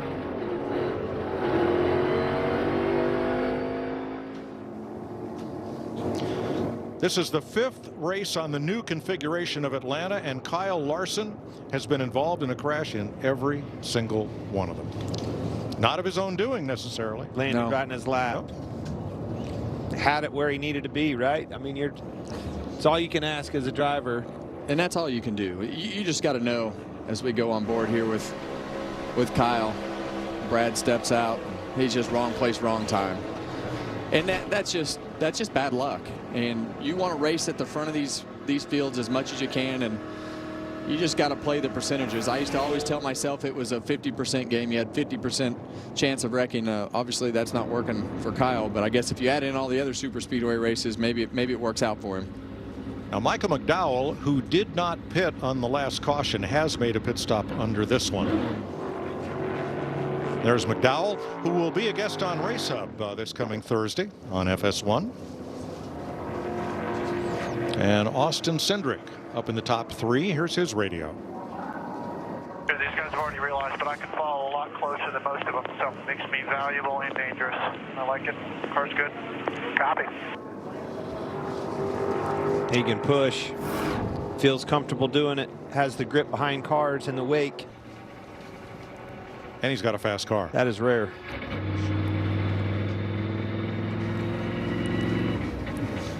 8 caution flags today, including the 2 for the stage ends. The action began at lap 2 when the 3 of Austin Dillon goes spinning, and 16 cars in all pile up, the biggest recorded pileup in Atlanta Motor Speedway history.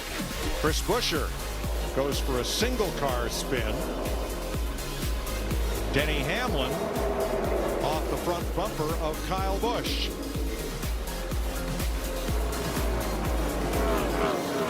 Then this coming to pit road. Michael McDowell locks it up, collects Daytona 500 winner William Byron. Chris Buescher, Joey Logano, Denny Hamlin. Ross Chastain into Chase Elliott.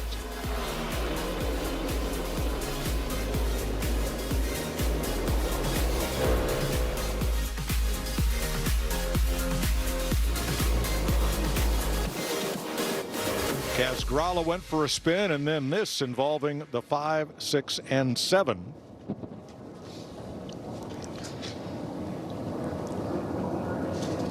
And that was the scoring loop that set the leader for Denny Hamlin to get the lead right there. So you see how close it is, but now he's got control, so he gets to make his choice of lane. You see Kyle Busch following him. Those cars made good ground going to the front of the pack. So how about Kyle Busch picking behind him on the bottom? Did that surprise you? Not going to that outside? I think he feels like that he might be a good pusher. It just depends on the scenario of his car. He might feel like the bottom lane is better for him. I don't know everything. There's a lot of decisions that have to be made from those choices that they have talked about. But it seems like the bottom lane can get going for a couple laps. At least on the start of it for the first corner for sure. But man, as strong as his car is, I was a little bit surprised that he didn't elect to go to that outside and try to eventually be in that preferred line that we've seen, work so many times on the outside. Larry, have we run enough caution laps that fuel is no longer a concern? Yeah, I think when they topped off most of them back there on that caution at lap 202 right in there, I think that pretty much covered everybody, Mike. I think we're good to go. Even McDowell elected to finally come to pit road under one of these cautions.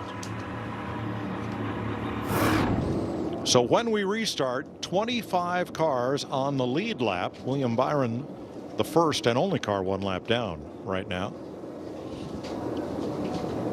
It'll be 35 laps to go. Hamlin and Busch on the front row, Cindric and Briscoe, Gilliland and Truex, Burton and Blaney. And let's crank it up on the restart. He's off you now, 3/4, focus on 11.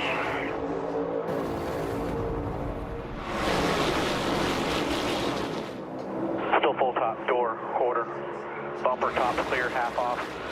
They're still locked together in top lane, 1 back, 2 by 2. 2 back, 3 wide now. 1.5, 3 wide, 2 and 14 close to your top lane. They're just now coming detached. 1.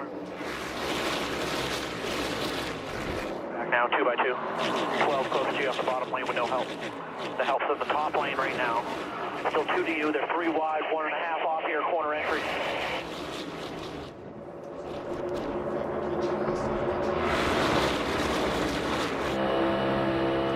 Still there with the 12 by 1 to the 2 now. You're back to even, both by half to your help.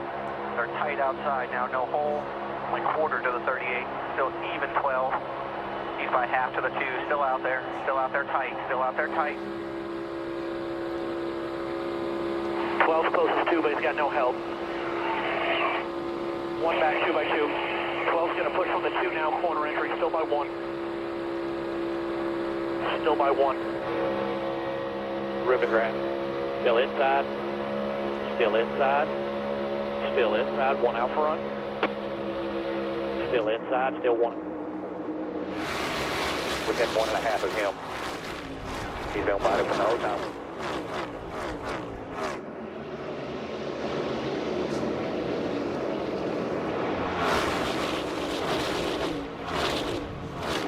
Well, Clint, we saw exactly why Kyle Busch picked third. He shoved Denny Hamlin to the lead, and these guys behind him have just gone crazy racing side by side. But now they've kind of settled out, and here comes Ryan Blaney.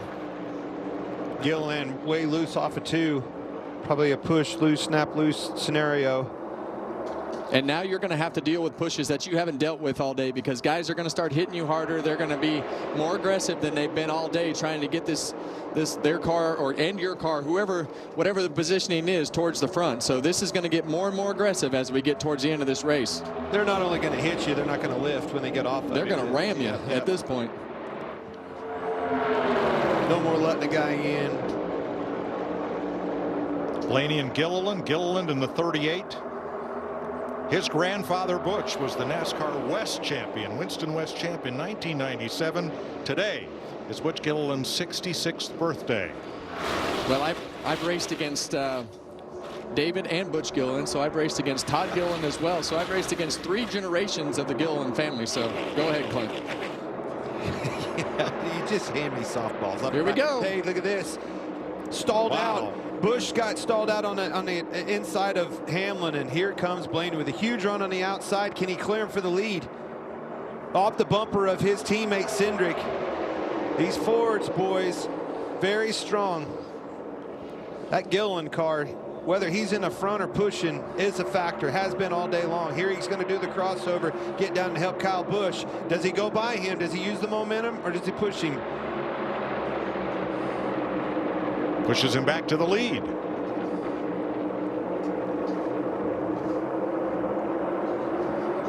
Blaney steaming around the outside.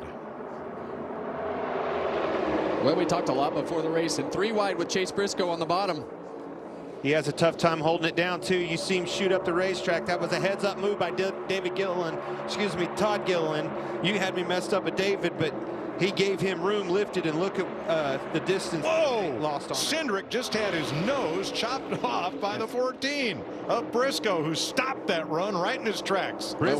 He's giving these guys fits. He gets these big runs, and he can't hold it down in the corner. That'll get him in trouble if he's not careful. And he's been very aggressive with his blocks and everything that he's been doing. So you see those guys hang him out.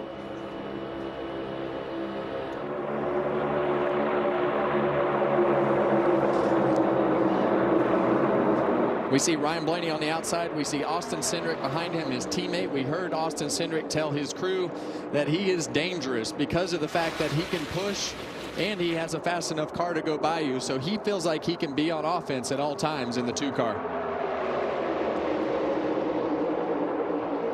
Bubba Wallace, 3rd car in that outside lane. This thing has massive damage to the front of it, lower splitter, and man, he's still able to get it up front and make some hay. I think that scenario will change if he's the lead car in his line. Well, he's in the majority, Clint, so most every car in this field has damage. So right. Oh, Briscoe. Whoa, big lift out of Hamlin, got in trouble. Briscoe might have scraped him there. Again, because of the same scenario I was talking about with Briscoe earlier. He gets those big runs and he can't do anything with it. When he gets in a corner, cannot hold it down, pushes him up the racetrack. Well, and the other thing that's going to do with the whole field, as you start making those moves over and over and over again, you're going to get less and less help. So you might be able to make them on the aggression, but you're also going to get hung out. Martin Truex was the loser on that one. He was on the high side, had to lift, and got backed up because of it. Well, we see the 4 car, Josh Berry, right there. We talked about his dual speeding penalties under green. He's been able to get the lucky dog and get himself back in contention. He's running 11th right now. Larry Mack, you got some trends for us with 24 to go? I do, Mike. We've had 4 races on this Atlanta configuration, and the average of the final caution is lap 238, which is 22 laps to go. Right now, we've got 24 to go, so we'll see. Well, and that's exactly what those guys up on the pit box do. Is exactly what Larry is telling you. Every time there's a caution, they play the percentages. They go with the analysis of the race and figure their fuel mileage. But, man, these cars are all over the place. Up, down the racetrack, 3 wide, 2 wide. These big runs they're getting and not being able to hold it down, like we've talked about with Briscoe. He's not the only one in that scenario. That's where the trouble is going to happen. Right. You don't have any trends or any analysis for how hard Chase Briscoe is pushing that number 14 right now. They're all going for it. It's those runs, Mike. They get massive runs. It's like the 4's been into somebody, the right side. No markings on those tires. Cindric with a run underneath Kyle Busch. Crossover. Watch this push on the outside for Briscoe. And what you saw Kyle Busch just do right there to drive up in front of, as he tries to go to the outside of Ryan Blaney, but he put himself in front of that 14 car as it had a big run, and Chase Briscoe had no choice but to push him. So as we get later and later in the run, as we saw Ross Chastain do last week, you're going to have to block and pick and choose where you want to put your car in front of those lanes coming at you. And they're still 3 abreast. A couple of rows deep right there. The speed in the 14 is what makes him dangerous. He's able to 4 wide. Puts him in bad spots. There he goes. He's around. Yeah. Off the nose of Denny Hamlin, who also was involved. Chase Briscoe. Larry, you missed it by a lap. I'm sorry, buddy. Well, and that's exactly what we talked about, Clint. You know, Briscoe just kept putting his car in position after position, bad spot after bad spot, and finally it has bit him. Well, the speed in his race car enabled him to do that. You know, I'm not putting that on him. It's the package, right? Denny Hamlin, he was a contender. That car was capable of getting the job done. Finally did him in. Going back to that, tons of speed in that car, but it was kind of a dart without feathers. That thing could get down there and force him in a scenario to have to make a move. It was time and time again, the speed down the straightaway, land a problematic situation in your lap by the time you got in the corner. There you saw Denny Hamlin's right front wheel is locked. He's just going to try to nurse it around to pit road. Full moon this weekend. Anybody surprised? No, not me. Chase Briscoe climbs out after a very eventful day.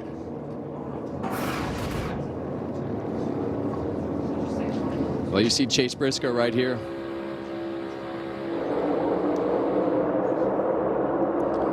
Got up in front of Bubba Wallace. Tried to go through the middle, and they were too wide below him, and he just lost it. Shot the gap one too many times. Yeah, and you want to be aggressive, and you want to keep doing everything that you need to do to go forward, but at that particular point, he just got a little tap from the 11 underneath him there because they were 4 wide. There was just nowhere to go, and wound up getting spun out. Can't say he wasn't going for it. 9th caution flag of the day.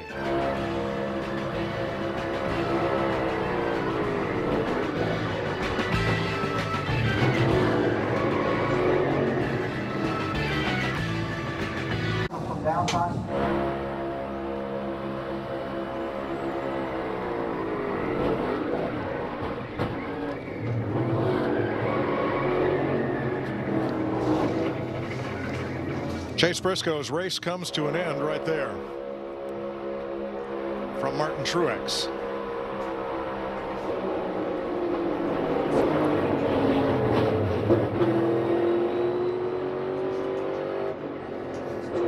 Other than Briscoe, looked like Denny Hamlin got the worst of it here. Yeah, and that's just, you know, they're 2 wide below Chase there, and spotter's got to be telling him 2 wide. I don't know what the spotter said, but they were 2 wide below him, and hold on. Yeah, he went too low, and Denny Hamlin was there with the car below him, and he couldn't go anymore, and the 14 wound up getting spun out right there. Yeah, Daniel Suarez had a run to the inside of Hamlin, so they were stacked up 4 wide. Well, it's one thing to shoot a 4 wide gap if you've got momentum. No momentum getting into 3.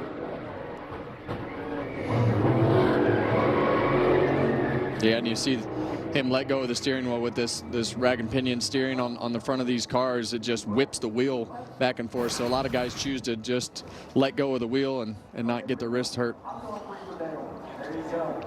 Let's hear from some of the drivers on just that. What to do with your hands when you're in that situation. If you're involved in it, typically I will, I don't know, a lot of people take their hands off the wheel, but I just kind of grip it, just kind of get in a tuck position and hold on for dear life.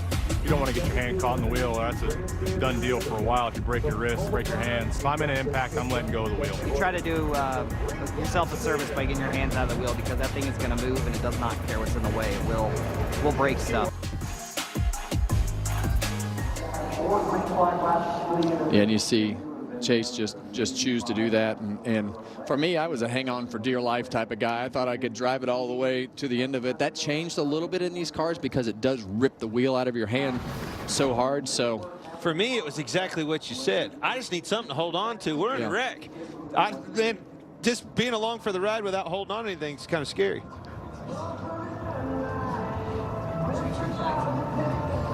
How about we dial up Kyle Busch and see what he's thinking sitting here in 4th place under the red flag? How about you, Kyle Busch? Boy and the boys, you got a minute?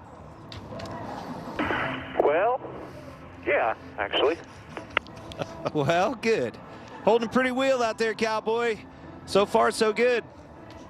Yeah, it's been a little up and down. We've had a fast car, that's for sure. So all the guys at RCR and ECR should be proud of what we got going right here with our stuff.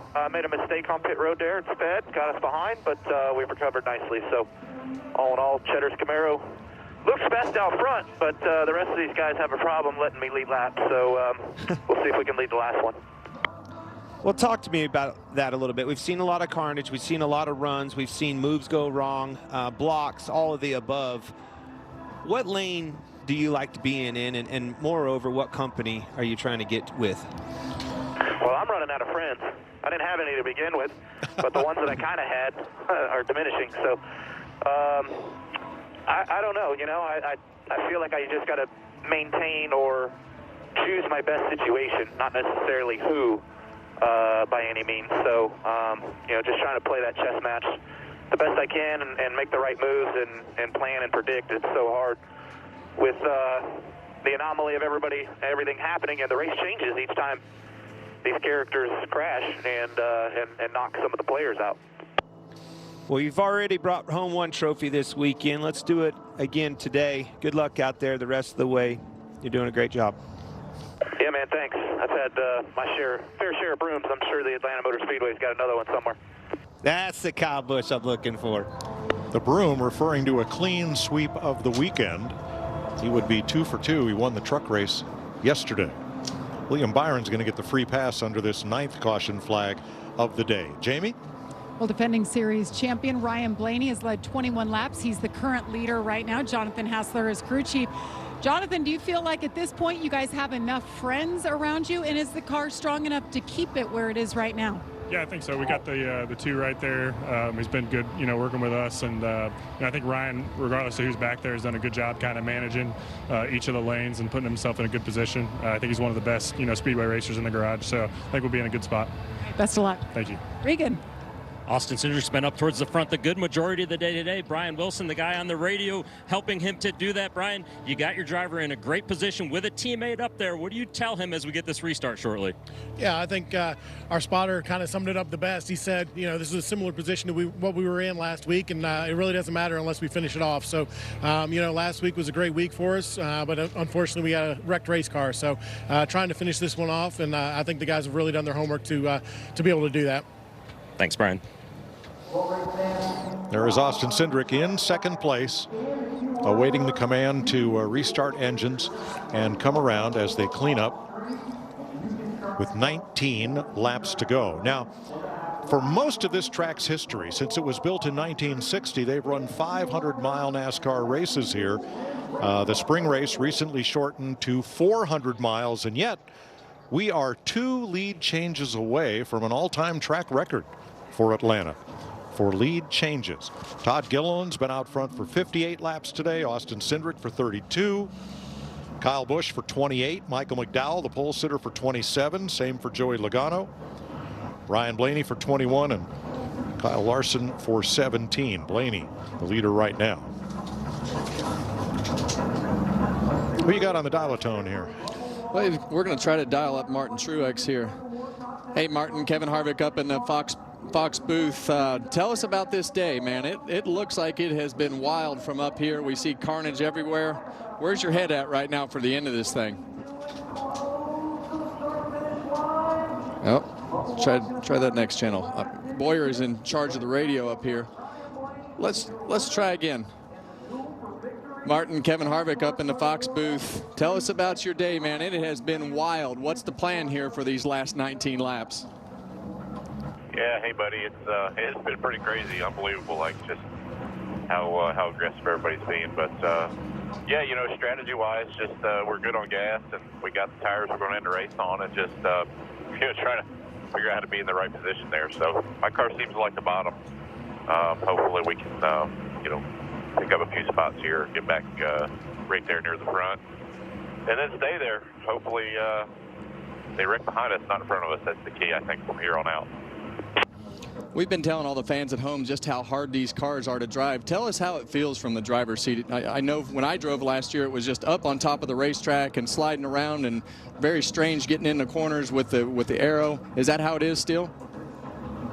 Yeah, you nailed it. It's a bit of a surprise party every corner. So, yeah, the thing is, it's just the traffic. There's so much air moving around. You know, it's one lap you're sideways and chatter in the right rear about to crash, spin out, and you know, the next corner the thing right front takes off for the fence. So it's you got to be real mindful of what situation you're in and try to anticipate that. But as crazy as it is, it's been kind of fun too. So I think my best for Camry's pretty strong, and hopefully we can make it to the end and be at the front here.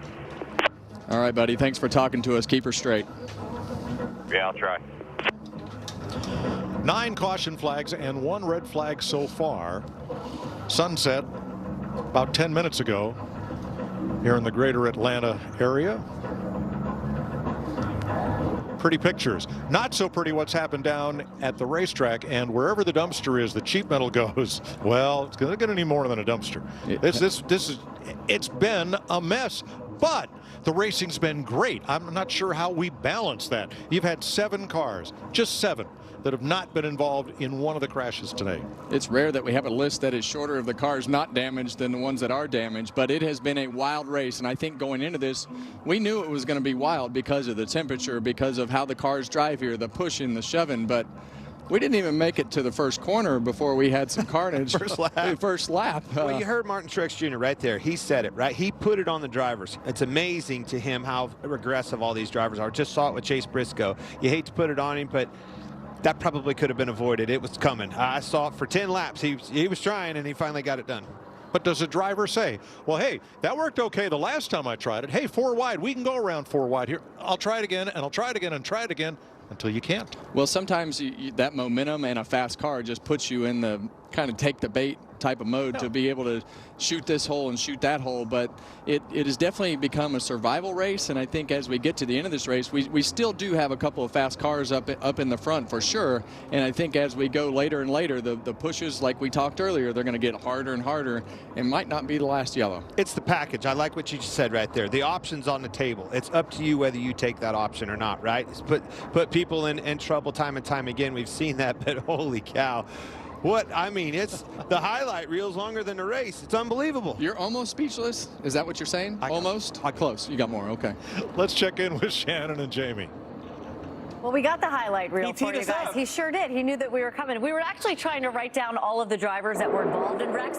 We figured maybe just go the other way. I think there's about 5 guys who have not been involved because this started early, Jamie. Yeah, lap 2, you see one of the biggest wrecks at Atlanta Motor Speedway.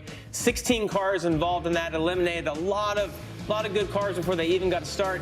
And this was common, Shannon. We saw guys get loose. You see Chris Buescher on lap 25 moved up just a little bit, got his right rear in the dirty part of the track, and spun around. Denny Hamlin, he's had an eventful day, right? This is the first of it. Lap 53, he slides through that infield. Single, I mean, we've seen this a lot, right? We've seen guys just 1-car wrecks. Yeah, and this here was green flag pit stops. Michael McDowell locks up the rear brakes, gets into the Daytona 500 winner, William Byron. Both of those guys lost a lap in that instance. Heartbroken Joey Logano, lap 159. Started, I mean, he qualified on the front row, had to start in the back of the field, and was all the way up at the front, and then his day was done. Denny Hamlin was involved in that one as well. This is Ross Chastain getting into the back of Chase Elliott. Spun Elliott around, only a 1-car wreck, but Shannon, we have seen so many spins today. Yeah, at 219, multi-car wreck, and we're seeing this. I mean, over and over again, wreck. We've had 9 cautions so far. We still have under 20 laps to go as we just got back to yellow flag out there. It's not over yet. What is the cause of this? I mean, we saw the 4 wide, right? We knew that these guys are getting aggressive out there. We know that they're taking chances, but it has been just wide open since the start of this race. Yeah, and as it gets down to the end, you're seeing right here Chase Briscoe going around. Guys get more aggressive because it gets more intense as the race gets down to the end. But I would say this has been one of the most fun races to watch. And listening to Kevin talk about it in the booth, the racing, typically you see the leader have this massive advantage because of having clean air. It's almost as if the cars behind have the advantage because of the draft they're able to generate. No one's safe. And lap 2, when that first wreck happened, I remember you said, oh man, I don't know how this is going to affect the race. I don't know if this is going to be as good because of all those cars that were out of the event. Well, I was just worried that if you eliminated 15 or 20 cars, what kind of a speedway drafting type race are you going to have? But we've seen a lot of those guys that were involved in wrecks be able to come back and have great runs. Mike, what do you think the odds are that we see 4 wide again in these last 18 or so laps? I give that about a 7 out of 10. I think we have enough cars left to do it. I also think we have not seen the last caution flag. I would agree with you on that, Mike. I think you are 100% right on not seeing the 4 wide and not the last caution. All right, here comes Daniel Hemrick, Todd Gilliland, and more to pit road.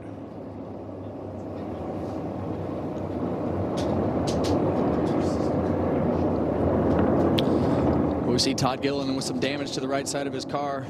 Daniel Hemrick there changing right side tires, damage to the right side of his car as well. But as we get towards the end of this race here, I think you're going to see everything that we have seen, but probably a little bit of what we saw last week with Ross Chastain, as he did just an absolutely wonderful job of blocking.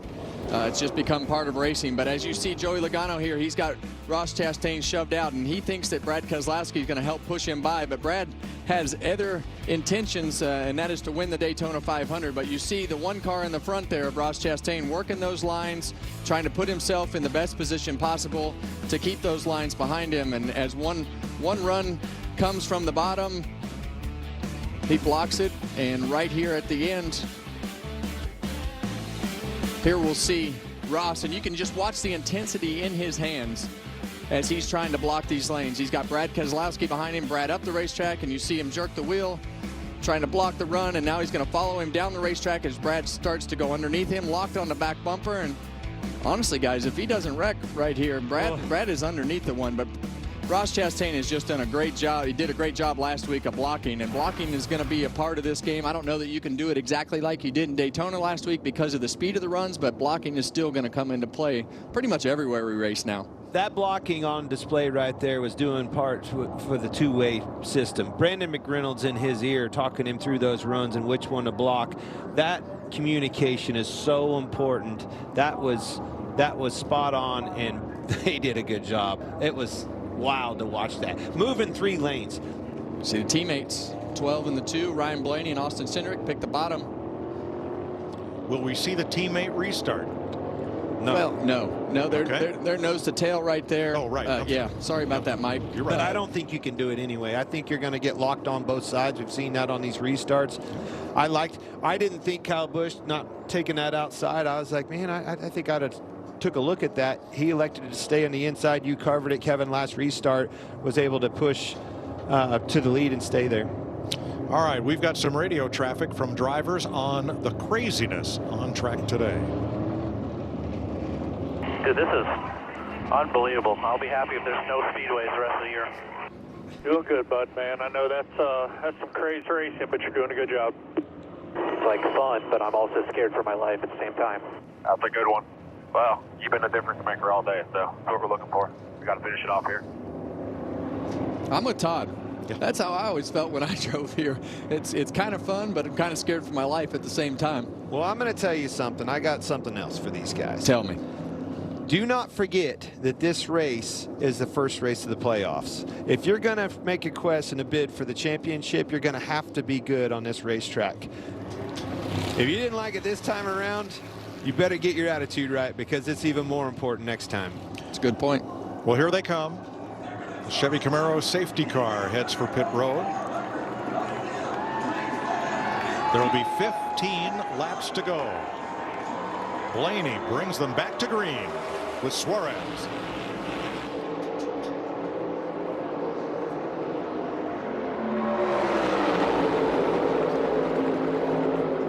Haven't seen much of Suarez today. Haven't talked about him much, but he was right there. Don't forget, right there at the end of the 500 as well.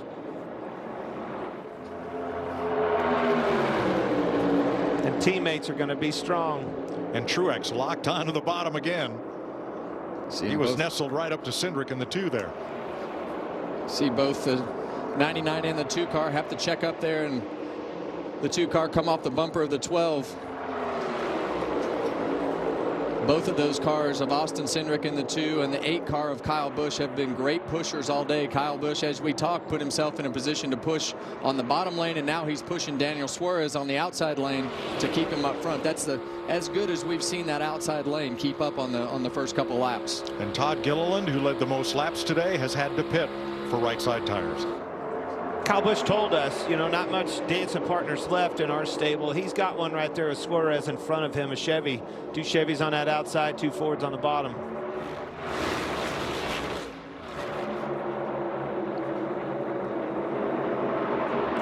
Denny Hamlin just came off pit road. They lapped past him. Big push from Busch on the outside of Suarez. Not quite cleared for the lead. Jamie, how about the 99? He has been so good here, Mike. Daniel Suarez, top 10, 3 of the last 4. He has a brand new crew chief as well, Matt Swiderski. I talked to him before the race. He said, I know how good he is here. We were 100% focused on this race car. We weren't giving up anything. That hurt us in qualifying, but here we are at the end. We got cars together, Mike. The 4 into the fence. And the 9 of Chase Elliott goes for a double spin there. Whoa, close call. Oh, it wasn't the last caution. Well, they all got checked up. You see the toe link on the left rear is broke on the 4 car. Chase Elliott car is still rolling. But when we play this replay, you're going to see the 2 car have to get checked up and get stuck in the middle, and it jammed things up from the center of 1 and 2 to the exit. Sure did. Big movements there in the front of the line. Obviously, the crash was behind it, but Cindric got in trouble, had to lift getting into 1. Watch these runs. I was looking at Busch pushing Suarez, getting in on the outside, but the push was coming as hard on the bottom too. You see him lift. Cindric got tight, got up into Busch. He had to move, and here comes Truex on the bottom filling the void. And when we talk about tight, for those of you at home that don't know, we see the 23 car and the 4 have a little contact, and the 4. Basically the aftermath of all of that transpired getting into 1. Finally wrecked down the backstretch.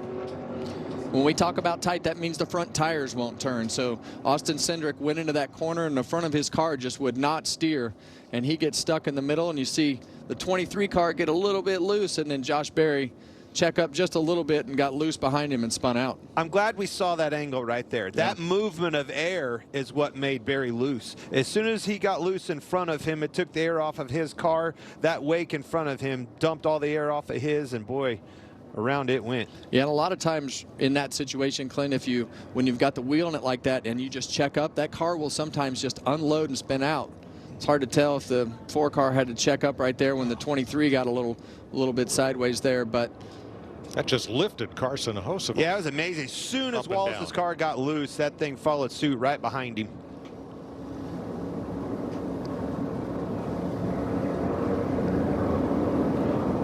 Nemechek just narrowly misses a spinning Elliott. Here's Corey LaJoie's view.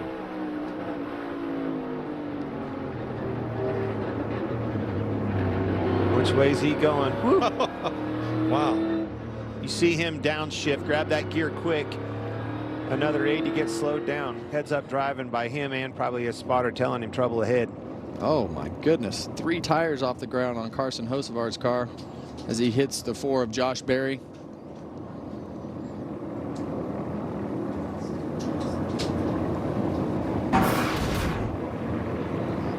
See how hard that thing is to drive with that broken toe link on the left rear. 10th caution flag of the day. Still 10 laps to go. Daniel Suarez out in front of Ryan Blaney.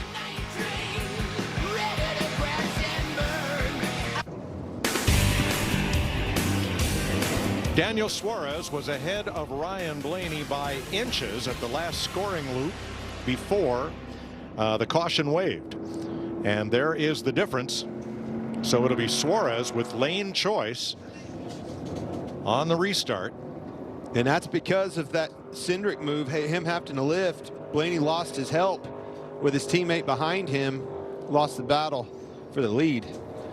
And we're going to have not more than 6 laps to race to settle this in Atlanta. What an eventful day. You better buckle up. You think it's been eventful?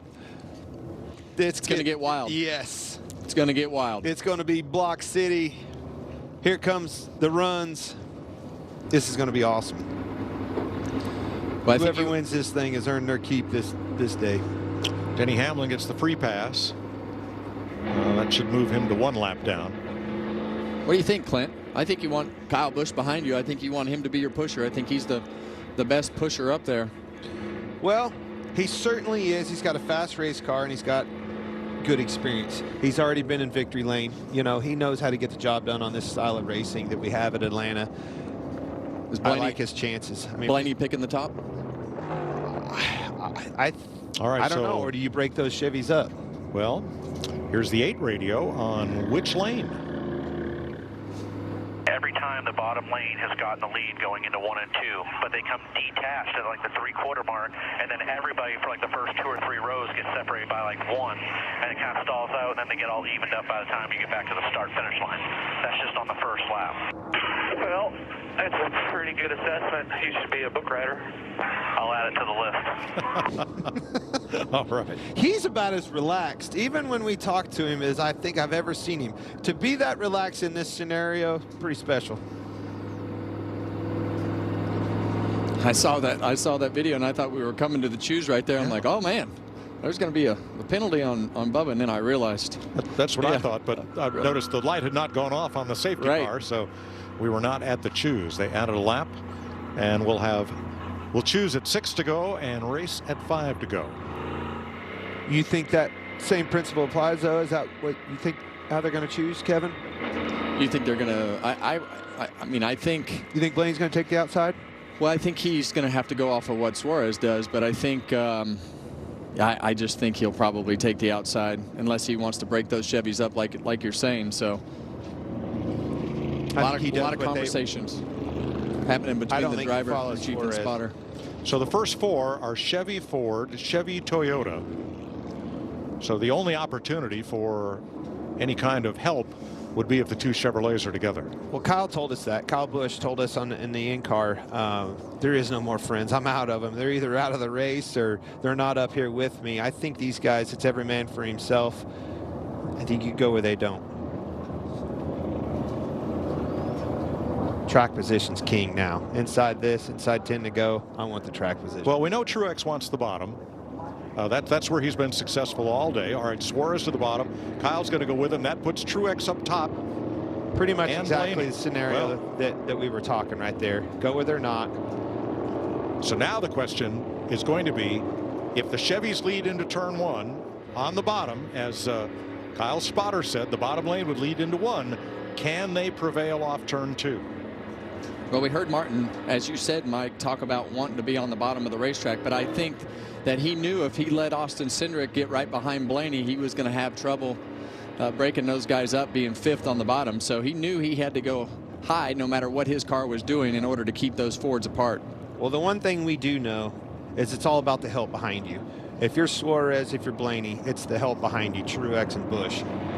And it all starts from the word go. As soon as you pick up the fuel, make sure that he's locked on your bumper. It's going to be a dead drag race, in my opinion, both lanes, door to door. And do they stall out enough to enable a Cindric or even Bubba to pounce on a 3-wide scenario? Well, it's going to come down to look over your shoulder. Who has to lift the least. That's right. Getting into turn 3. They're going to push through 1 and 2, but when they get to turn 3, how does that lift go, and who can stay close enough to keep their line moving and not have that big moment of push? The lifting's out. You can't afford to lift now. If you lift, you're going to have to lift, though. I don't think so. You're going to have to lift in 3. We're going to find out. 5 laps to go in the Ambetter Health 400. We're back to green.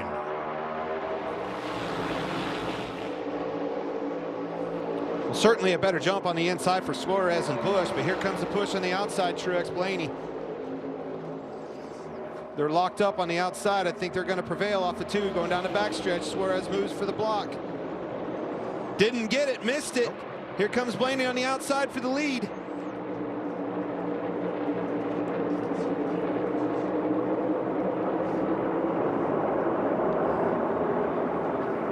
Now you see that top lane broke up, and you see the bottom lane reconnect. Ryan Blaney back down to block, just as we talked about Ross Chastain last week. You got to pick your moments where you try to put yourself in front of the lane that you think is coming forward.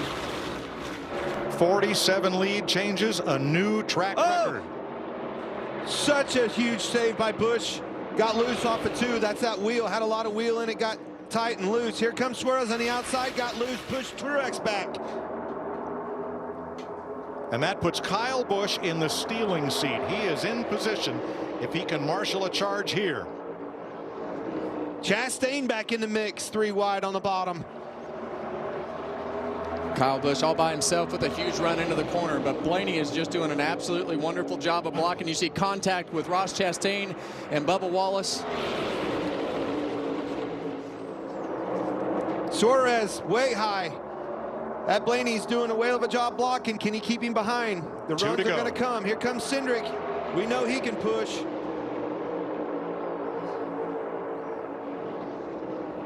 Now remember, the leader takes the white flag under green. The next flag will end the race. A lot of energy on this bottom. Bubba having trouble keeping it down off the corners. See the flames come out of the pipes on Kyle Busch's car. He had to lift right there to not get tight, getting in a corner to try to put himself in position, but those guys don't have anybody behind them in that second row there. 1 lap to go. Sponsored by Credit One Bank. It's all going to come down to getting into 3, I think. Here comes the energy. Here comes the support from the back, that third row. Where does he block? Does he block high? Does he block low? Here it comes. Kyle Busch to the middle, shooting a gap.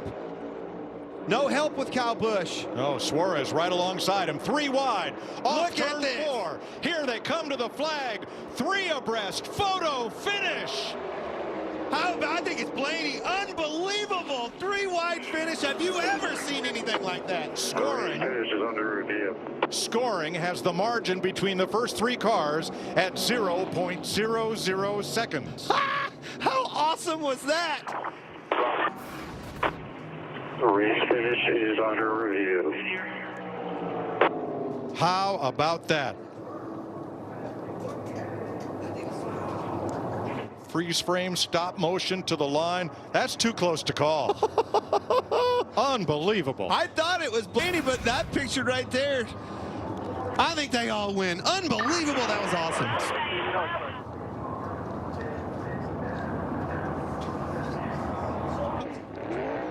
This is a very popular win. Daniel Suarez. I said it last week in Daytona. He was in that picture at the end of that thing. Boy, was he here again at Atlanta. Yeah, and this last half a lap was just absolutely unbelievable. As they go into turn 3, Kyle Busch is going to get a huge push by Bubba Wallace.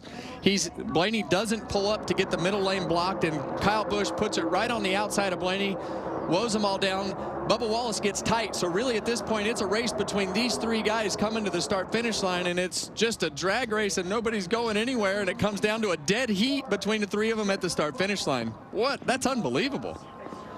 We'll believe it. That was awesome. And I love what you said there. As soon as Wallace slid up, it eliminated all the help from behind. At that moment, you knew it was a 3-car drag race to the finish. And Daniel Suarez, how about Jamigo? Huge win for him. That's going to be very popular. 7th win for Trackhouse Racing. Their last came at Phoenix in November in the season finale. And Chevrolet doubles up with wins at Daytona and Atlanta. There's a high five. What a finish. What a finish. What a race. Day. Yeah, and night. It's my new favorite track, boys. NASCAR has a high-speed imaging camera aimed right at the start-finish line, perpendicular to it. They review that footage, plus the footage from all Fox and NASCAR cameras that are fed into NASCAR control in order to determine the winner. Man, Kyle went for it, shot that gap. He was there. I know he's frustrated, but holy cow, being a part of that 3-wide finish, team owner Justin Marks. Hell yeah, buddy! Here we go! Hell yeah, brother! Hell yeah!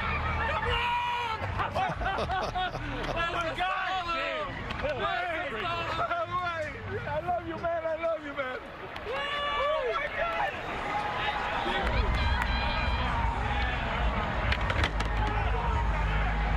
Regan Smith, what a finish. What a finish indeed. Daniel Suarez, it is a mob scene down here with your team. He's got the piñata, and the piñata is busted. What an amazing finish, Daniel. You found a way to get to the outside there. Did you know you had it at the line? Because none of us did. It was so damn close, man. It was so damn close. You know, it was good racing. Ryan Blaney there, Kyle Busch, Austin Hendrick Cendric also was doing a great job giving me pushes. In the back straightaway, he didn't push me because he knew I was going to fight his teammate, but man, what a job, you know. We wrecked lap 2. The guy did an amazing job fixing this car. So, man, I can't thank everyone enough. Trackhouse Racing, Freeway Insurance, Chevrolet, all the amazing fans here. Woo! Let's go! Daniel Suarez, your winner in Atlanta. And Kyle Busch brings it home third. I know this is not the position you want to be in, but what a finish, Kyle. Anything that you could have done any differently there? Yeah, typically the third, whoever's behind getting into 3 prevails at the start-finish line with the side draft and everything. So I think I was second to the 12 right there, and the 99 was the furthest back, and he made the ground back up with the side draft and stuff. So, yeah, I mean, I don't think you could stop. You know, that certainly wouldn't have put us in the right spot either. I don't think, but.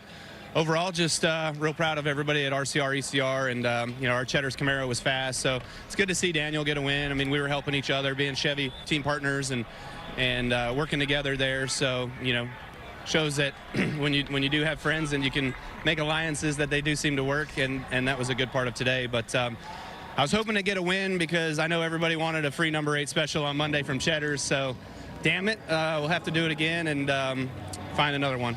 Thanks, Kyle. Yeah. All right, let's go over here. We'll find Ryan Blaney talking to the media. We'll just jump on in here. And Ryan Blaney brings it home second. Ryan, I'll ask you the same thing I just asked Kyle. First off, what a finish. What a race for you. But anything that you could have done differently there right at the finish line? Not at the finish line. I thought I laid back enough in 1 and 2 to kind of not let them both lanes get that big of a run. I did that like the 3 laps before the end. And I was able to kind of manage it fairly well, and they just got both lanes shoving super hard. And I just chose the bottom, and it's the safest place to be. So, what a cool finish! Appreciate the fans for sticking around. That's a lot of fun, and you know, that's always a good time when we can do that.